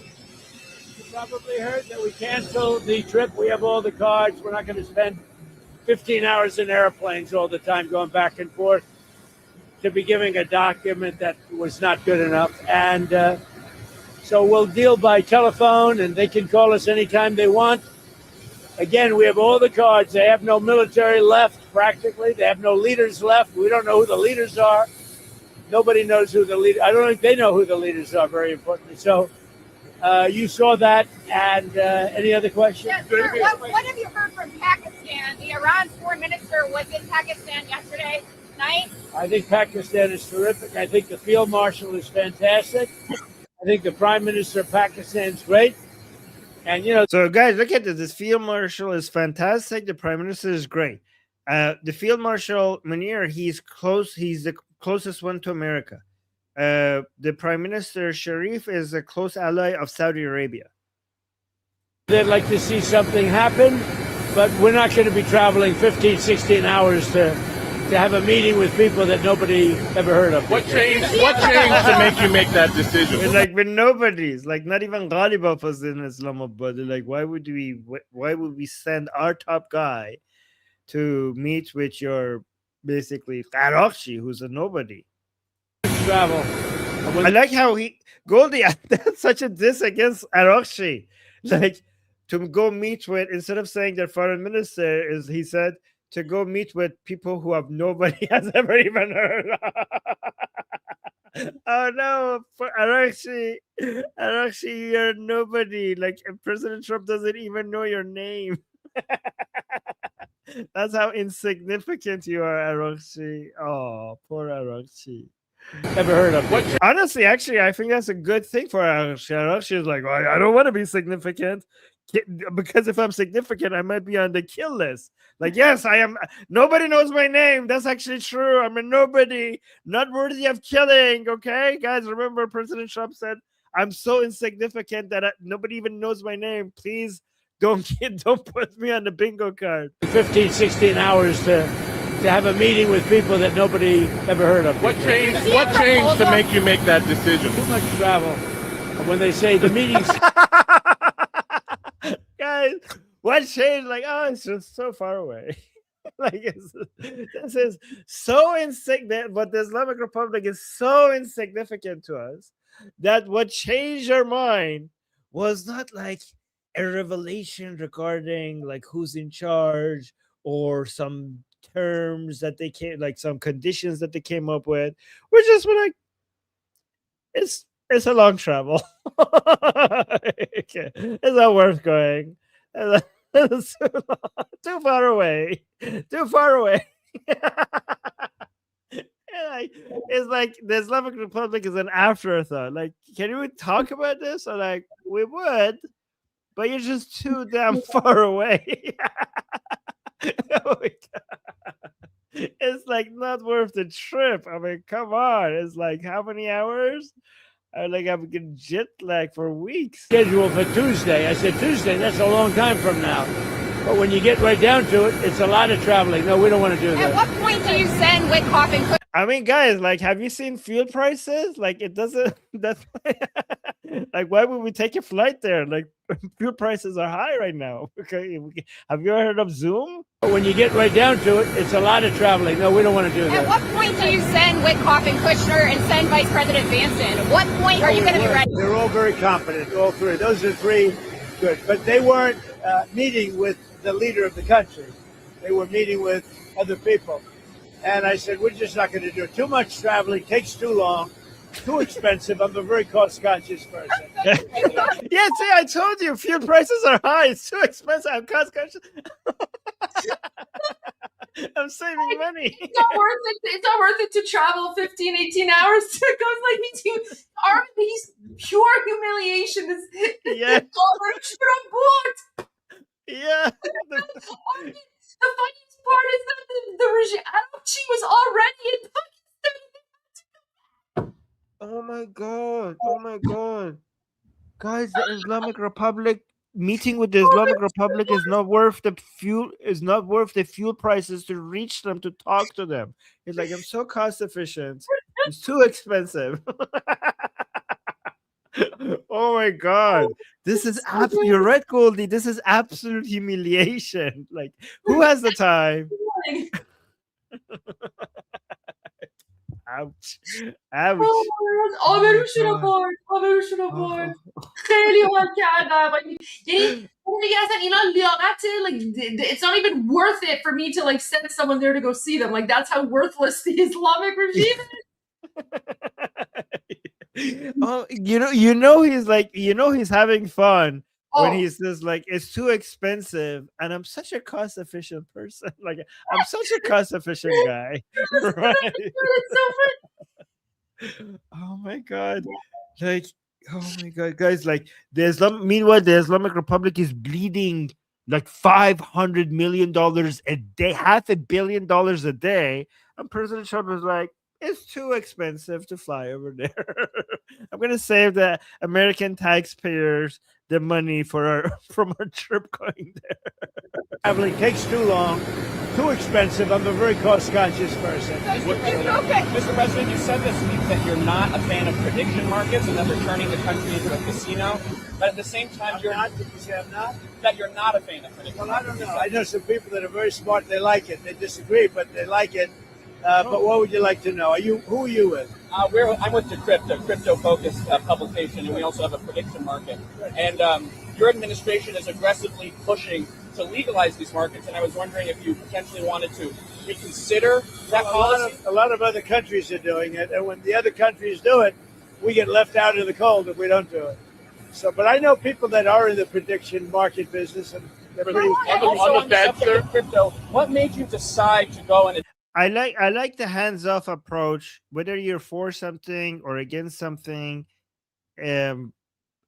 It's better to be on the side of just allowing things to happen, like limited government and all. So I like that. I like that President Trump's philosophy is like, okay, if we ban it, then other countries will do it, and then whoever wants to have these platforms, they will just use other countries' platforms. So we might as well not make it illegal. Attend this meme coin conference today. It's a big industry, and we want to beat China at the industry. We're leading with crypto. We're leading with AI, and I really feel I have an obligation as a president. I have to be able to make sure that all of our industries do well. Crypto is a big industry. It's become somewhat mainstream. The banks have it, people have it, and I think as the leader of the country, we want to lead in AI. And we're leading China by a lot in AI, and we're also leading in crypto. Do you agree with the decision by Janine Pirro? By the way, crypto has been good for the US dollar because stable coins are based in US dollar, like they backed by US dollars. So this stable coins are very popular, and stable coins cause a lot of demand for the US dollar because they're backed by the US dollar. So stable coins have become a main, have caused a lot of demand for US dollar. Drop the investigation into Jerome Powell? Well, I want to find out, it's not dropped. They're looking into the whole thing about refer to the IG. What I want to look at, with the IG. What I want to look at is how can a building that I could have done for $25 million cost $4 billion? That's a big thing, and he was in charge. So we'll get to the bottom of it. Yeah, I think Janine is fantastic. And she worked with other people on that. I tell you, I want to find out. I have an obligation to find out. This was done during Biden, but I have an obligation to find out. I would have done that building for $25 million, had money. By the way, somebody's saying crypto. Yeah, exactly. Somebody saying crypto hasn't been so good for IRGC. Yeah, guys, did you hear the news? They seized their assets, their crypto wallets, $300 million. $300 million of the IRGC crypto wallets was seized by America. That's like if they were collecting any tolls at the Strait of Hormuz, it was USDT, so it was a stable coin. So as well, which is like it's really dumb of them because that's obviously linked to American companies, and they would have been able to. Yeah, $344 million gone. Poof. Yeah. Left over, and it would have been open a long time ago. Did you or your people ask her to drop it? Because for the country, look, we have a railroad under construction in California. That's the worst thing I've ever seen under Gavin Newsom. And I want to find out why that one is costing 20 times what it was projected. Because likewise, the Fed building is I built the hotel in Washington, it's the Waldorf Astoria. I built it for $201 million. And I believe it's bigger than the Fed building. And you have bathrooms, you have a lot of, it's much tougher, much more expensive to build a hotel than an office. I want to find out, how can a building of that size cost for whatever it's going to be? Nobody knows, by the way, what it's going to be. Kevin is going to be fantastic. Kevin Warsh, he may never get to be in that building. Is it smooth sailing for him now? Will Tillis drop his block? I would imagine it's smooth, but whether it is or not, somebody has to find out why that building that should have cost $25 million is costing billions of dollars. By the way, I don't know this news. I don't know this topic at all. Should I skip it? What else? And you know why they have to find it out? For other Okay, I haven't been following this. buildings.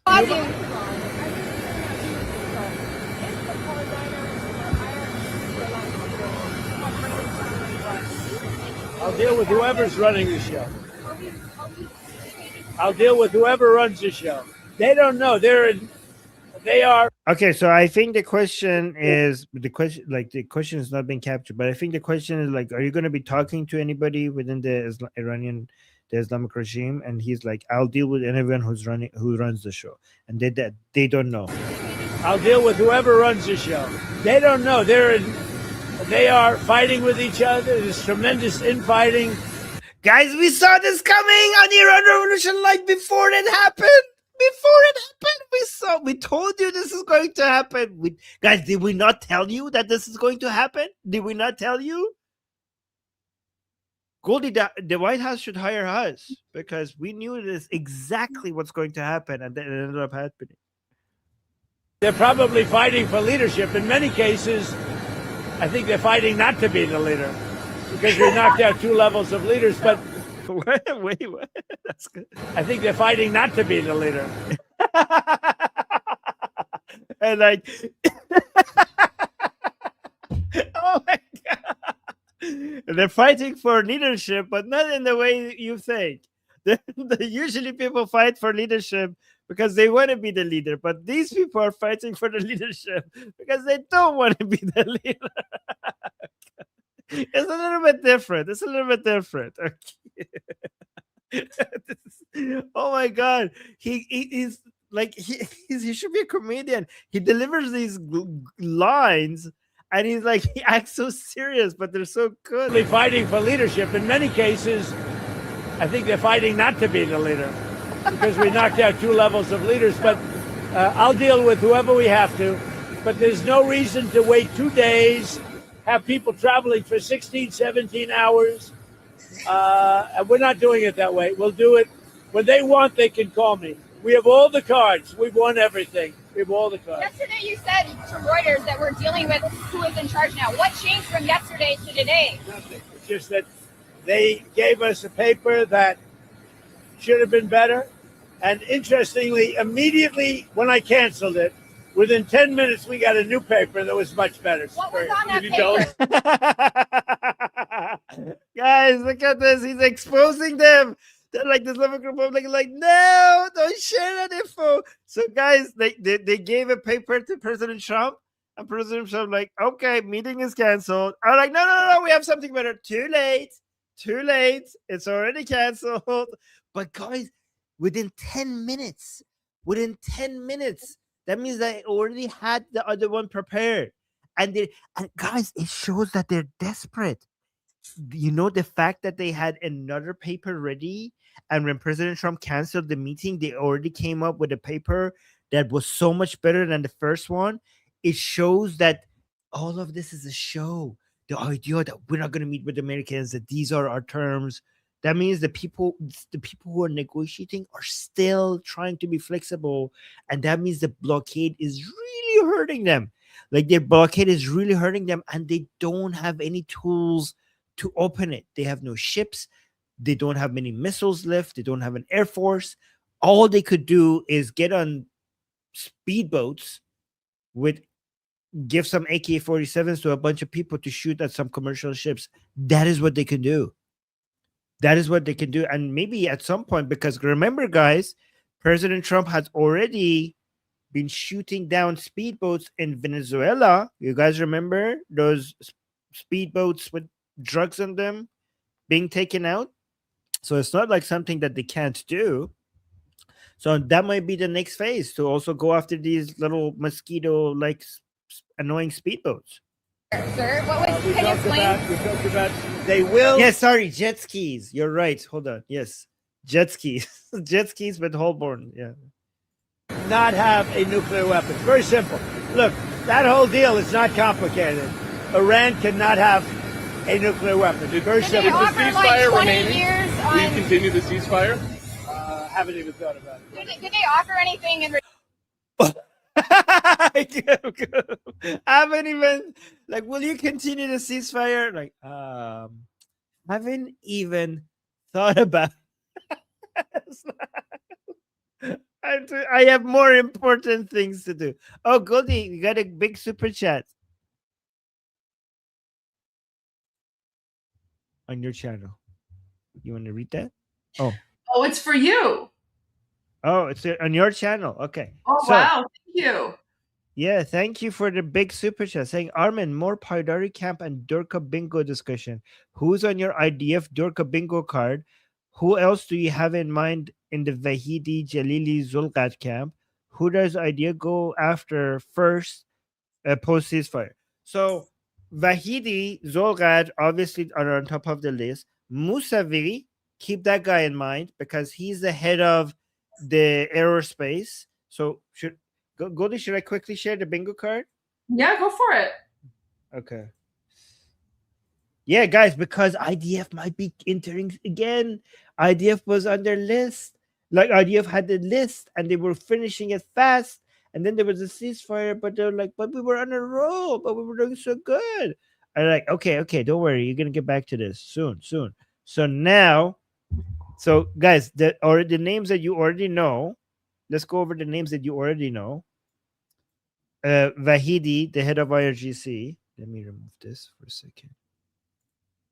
So Vahidi, this you already know. Zolgad, you already know.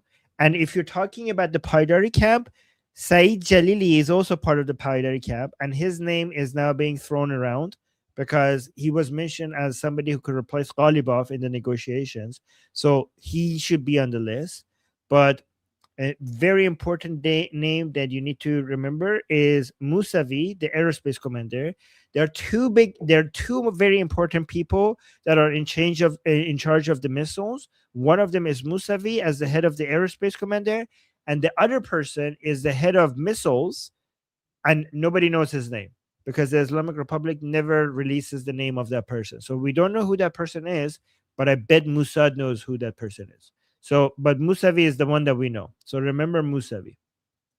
And then Mujtaba Khamenei, if he's alive, killing him and confirming that he's dead will deal, even though he might not be in charge or people are just putting words in his mouth, being able to confirm that he's dead will demoralize pro-regime Iranians in a way that nothing else could.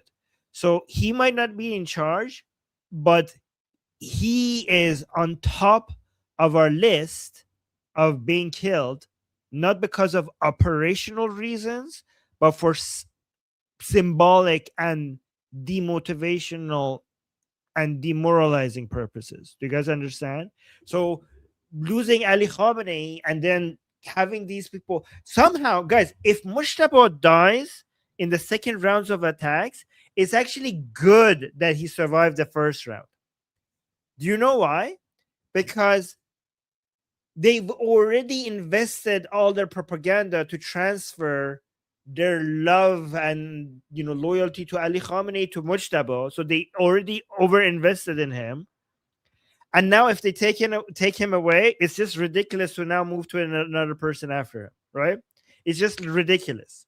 So it actually works better because if they killed him already and they went with someone else, then it wouldn't be as interesting as killing it wouldn't be as divisive and demoralizing as giving these people like 50 days to be like, oh, Mujtaba, a younger Khamenei, oh, we love him, he's the supreme leader, and then Zart, and then he's dead. All right, and he's dead. Oh, we should have that South Park meme. Like, oh, we have a new supreme leader and he's dead. Yeah, we should make that a meme. So that is so good to give the pro-regime people 50 days to pretend that they love this guy with all their lives and they're going to sacrifice their lives for him, and then be like, he's gone. Who do you have next? Right? So killing Mujtaba is on top of my list because of the impact, guys. Because the problem with the Islamic Republic is not just the missiles and the drones and the enriched uranium and the suppression forces. The main problem with the Islamic Republic is the people who support it and the reasons they have for supporting it, right? And we need to emotionally F these people. We can't just blow up these people. We need to psychologically torture these people to the point that because no amount of bombs and death will make these people to give up. You need humiliation. And the poison, the curse of the Islamic Republic is an ideological one. And death and destruction does not wipe it clean. Humiliation wipes these people clean. Like, it destroys them more than any bombs could. So that's why killing Mujtaba is so effective at destroying the Islamic Republic, because it humiliates these people. Right? So that's why Mujtaba is on my list.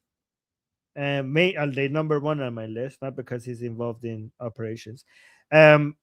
Obviously, we have to talk about Radon. He's high on our list. Hopefully, the IDF kills him. Many Iranians are wondering why the hell is he still alive. He should, like, they were hoping that he was one of the first people who die. He's a major leader when it comes to suppressing the Iranian people. He's the head of the Faraja, which is like the police responsible for the suppression. So he's one of the most hated people there. There are some people who are Ejei. Killing Ejei would be a huge moral boost to the Iranian people. Where is he? Where are you, Ejei? Oh, here. Head of the judiciary.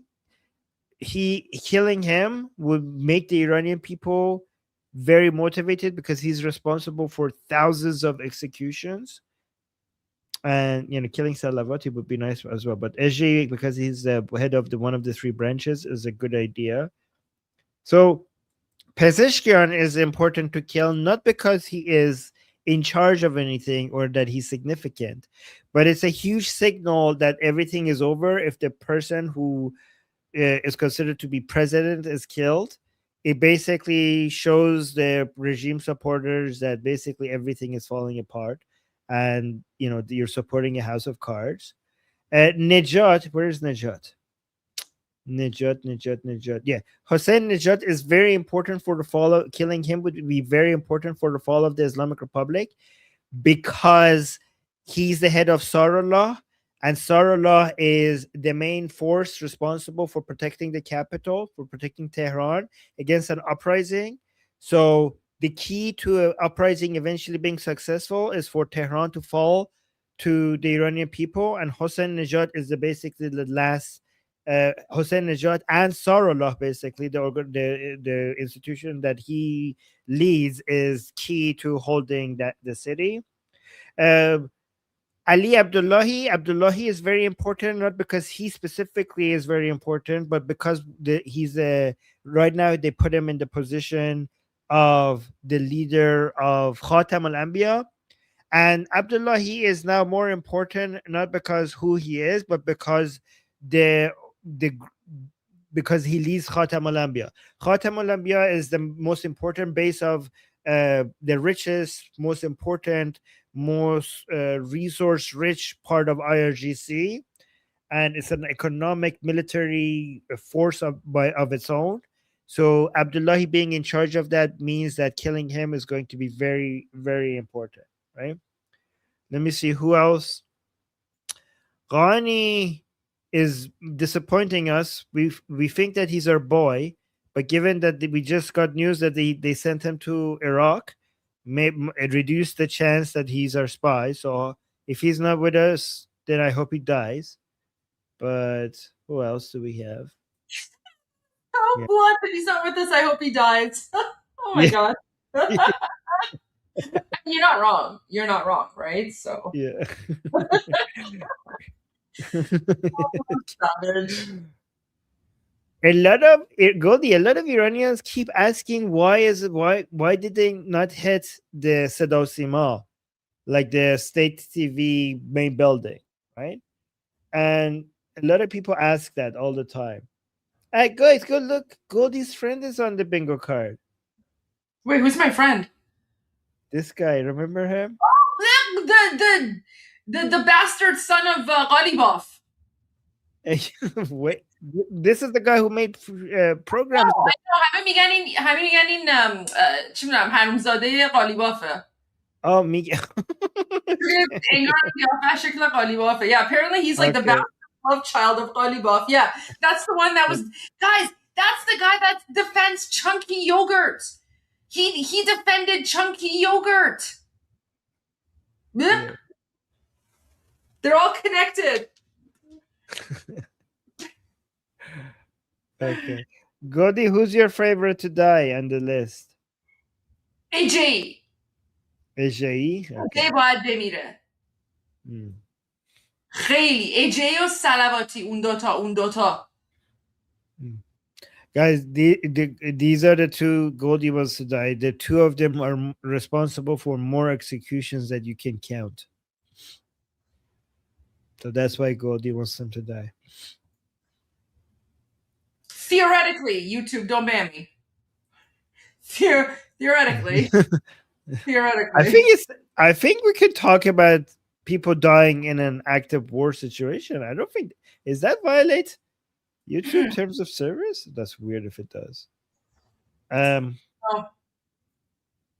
don't want Pezeshkian to die because he annoys me more than anyone else within the Islamic Republic, and I think death is too good for him.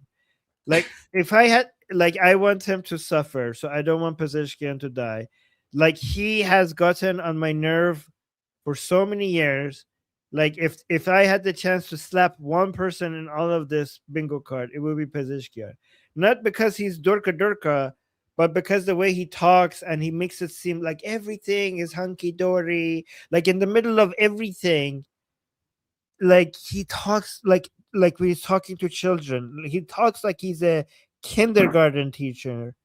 And he's like, hey, let's hold hands, be friends, say positive things, brush your teeth before you go to bed. Like, it's so annoying. Like, as somebody who had to listen to these people, I've never got more annoyed with anybody within the Islamic Republic more than listening to Pezeshkian. So I just want to slap him one day.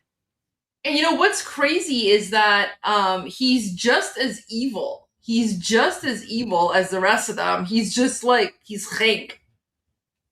He's chink. I don't know if he's evil. I think he's retarded. I think to balk me. I don't even know if he knows where he is. Well, when he was younger, remember when he was younger, he was forcing a job on women. Yeah, you're right. You're right. So he is just as evil. I don't know. Maybe now he's become ching because he has some sort of like degenerative disease or something. But when he was like in his younger years, yeah, he was like pure evil. And he has his signature on the Goldie, on the massacre that happened early January. The massacre order has Pezeshkian's signature on it. Yeah. Yeah. Yeah. So he's just as evil. And Goldie, he's a reformist moderate, right? He's technically of that camp. So when people, guys, remember, Rouhani is considered to be a reformist moderate. Pezeshkian is considered to be a reformist moderate. Both of them have signed the order of mass executions of Iranian people. Those are what the Western media call the reformist moderates. Yeah. All right, let's go back to President Trump. Turn to 20 years. Wait, somebody's saying, Goldie, have you ever wore a hijab? She wears the hijab almost every day. Every time we have a Haydar video, she wears the hijab. What? You're new here. No. I think he's asking me if I've ever like seriously worn the hijab. No, I've never. The only time that I've worn the hijab is when I was younger and I was visiting occupied Iran, and of course, women are forced to wear the hijab. So yeah, when I've been in Iran, when I had to go outside, I had to wear hijab. But other than that, like I've never I'm not Muslim. So I've never worn the hijab. No. Even I wore the hijab, Anush. Yeah, Armin's hijab is amazing. Oh, Armin, actually there is I remembered there's someone made an image of that on the our Discord. Let me see if I can find it. Okay, well, you find look at Yeah, that. The person that came and give you a super chat, now they're coming into my chat and they give me a big super chat too. Oh my god! Oh, I love that. You deserve it. Thank you. Thank That's you. really Thank you for supporting Armin. Yeah. Oh wow. Okay, show us. Wait, I have to find it. But Armin, I took screenshots of us laughing at Khamenei's empty chair. Show. I sent it to you on WhatsApp. Oh, send it to me. Sorry. I love these. These are so great. Let me save them on my computer. Oh, these are so good. This is perfect. Okay, guys, look at this. Wait here. Let me bring it up. I can't find it now, but I'll find it later. There's too much text messages and guys. So on the Discord server, this is why I'm in like the meme channel, just keep it to like the memes, because when I want to go find something, it just makes it a little bit more difficult to find the meme. But I'll find the meme at some point, Armin. But it was really funny. It was really, really funny. Okay. But yeah, look at that.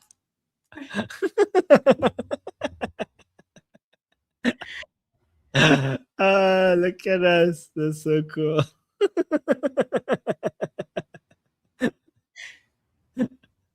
Okay. I added they made one of Modernizing where he's like a wizard. Oh no, what is this? Oh my gosh. Guys, my Discord meme server is out of control. Oh no, Armin. Wait, where was this saved? Oh, 118. Okay, let me go to day 118. Oh my gosh. So this was from when Murad was talking about like Jewish occult sciences or whatever. Oh, oh, it's so good. Oh man. Oh my god. Wait, what was it written behind them? Can you bring it back? What was it? The great Israeli wizard finder of sorcery. So this is Murad Baisi doing research on Israeli magic and Israeli wizards. Yeah. So oh my gosh. The stuff that he has to talk about there. Somebody send that to him. No, I'm not gonna do that. He would love it. I don't know if he'll get it. I'm not gonna send it to him. There's no way I would disrespect him like that. That's not disrespect. No, I shouldn't say that. What I mean is I wouldn't want him to think that we're making fun of him. You know what I mean? Just I have way too much respect for him to send that to him. But there you go.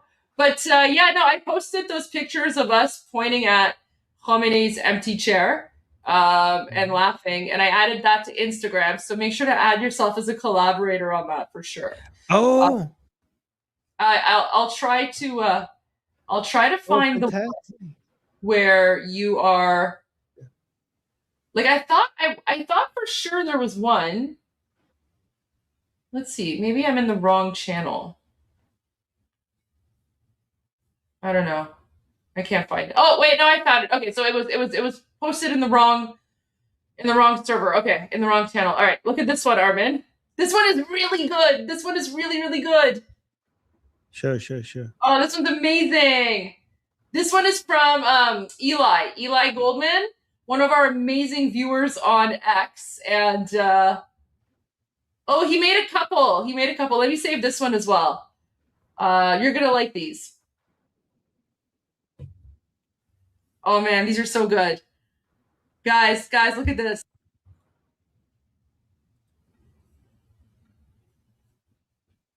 Oh wait, that's not the right one. Sorry.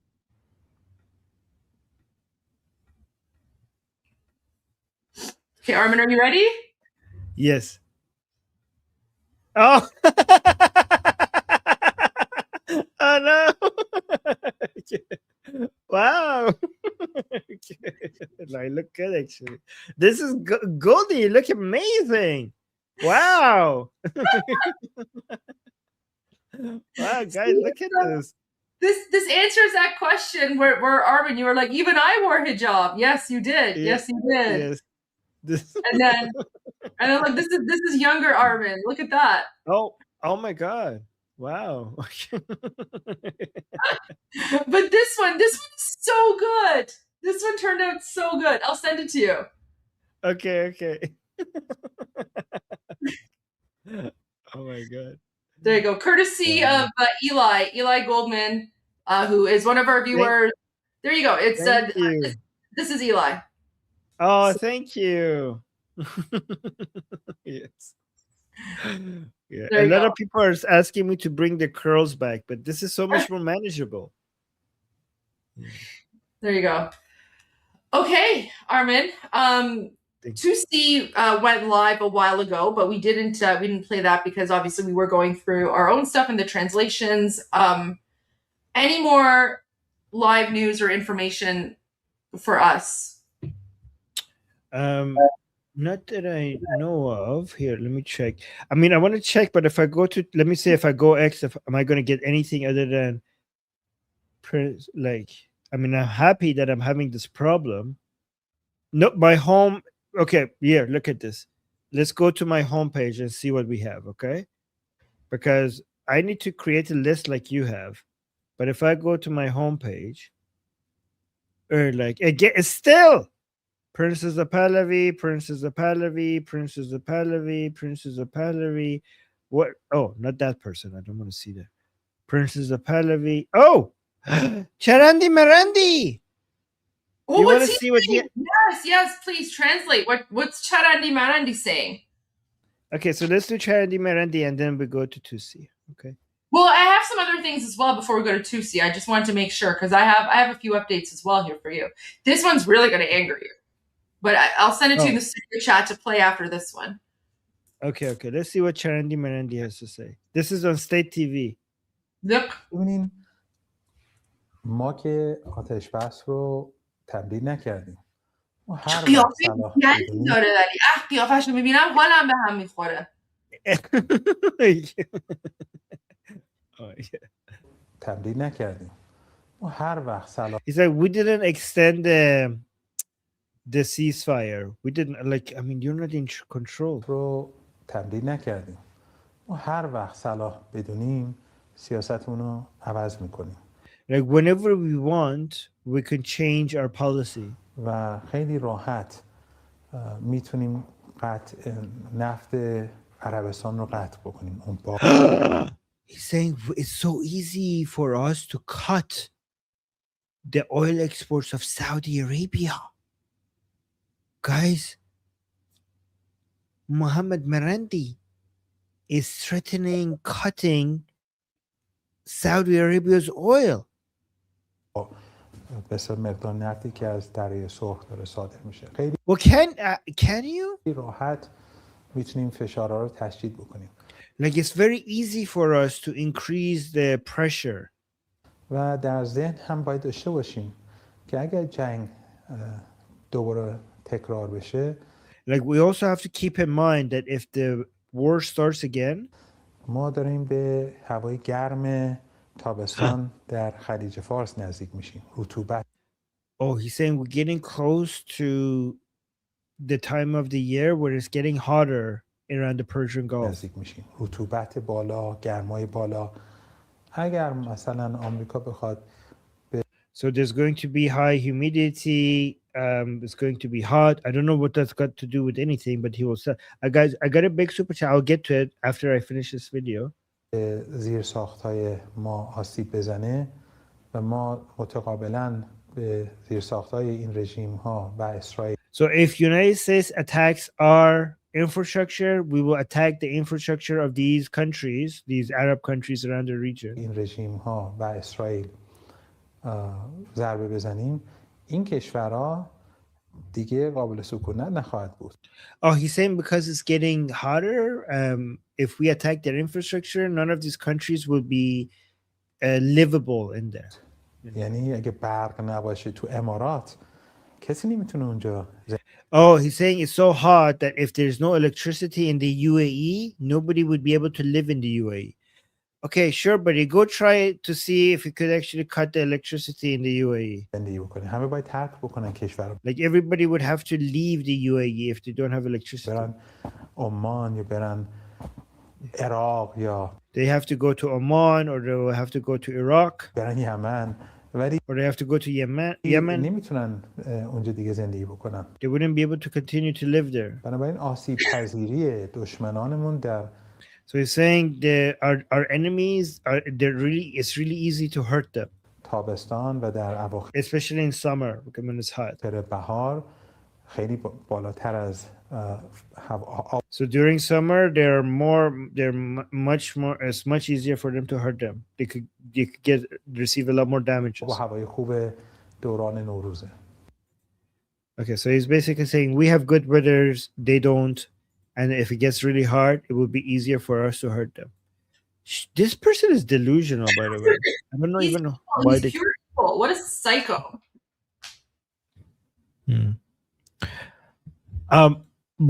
I got a super chat. This is wait, hold on. Goldie is covered with my super chat. Okay. Sorry, Goldie, covered your face. So thank you so much for this, Alex. Look at Armin, it's you know what that is? That's hijab. See? I have my Oh yeah. Cover your I'm covering my face. Yeah, cover your aura. It's my burqa. Cover your aura. Yes. Alex, thank you, Alex. Thank you, brother, for covering our sister. She has no shame. She has no haya. So thank you, brother, for covering our sister with your super chat. Look, I'm covered now. Yes. Brother Alex, thank you. So Alex is saying, one day when things change for better or worse, you have a record of all you have done for the Iranians. And for the Jews. Okay. You are the voice for the people of light who live and are threatened by the darkness. Thank you both. Oh my God, Alex, thank you. That's so sweet. I appreciate that. Thank you. That's very kind of you to say. Very kind of you to say. That was beautiful. I like that. Okay. Let's go to what Goldie sent us. This might anger you. Oh no. Okay, let's see what this is. Sheen posted this thing. So Trump was not lying. Can I read that? No. Okay. Them SHIT heads stole the weapons. No way. Is this real?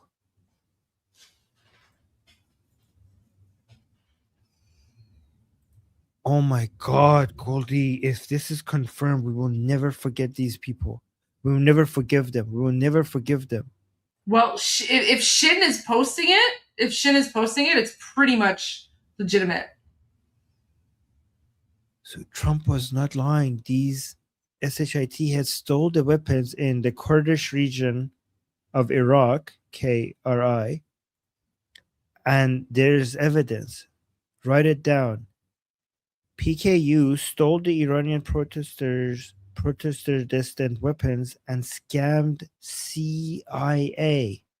Worse, helped the Islamic regime to stand and stay longer. Who to blame? Bafel Talabani.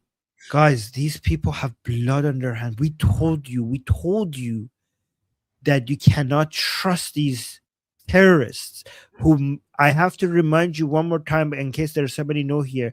These are not the representatives of Iranian Kurds. We love Iranian Kurds, the patriotic Iranian Kurds who stand by our side against not only the Islamic Republic, they also stand against any separatist groups out there, whether Kurdish or otherwise, and they also support Princess of Pahlavi. Just a reminder that when we're attacking these evil terrorist, commie, separatist groups, this is no attack on the amazing Kurdish Iranian people. In fact, if anything, though Kurdish Iranians would be even harsher and more aggressive against any of these people. So just remember that, okay? Every time we are attacking these terrorists, like Kurdish separatist groups, they're commie terrorist groups that they have, we are not attacking the Kurdish people. And I don't even know who fell for this, because if they talked to Goldie and I, we would have already told you that this was a bad idea. These people, they're not against the Islamic Republic. They're against the Iranian people and Iran as a country.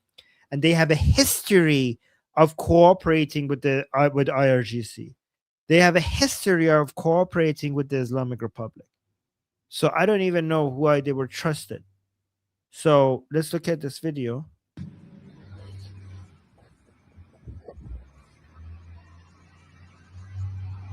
Oh my God.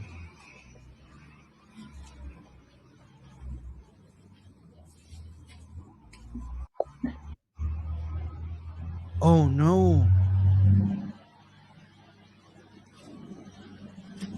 Can you maximize it? Make the video big? Oh yeah.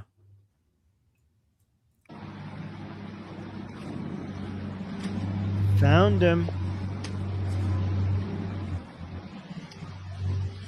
Oh my God. This was meant for us, Goldie.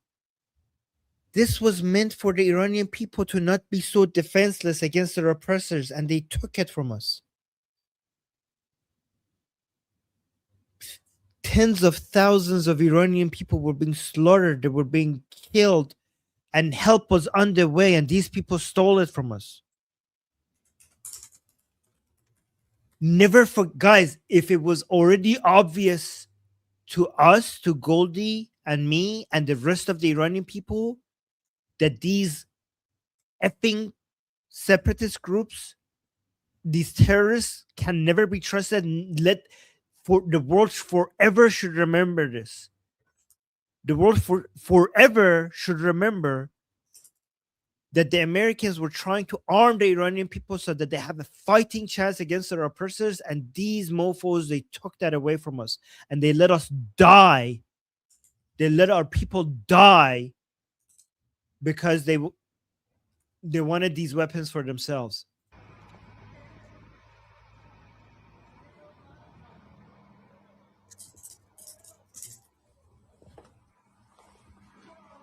Oh my God. Guys, we could have been looking at a free Iran right now if the Iranian people had these guns too, because the regime forces would have been running away if they saw that the Iranian people were shooting at them.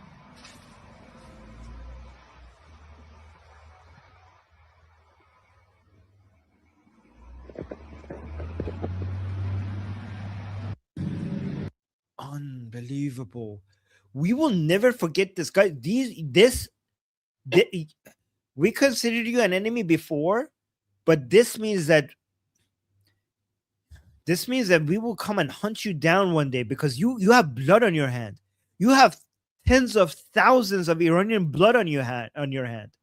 Never ever come and tell Iranian people why are they so much against these Kurdish separatist groups. We told you, and so many of you did not believe us. We told you. Yeah. You guys are like, oh, the Kurds are gonna like, guys, stop talking about the separatist Kurds, because Iranian Kurds, even they hate the separatist Kurds more than we do.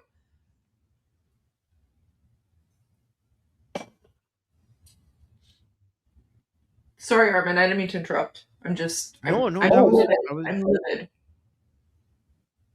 Do you know that guy, Buffel Talibani, or whatever his garbage name is? So he's the reason that I canceled going on Piers Morgan, because remember Piers Morgan was like, oh, we're going to do like an Iran-only episode, and I was like, sure. And then I looked at the list, and there was like a Kurdish separatist group from Iraq.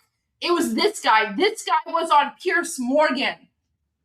And I was like, really? And this is before I knew what he did, but this is why I canceled Piers Morgan. I was like, I'm not going to be on an episode where you're platforming this terrorist who supports the Islamic regime. This is him here now shaking hands with the Islamic Republic.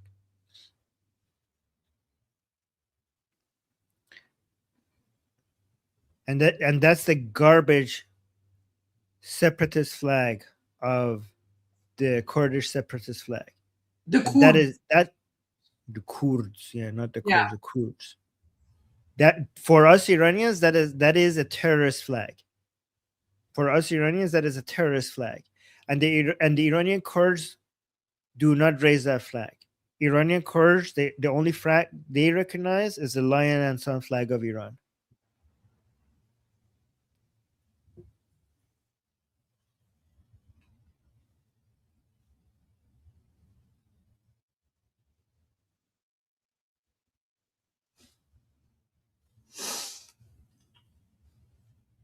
Yeah.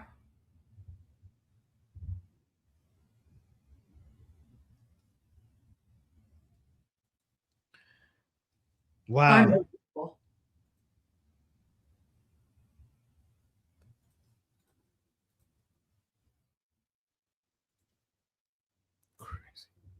We needed this, Goldie. We needed this. The Iranian people, when they heard help is on the way, they were waiting, and help was on the way sooner than we thought, but it just never arrived. The help was meant to arrive sooner than we realized. It just never got to the hands of the people when they were being shot at. Yeah, because the Kurds stole it from us. And I say Kurd on purpose because, I'm not referring to Iranian Kurds. I'm referring to the Kurds, and they know exactly what Kurd means. Yes. So the separatists, they write it differently. So when we say Kurd, we're referring to our people, the Iranian Kurdish people, but the separatists, they write it with like double O in Persian, right? So they write it Kurd. So if we say Kurd, like when Goldie says Kurd, it's not an insult upon the Kurdish people. It's a way to separate the separatists, the evil minority separatist groups, from the rest of our beloved Kurdish community inside Iran. Yeah. Wow.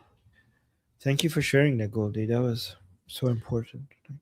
Thank you. Yeah, it popped up on my feed, so I just wanted to share that. It's very frustrating. Is this Sheena Kent Iranian? Yeah. Oh, okay. He's Iranian. I think he might be an Iranian Jew. I think his name is David. I don't know where he's based out of, but he's Iranian. For sure he's Iranian. He might be Jewish, I'm not sure. But yeah, he's Iranian because he posts in both. And he's like one of my favorite, like my top, he's actually like my favorite OSINT account. He is. Like, he's like my top guy. He does great work, and like I've donated to his Buy Me a Coffee and stuff as well, because he does God's work. So Goldie, look at this. So you see the flag behind this third flag? That's the flag of his party. Okay, this guy. Yeah. So the party It's called the Patriotic Union of Kurdistan. You cannot be, which is a contradiction. This is retarded. People saying don't blow his cover, guys. I'm sharing public information. I'm not an idiot, but like everyone already knows his name is David and that he might be Jewish. Like I'm not sharing confidential info, but thank you. I just want to mention that this is a retarded Patriotic Union of Kurdistan. You can't be patriotic for Kurdistan. There is no country called Kurdistan, and there will never be a country called Kurdistan, because the country, the country that the so-called country that they want to turn Kurdistan includes part of my country. So go F yourselves. There will never be a Kurdistan as a country. The Kurdistan that you dream of is as delusional as the country of Palestine. Yeah. So, and you cannot be patriotic to a country that does not exist.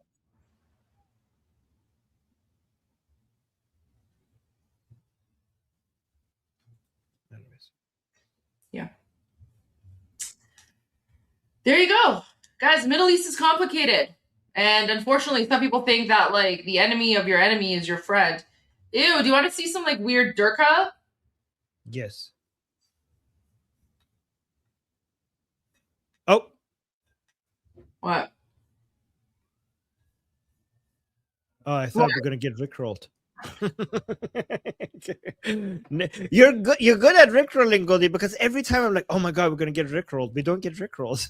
So and then when we do get rickrolled, Hearing Durka. Look, it's Arakchi and like some Pakistani dude, Pakistani prime minister. Oh, this is when he showed up 11 hours ago, and apparently now like Arakchi's on his way home or something because the meeting didn't happen. Oh my god! Wait, there's no audio. Okay, there's no audio, so let me add it's audio. weird. This is weird that they're hugging, because Sharif is an ally of Saudi Arabia, and they have a security pact with Saudi Arabia, meaning that if Saudi Arabia goes to war with the Islamic Republic, Pakistan will enter a war with the Islamic Republic on Saudi Arabia's side. So they're technically, potentially at war with each other. So this hug is weird. And there's no honor amongst thieves, right? So, all right, but let me add some music because there's no audio here.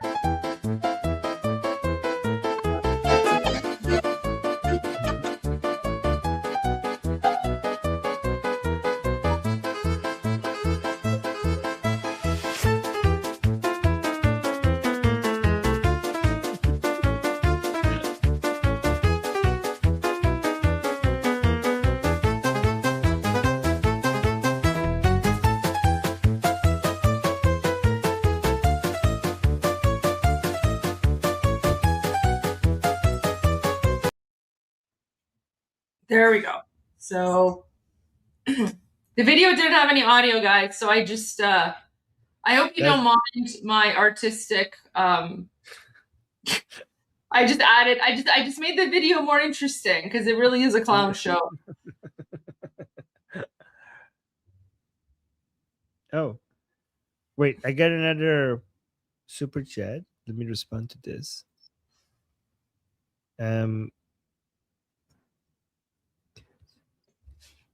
Okay, Kat does say, would the armed Kurdish and Baluch militias fighting the regime be more good or bad? They have arms but not aligned in goals. Are arms more important or is unified goals? So if these militias, if they fight the Islamic Republic, they're not fighting the Islamic Republic, they're fighting Iran, right? And it helps the Islamic Republic because the Islamic Republic always uses separatist groups as a way to the Islamic Republic would love it right now for these militias to attack it. First of all, because they're insignificant. They're not a significant force.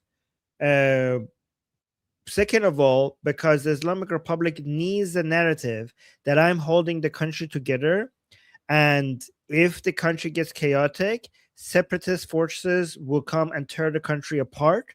So even if you don't like me, you need me because of these militias. In fact, the Islamic Republic has sometimes worked with these militias to create such a narrative, right?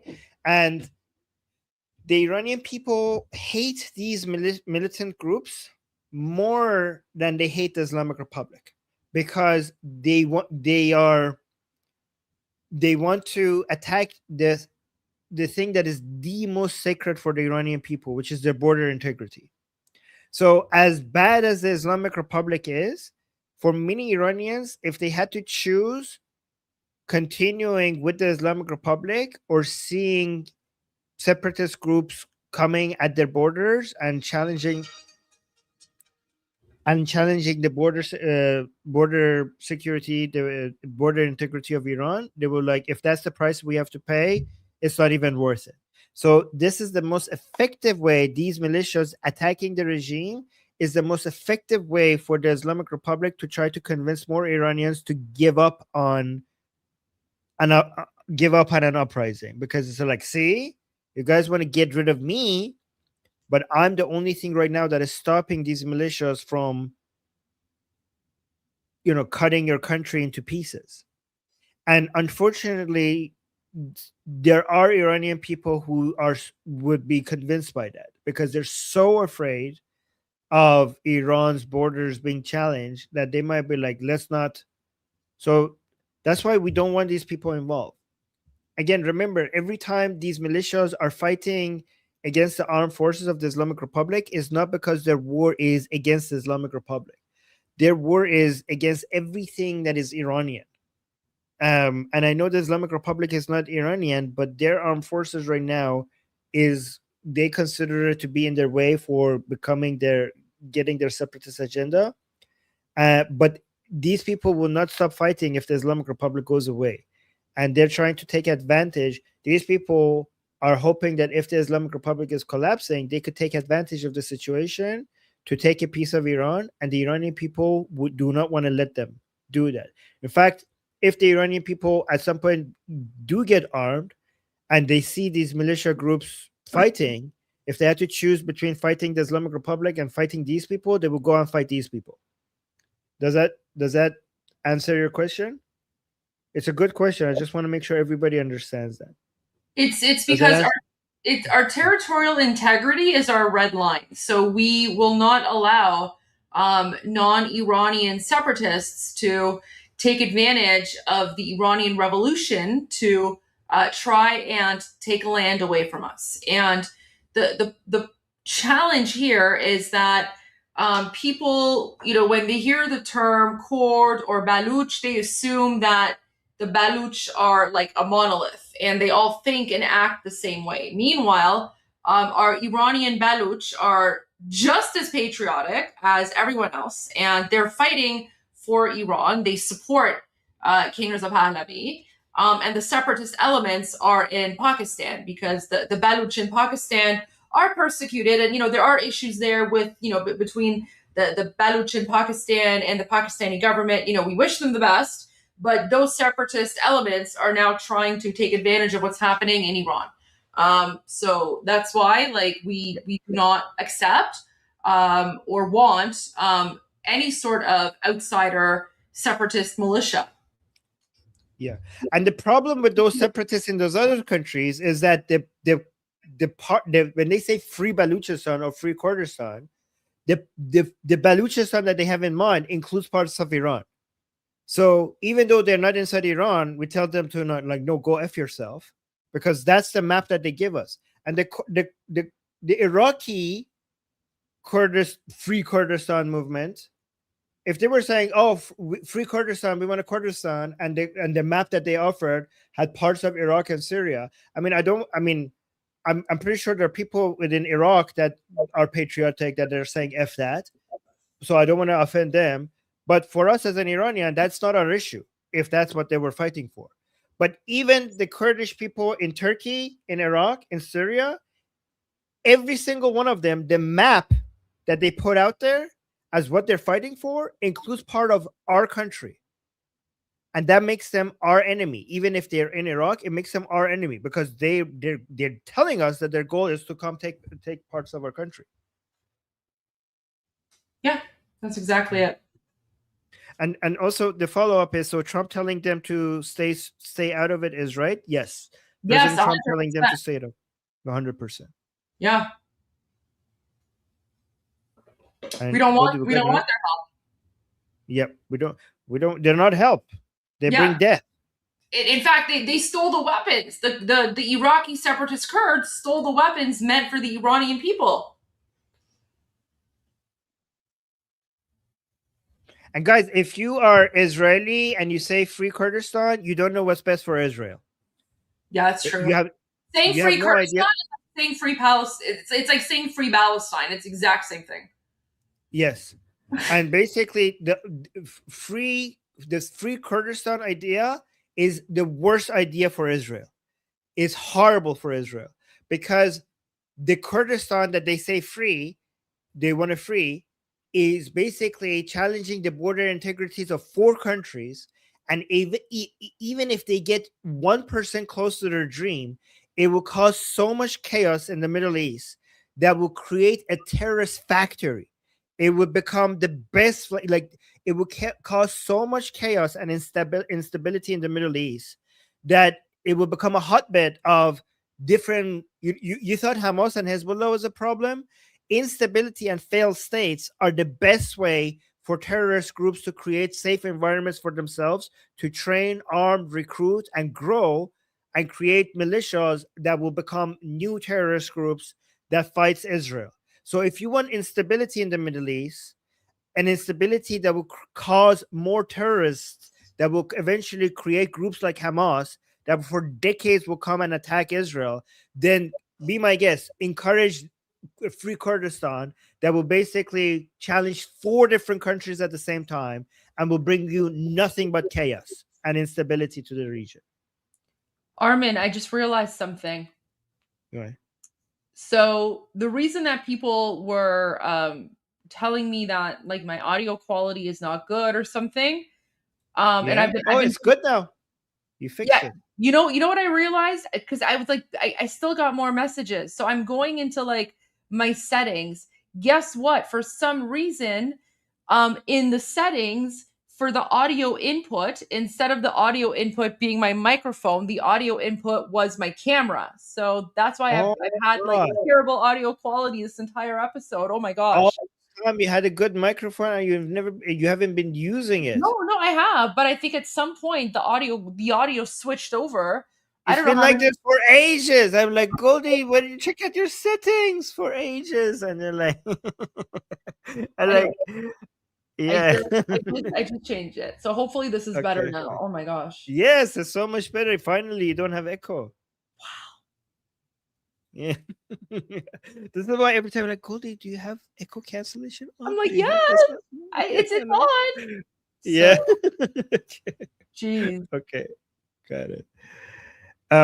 We got another super chat saying, news to cheer you up. Larry Johnny's brother said the only thing left was his hand.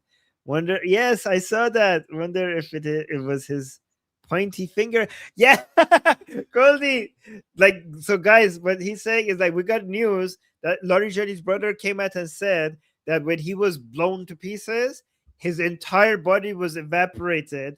The only thing left of him was his hand. So when they were burying him, they just had his hand. They had nothing else from his body left, and it was his pointy hand, the hand that he was like, yeah. Oh my god, that's amazing. Armin, we have to restart the entire episode for today because now that my mic is working, let's just go back to the beginning and just restart. Okay, let's do it. Let's redo it. Restart. Okay. All right, guys. So I'm gonna play the intro music and then we're gonna restart. Okay. With your music. Oh, there you go. Didn't see that coming.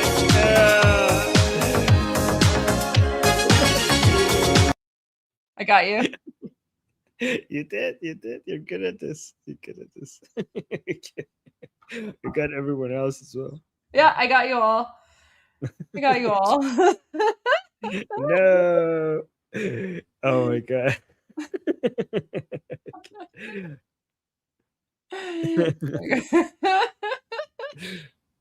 Oh my god. Look at the people saying no. Yeah. Oh man. All right. Okay, Armin. Yeah, I'm going to go to 2C soon. What's your prediction? I mean, it's hard. Honestly, it's hard to predict, but what's really interesting for me is that, for the last week, President Trump has said, we're gonna negotiate, but every day he just keeps on putting it back, and like the negotiations never happen. Yeah, I mean, it seems, Goldie, like everything is possible, but all the signs show that it's very likely that we're going to go back to war. Don't know the exact timing of it, but it's one way or another, it's inevitable, especially with Israel. And like for sure, like it seems like we're going to have that coming.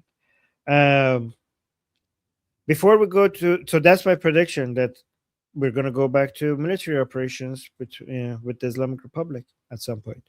Yeah. Is that your prediction as well? Yeah, I think that's going to happen. So we already know that the Islamic regime is collapsing. Like it's collapsing. It's just a matter of how soon, right? Sooner or later. But I don't think that they're going to last much longer, because there is something that I actually saw this morning on New York Post. Look at this, Armin. Oh wait, let me pull up my screen.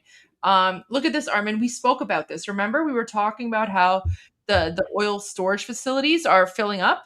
We spoke about this last week, and that in and of itself is putting pressure. So now you're seeing American media speak about this, guys. Remember, so we explained this to you like a week and a half ago on Iran Revolution Live. So now today, yesterday, the New York Post said Iran makes frantic move to store overflowing oil supply in sign regime is nearing brink. Right? So this blockade might actually bring down the regime sooner rather than later, because they're running out of storage for their oil. So Goldie, I have this horrible theory that I hope doesn't become true. Like, I'm not saying it will, but I'm just worried. Because, as we discussed, that as the tankers get full and the Islamic Republic runs out of storage, then shutting the oil wells will damage the oil wells to the point that bringing it back into operation will take like so much money, and some of them might get damaged permanently. You can't just shut down an oil well. If you stop extracting oil from it, it will damage the oil, right? So if we get to the point where the Islamic Republic has no more places to put the oil in, and they don't want their oil well to get damaged, what stops them from pouring it into the sea? Nothing. Right? Because nothing. They might very well do that, and then they might blame the United States and be like, "This is your fault" or something. There's nothing stopping them from doing that. But you know what? I've actually thought about, like, I've considered that as well. I would pray that. I mean, honestly, you can't put anything past the Islamic regime. They're so evil. Right. They're so evil that, like, there's nothing stopping and them. not only that, what if they pour it into the parts of the sea that the Arab countries use for desalination as a way to destroy their desalination facilities and make it impossible for them to desalinate water? So not only they're causing an environmental catastrophe, because for them there's no cost, they can't sell it anyway, so we might as well use eco-terrorism as a way to like destroy the environment. But also they might pour it in the areas where basically destroys all the filtering of these desalination equipment, and make also the Arab countries run out of water as well. There's nothing stopping them from doing that. That's how evil they are. So that is a huge concern, guys, because like destroying, like pouring oil into the sea is going to like really damage it's going to do so much damage to this entire environment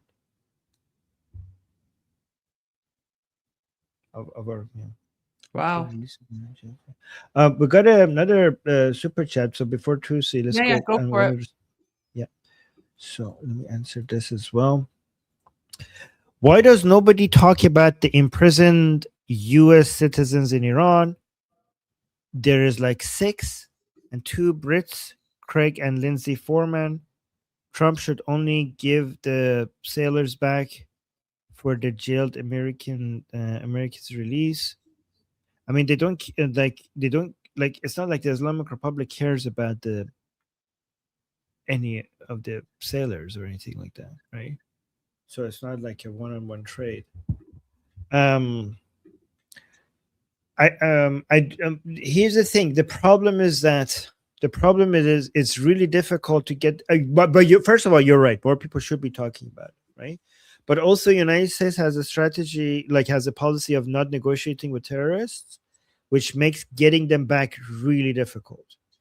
You are correct, though. More people should be talking about them. Unfortunately, the only strategy to help these people is to topple the regime, because there's no negotiate. Because if you negotiate with the Islamic Republic to try to get these people back, what you're doing is that you are making taking hostages work, and basically you're putting so many other Americans and Brits and other people at risk by feeding into the hostage taking industry of the Islamic Republic. That's the issue. But you are right that we should be talking about that more. So yeah. Well, Armin, I want to end before you leave. I want to end with some positive news. So Iranians around the world are still demonstrating, are still being a voice for people in occupied Iran. And so I just want to share this short video clip before you leave of our brave Iranian compatriots in Stockholm. This was today.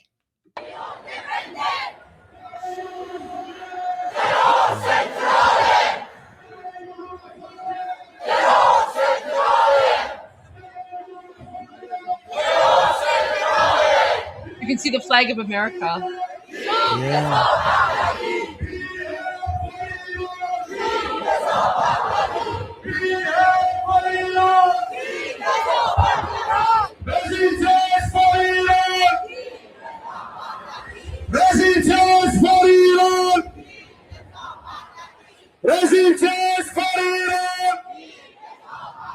That actually coming.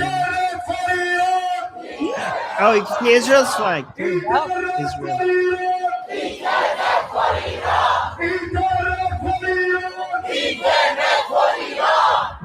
The flag of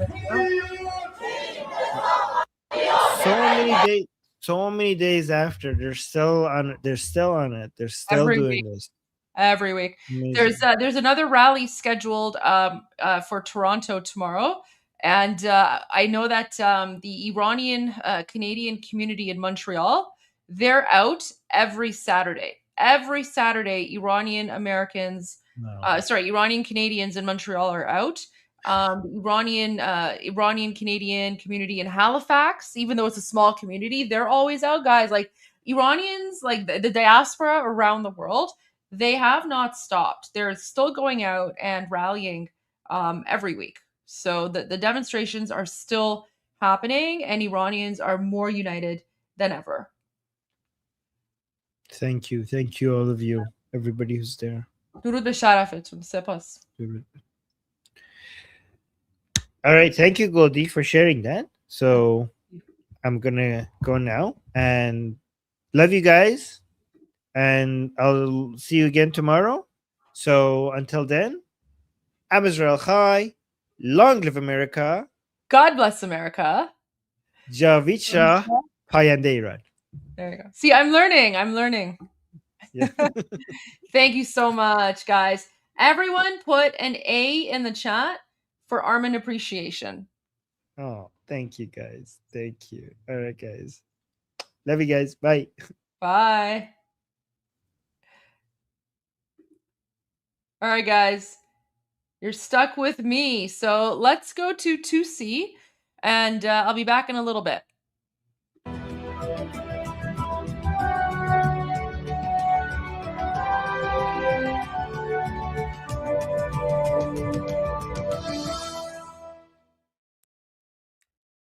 Welcome back to 2C TV. This is your global news channel. I'm Maya 2C, and we have some breaking news coming from the conflict in the Middle East. Today has been an extremely busy day in Iran, but also across the region in general. We've had explosions in in the northern parts of Iran. Also, over the last few minutes, huge strikes have now resumed by the Israeli Defense Forces against the IRGC's Hezbollah branch in Lebanon. We are going to go live, of course, to our feed in central Beirut, and we also have some updates coming from the White House.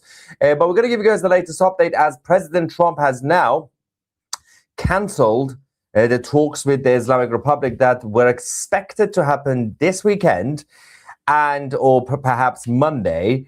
We're going to talk about what the foreign minister of the Islamic Republic is actually up to by traveling around. We've had multiple explosions in a number of cities, especially in the north, in the Al-Borz province. We're going to show you the videos from there as well. And as I said, the Israeli Defense Forces have now resumed the strikes despite the ceasefire because Hezbollah have violated the ceasefire again. And of course, we're going to give you guys the latest on the IRGC infighting that is crippling the regime in Tehran. And of course, we're going to get your reaction as usual on this show. All right, first things first, large fire and explosion. Another mysterious explosion happened, this time at a factory in Al-Borz, which is in the western parts of Tehran, the capital. And the local authorities confirmed that emergency crews were at the scene for a few hours. Watch this.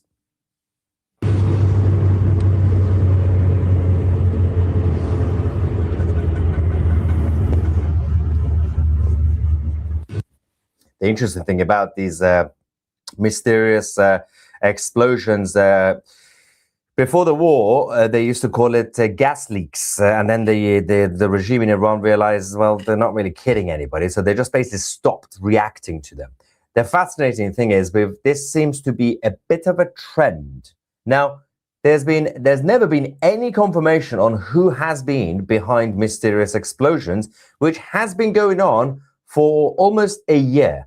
They actually started almost a year ago, around May 2025, weeks before the 12-day war in June 2025.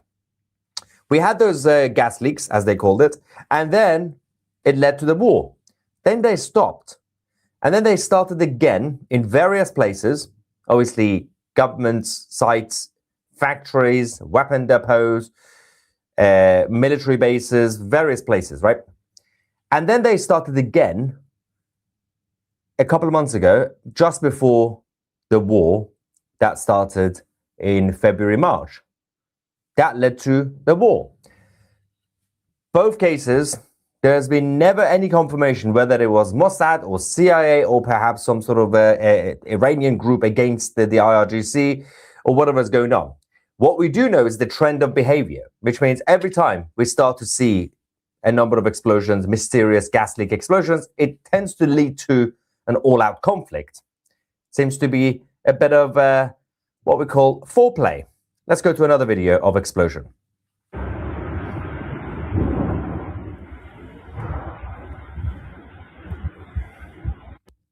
So, while this is going on, there's another image that we have also received from Karaj, which is another city from the western part of the capital. Another explosion was reported there earlier this afternoon. But the biggest things to deal with right now is what's happening with the talks. What's happening with the Islamic Republic? So, first things first, the IRGC publicly keep threatening the Americans and the Israelis and everybody else. Privately, they keep going to Pakistan and get them to beg the Americans to come back to the negotiating table. But every time they do this, they send a message to the Americans and it's not really good enough. This time around, President Trump actually said he has unilaterally cancelled Steve Witkoff and Jared Kushner's trip to Pakistan. The plan was to go and talk. That's now been cancelled for now. President Trump did post this statement saying, I've just cancelled the trip of my representatives going to Islamabad, Pakistan, to meet with the Iranians. Too much time wasted on traveling, too much work. Besides which, there is tremendous infighting and confusion within their leadership. Nobody knows who is in charge, including them. Nobody knows who is going to be calling the shots. Also, we have all the cards. They have none. If they want to talk, all they have to do is call. Then a few minutes later, the IRGC did send a message to the Americans and everybody got excited. President Trump, in fact, did mention, I'm going to show you a video when he was talking to the members of the press. A lot of people said, oh, well, this is it. They got the message. But the message that they sent to the Americans was, stop threatening us. That's basically what they said. I'm going to go to that as well. But President Trump also then sent this private message to the reporters and journalists who are in the Middle East and obviously in Pakistan. One of them was the New York Post's foreign policy reporter, Caitlin Durnbos, and she received the message from the president, come home. That's it, 2 words, come home. No need for you to be there. Get out of that place. It's over. But the issue around what Abbas Araghchi is doing, that's the foreign minister of the Islamic Republic. So he has been traveling, right? Over the last day or so, he went to Islamabad, then to Oman. He is going to go to Russia, but he's going to go back to Pakistan now before going to Russia. He's going to return at the beginning of the week, so probably Monday, in order to see what he can do to beg the Pakistanis to help. Having said that, while he is there on behalf of the so-called government, we got the IRGC central headquarters, the Khatam al-Anbiya headquarters in Tehran.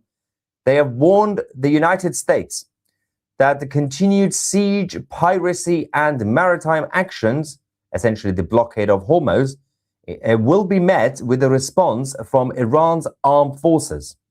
Now, they have also said that the Islamic Republic is at the higher level of readiness than before and will impose heavier damage in the event of any new aggression, while continuing to monitor the region and maintain control over the Strait of Hormuz. Maintain control over the Strait of Hormuz. You have absolutely no control. You are literally shooting yourselves in the foot because you're doing a blockade in order to basically prevent the foreign vessels to basically do business. But the Americans have also done block it from the other side. You're not making any money either. This is absolute lunacy. They've said that the Iranian negotiators have now sent a message to the Americans asking Trump to dial back his threats and tone down his rhetoric. Otherwise, they will not engage in negotiations. This is coming from the same regime that randomly decided to go to Pakistan before the Americans even arrived, saying, yeah, we're just here to do some consultations. While we are here, Americans, would you like to come and talk? Make up your mind. Who is actually in charge? Because nobody actually knows what you guys are up to. It doesn't really help, but all it does is that it shows that the blockade of Hormuz during this so-called ceasefire and your infighting is doing more damage to your own regime. So the Americans are not even doing anything apart from the blockade, and you guys are killing each other. So at this point, there is no rush into getting back into the airstrikes because you guys are doing the work directly. Meanwhile, Hezbollah have broken the ceasefire again, so the Israeli Defense Forces have now started to hammer southern Lebanon. Again, we have a video coming from the strikes that are now happening. The ceasefire in Lebanon is largely peaceful, and there is a video that's coming in a second, but we're going to go quickly to President Trump, who's basically explained that we don't even know who is their leader in Iran. Let's go to the president. On Iran, as you're figuring out who is in charge, if the hardliners or IRGC-aligned leaders have greater power in Iran, can the U.S. make a deal with those factors? Whoever's running the show. Deal with whoever runs the show. They don't know. They are fighting with each other. There's tremendous infighting. They're probably fighting for leadership. In many cases, I think they're fighting not to be the leader because we knocked out 2 levels of leaders. But I'll deal with whoever we have to. But there's no reason to wait 2 days, have people traveling for 16, 17 hours, And we're not doing it that way. We'll do it when they want. They can call me. We have all the cards. We've won everything. We have all the cards. Yesterday you said to Reuters that we're dealing with who is in charge now. What changed from yesterday to today? Nothing. It's just that they gave us a paper that should have been better. And interestingly, immediately when I canceled it, within 10 minutes, we got a new paper that was much better. What was on that paper, sir? We talked about they will not have a nuclear weapon. It's very simple. Look, that whole deal is not complicated. Iran cannot have a nuclear weapon. It's very simple. Now, while this is happening, obviously, it's not really about the rhetoric that matters during wartime. It's about what's actually happening behind the scenes, but also right in front of our eyes. And I'm going to show you the mobilization and the deployment of the US military in the region. But the best part of that interview was President Trump saying, well, they all seem to be fighting over the leadership. And in many cases, they're fighting because they don't want to be the leader. Everybody's terrified. But I do feel they are not that smart to actually realize that if they become the main person, they're going to die regardless. But some of them think that they are special needs, but they think they are special. Meanwhile, let's talk about the mobilization of the troops that continues, but also the military bases, the US military bases across the region. For example, this is the Al Dhafra Air Base in the United Arab Emirates. Now, we are seeing a huge increase in military presence, the Americans, obviously. We got about 12 FA-18 fighter jets that have now been deployed alongside 7 new refueling tankers and also a massive C-17 cargo aircraft that is now in place in the UAE.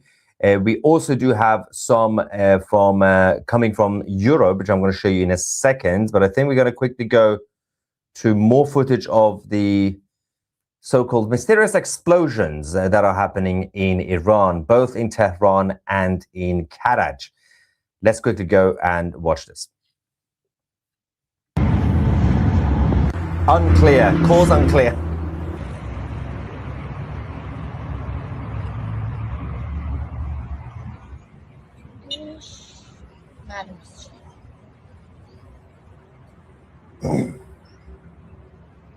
فرودگاه پایگاه محمدشاه کرج محمدشاه امروز 5 That's near a small airport in Karaj.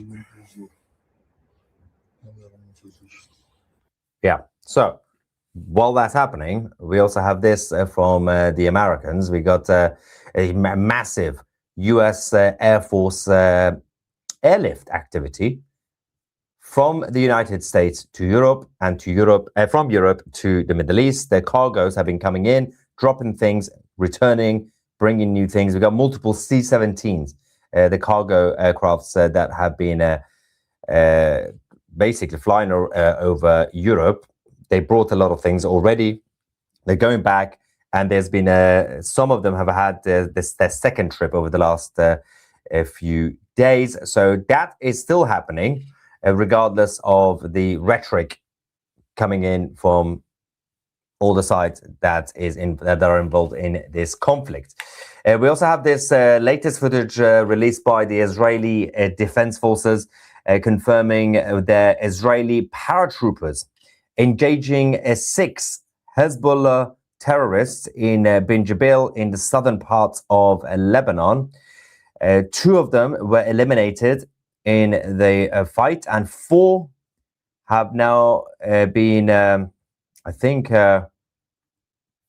of them were actually killed early on outside the building, and 4 more were killed when they went into the building right there. That's the building that has now been flattened. All the Hezbollah militants in that area have also been killed. So that's the confirmation from the IDF. Of course, the ceasefire doesn't really exist because we got both sides launching against each other. You got the IRGC Hezbollah side, and then you have the Israelis retaliating. Of course, the Israelis never start. The Israelis are not launching first. They always wait for the Islamists to launch, and then once they do, they launch double the size and the power that they have. At the same time, the situation in Iran is escalating on a personal level. I was speaking to my dad, who is in Tehran, and he did mention that the public announcement from the so-called central bank in Iran was that inflation in Iran, now for those of you, if you're watching from the developed world and technically stronger economies, inflation is it should be about 2%, right? 2%, 3%, roughly speaking. When inflation goes to 5%, 6%, it's chaos, as you guys know. And especially if it gets to like close to 10%, complete chaos. In Iran, the official announcement by the government central bank is that inflation has now reached 50%. But in real terms, real life, it is now at 150% inflation. And not many people can afford anything really at this point. And I was speaking to my dad, a lot of people are just basically just saving up, and they have a lot of rice or pasta, and they just, and a lot of people are making bread at home, homemade bread, because there is a massive shortage as well out there when it comes to bakeries. So all that's going on. The government had to admit that there is a problem with the shortage of resources, including electricity and water. But the president came out, I'm going to show you the video, the president of the Islamic Republic, Pezeshkian, who's now been released for a while by the IRGC apparently, he's urged the citizens to cut electricity use during this ongoing war. He says, what's wrong with turning on 2 lights instead of 10 lights? I'm not really sure why you're going around turning on 10 lights at the same time, but watch him. He's got we got English subtitles for this one, I think. Yeah. از مردم عزیزمون که الان آماده‌اند و در صحنه اینجا هم گفتم یه درخواست ساده داریم. Translate it in case you can't read it. در برق و انرژی بیارم پایین. فعلا ما نیاز به فداکاری این عزیزان نداریم، ولی نیاز به کنترل مصرف داریم. تو خونه به جایی که 10 تا چراغ روشن بشه 2 تا چراغ روشن بشه، چه اشکالی داره؟ اینا زیرساخت ما رو زدن، ما رو در محاصره قرار میدن تا مردم ناراضی بشن و این رضایتی که الان وجود داره تبدیل به نارضایتی بشه. چطوری میتونیم جلوش بایستیم؟ این که ما اون زمینه‌هایی که اونا فکر میکنن باعث نارضایتی رو مردم اجازه ندن اصلا به وجود بیاد. Okay, the best way I can translate this, in case you couldn't read this out, it's a bit blurry. Apologies for that. Quality of videos we're getting from Iran is not the best. The best way I can translate this, it makes no sense, but so he said obviously there is shortage, so try not to use too much electricity. I get that. This has been a case in Iran for some time. It's like 30 years ago and 40 years ago, they had the same problem. They used to actually put, what do you call it, the government public announcement commercial things on TV, make it creative, like a cartoon, telling people, don't use water, don't use electricity, like only shower once every year, something like that. It's gone back to that, but he says, just turn off the lights. But the best part, which is the most insane part, was that don't show anger. Don't show the world that you are not satisfied, because the Americans want you, the people of Iran, to kick off because, you know, electricity, water, food, everything else running out. So the best way, the best thing you can do in Iran is just pretend everything's fine. Pretend you're satisfied. Imagine being the president of a country. Your job is policy, right? To make sure everything runs properly. And you're standing there, everything's falling apart, saying, I'm telling you, as your public servant, I'm not going to fix the problems, like by resigning and changing the regime and having actual proper market economy. Instead of fixing anything, I'm going to tell you, just pretend everything's fine. How's that going to work? You're just going to make things insane. Yes, their public service announcement, PSA. The words were all over the place in my head. That's what I meant. So yeah, they used to do PSAs on TV. I'm pretty sure they're doing it again, which is embarrassing. But let's go back to the situation with the IRGC's Hezbollah branch in southern Lebanon and the village of Ghaliliya that is being hammered by the IDF. بس هي الضربة هون بوجه نحن بوجه بيت سيد هذا البيت بتنيف ها. Yeah, so that's the latest. Apparently, there was an attempted assassination of one of the leaders or commanders, basically, but we don't know exactly who and what's happened. So we will wait for the confirmation coming from the Israeli side. And let me just quickly check something before I go to you guys. Actually, apart from the live feed we have from central Beirut, I think we also have. We're going to also check out the situation in the Strait of Hormuz, but we also have the White House Correspondents' Dinner that is happening. That will be happening tonight. We have our live feed from Washington, D.C., which of course we're going to keep you guys posted on in case something interesting happens. It tends to either these dinners are usually either very, very boring these days or very bombastic. So, of course, we'll keep you guys posted on that. We're going to also check out the situation in the Strait of Hormuz. We got our live feed from there. And it's the strait, literally, in the middle, the strait is completely quiet. All the vessels, tankers on both sides are basically stuck unless they are able to. If they are going through the Arab ports, then they can, obviously. The Americans allow them to go through. But if they're going to the Iranian ports, they will be intercepted. Interesting enough, over the last day or so, probably, I would say probably just over 24 hours, we haven't had any trouble, meaning everybody's behaving. No rogue vessel or tanker has been trying to poke the bear. Because I think after what happened with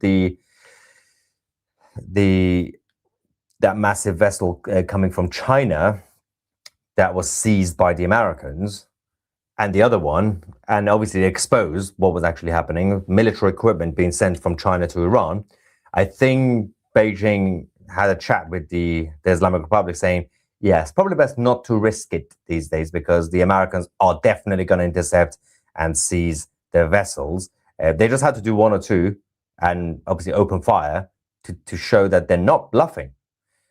On the other hand, from the blockade that the IRGC are doing, which is not the same level of blockade, the Americans actually have massive Navy ships blocking the entrance to the Strait of Hormuz and the Persian Gulf. The IRGC have little tiny boats with rifles. And what they do is they basically sail towards you and they say, if you don't stop, we're going to start shooting and create holes in your boats. That's basically what they're doing. They don't necessarily, they haven't physically blocked the actual entrance or the exit, depending on which side you're looking at. So that basically everyone's behaving for now because both sides have realized things will happen, which means that if everybody's behaving, the financial suffocation of the IRGC's money is ongoing. And in the next few days and couple of weeks, if this continues, there is literally no money left. They know this, everybody knows this, and it will get to a point where they have literally two options. Either just sign the surrender deal, get it over with, or open fire first. Because they are waiting for the Americans to launch first so that they could blame the Americans. Oh, America ended the ceasefire. But the Americans, they don't seem to be in a rush for now. Although you never know. Tonight, it's, what is it, Saturday, the 25th of April, right? It's currently 6 p.m. Eastern time, at the bottom right, and 11 p.m. Obviously BST. But you never know. Later tonight or tomorrow, Sunday, a lot of people are saying Sunday evening, early hours on Monday, we're going to see something happening. Again, you can't really go with all these self-appointed experts who are predicting the future. You can speculate, but there's no way that you will be able to tell when the Americans, or if the Americans are going to be launching first. So they're not in a rush for now. And from the IRGC side, they were hoping that the Americans could launch first so they could basically just start firing back. But this way, they are literally being crippled. So you can see the situation, as I said, the central bank, the inflation, the resources, everything from electricity, water, And also the money, it's not really just about the money in the country or the infrastructure. That's the problem that is running out. They don't seem to care much about Iran. It's their own money. The money that they've been stealing from Iran, that's been stopped. So they're not able to trade in order to make more money, not just for drones or missiles, but also just to send abroad as a backup plan, because that money, any money that's been sent outside, is now being hunted down and being frozen by Scott Bessent and the US Treasury. They've been using cryptocurrency wallets to get away with it, but the Americans found a way to also find out. And we've had, 344 million US dollars worth of assets in crypto wallets that have now been frozen as well. So they can't do anything anymore.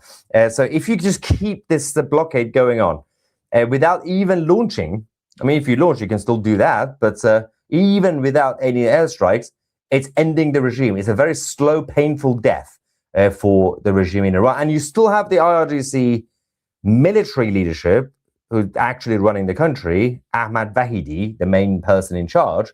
He's still saying, we will not even negotiate the nuclear issue.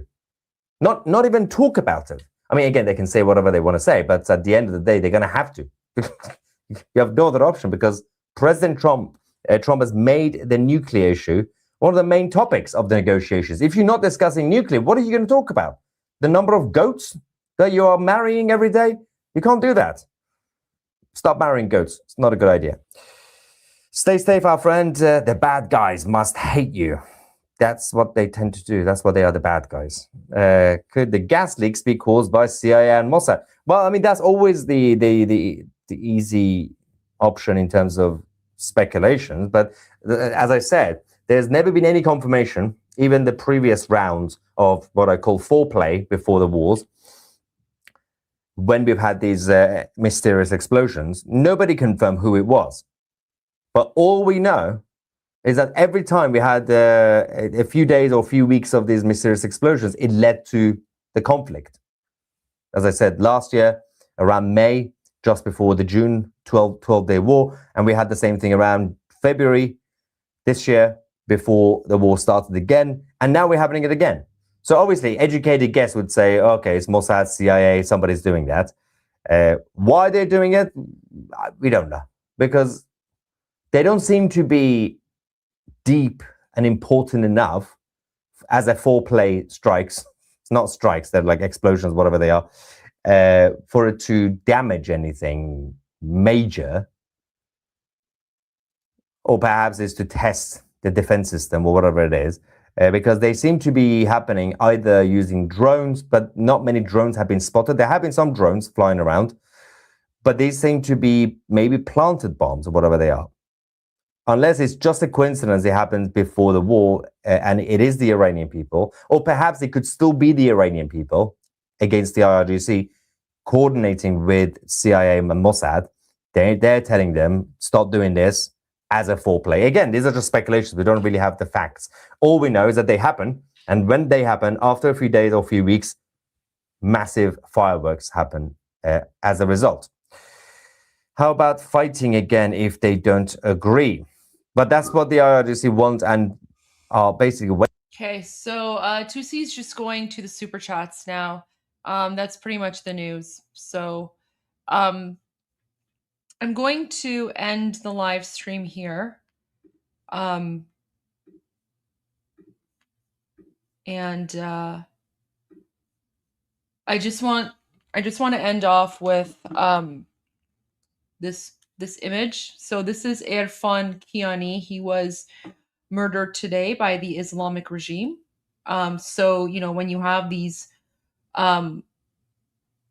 leftist European politicians like Macron and you know, Starmer and the others who are cheering and clapping and you know, demanding that, you know, people engage in diplomacy with the Islamic regime, this is what they're supporting. They're supporting the murder of Iranians. So yeah, I just wanted to end off with this.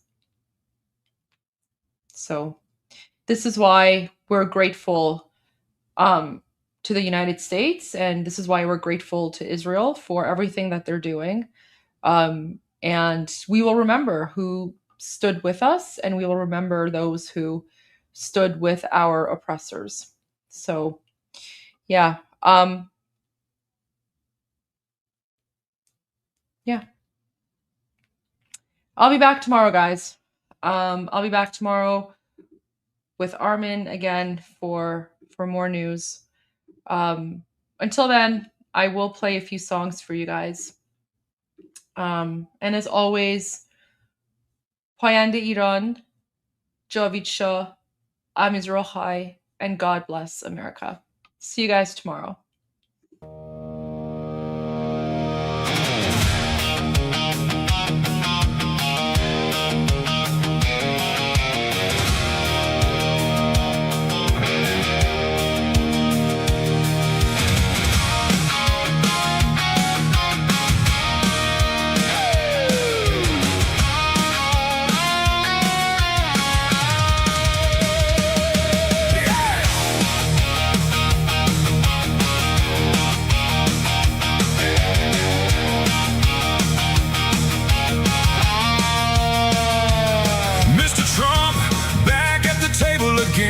Talking of peace, but you know how it ends. Smiles for the cameras, deals in the light, but truth disappears somewhere out of sight. Mullahs behind it, controlling the flow. You shake hands with fire, but you already know.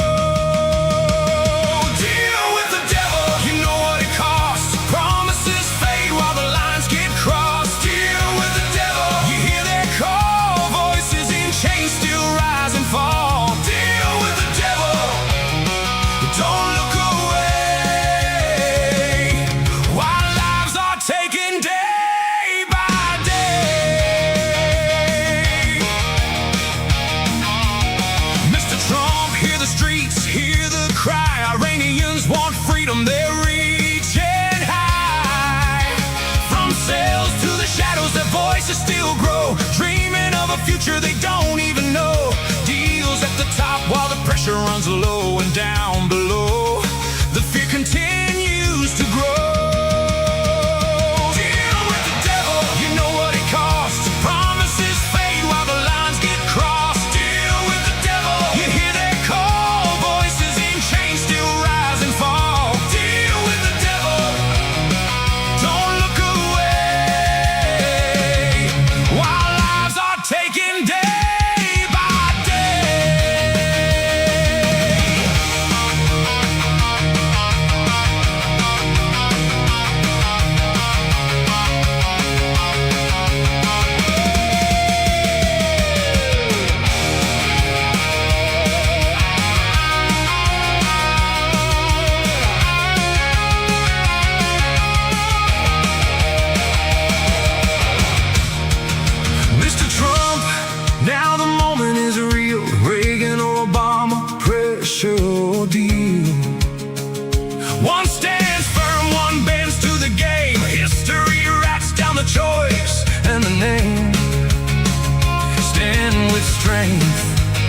Don't let it all go.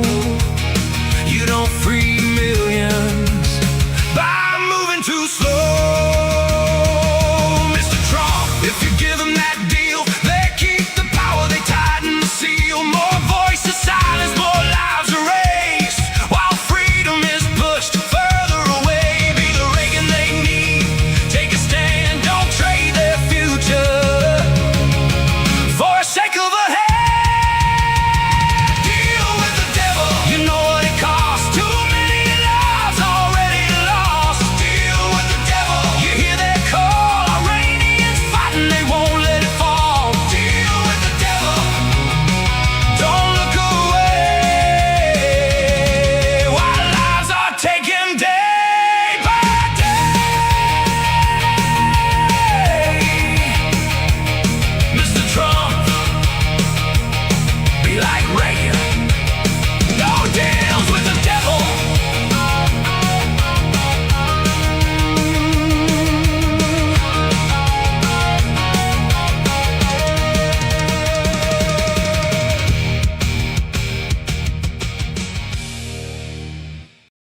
غرق انقلاب است.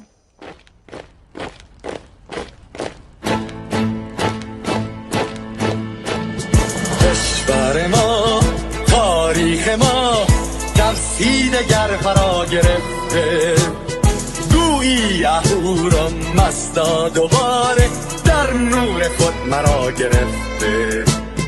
اکنون سرودی سر میدهم باز فارغ از رنج و تشویش. ایران غرق انقلاب است، به پیش به پیش به پیش. ایران غرق انقلاب است، به پیش به پیش به پیش. هن ای پدر، هن ای پسر، برخیز و باماش و همگاه، تا درد آن تجربه تلخ ما را نکشیده در پا. بگذار هر دم بغرند گرگ‌ها دم لباس میش. ایران غرق انقلاب است، به پیش به پیش به پیش. ایران غرق انقلاب است، به پیش به پیش به پیش. ای کارگر، ای برزگر، راحت کنون ادامه دارد در این زمان که پرتو یزدان از هر سو بر تو میبارد. پس پیش به سوی آزادی از بحر خزر تا کیش. ایران غرق انقلاب است، به پیش به پیش به پیش. ایران غرق انقلاب است، به پیش به پیش به پیش. خلقا به پا بهر دفاع از استقلال و آزادی، تا بشکنیم پشت ارتجاع تیریزی ویران آبادی. تا زنده سازیم سنت‌های می از من آیین و کیش. ایران غرق انقلاب است، به پیش به پیش به پیش. ایران غرق انقلاب است، به پیش به پیش به پیش. با امید روزی که تمام این دلبشو و انقلاب تموم بشه و ما در روشنایی، نور و سعادت مردم کشورمون غرق بشیم. نه خارجی، نه بیگانه، نه مستشارهای ویرانی، نه چیر خاران، نه کاسلیسان، فقط هم رزمان ایرانی. تا با شرافت میهنی بسازی بهر فرزندان خویش. ایران غرق انقلاب است، به پیش به پیش به پیش. ایران غرق انقلاب است، به پیش به پیش به پیش. مردان بیایید داخل صف ما، اکنون که آغاز رویاست. دشمنان بدانید ما زنده هستیم، بعد از ما هم ایران پابرجاست. آن روح شیطان ما را فریب داد با صد شعار مردمیش. ایران غرق انقلاب است، به پیش به پیش به پیش. ایران غرق انقلاب است، به پیش به پیش به پیش. پرچم ما، پرچم ایران غرق خون شهیدان، روی شانه هامان هم میکنیمش در هر خیابان و میدان. تا ماسک دلغکان را برداریم از روی تسبیح و ریش. ایران غرق انقلاب است، به پیش به پیش به پیش. ایران غرق انقلاب است، به پیش به پیش به پیش.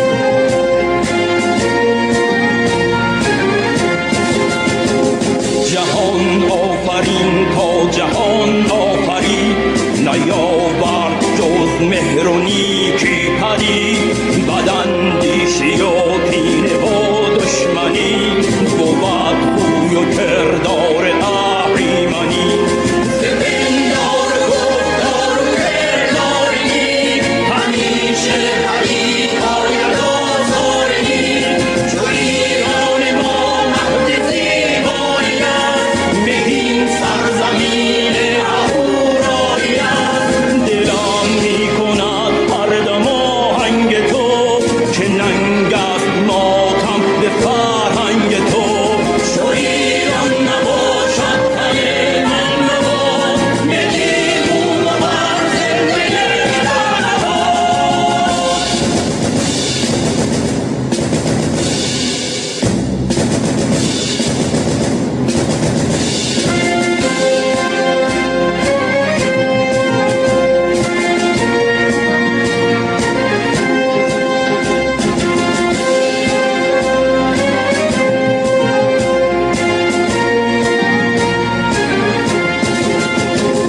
چنین ملت پاک و گردن فراز به یک جنبش تازه بودش نیاز به شوق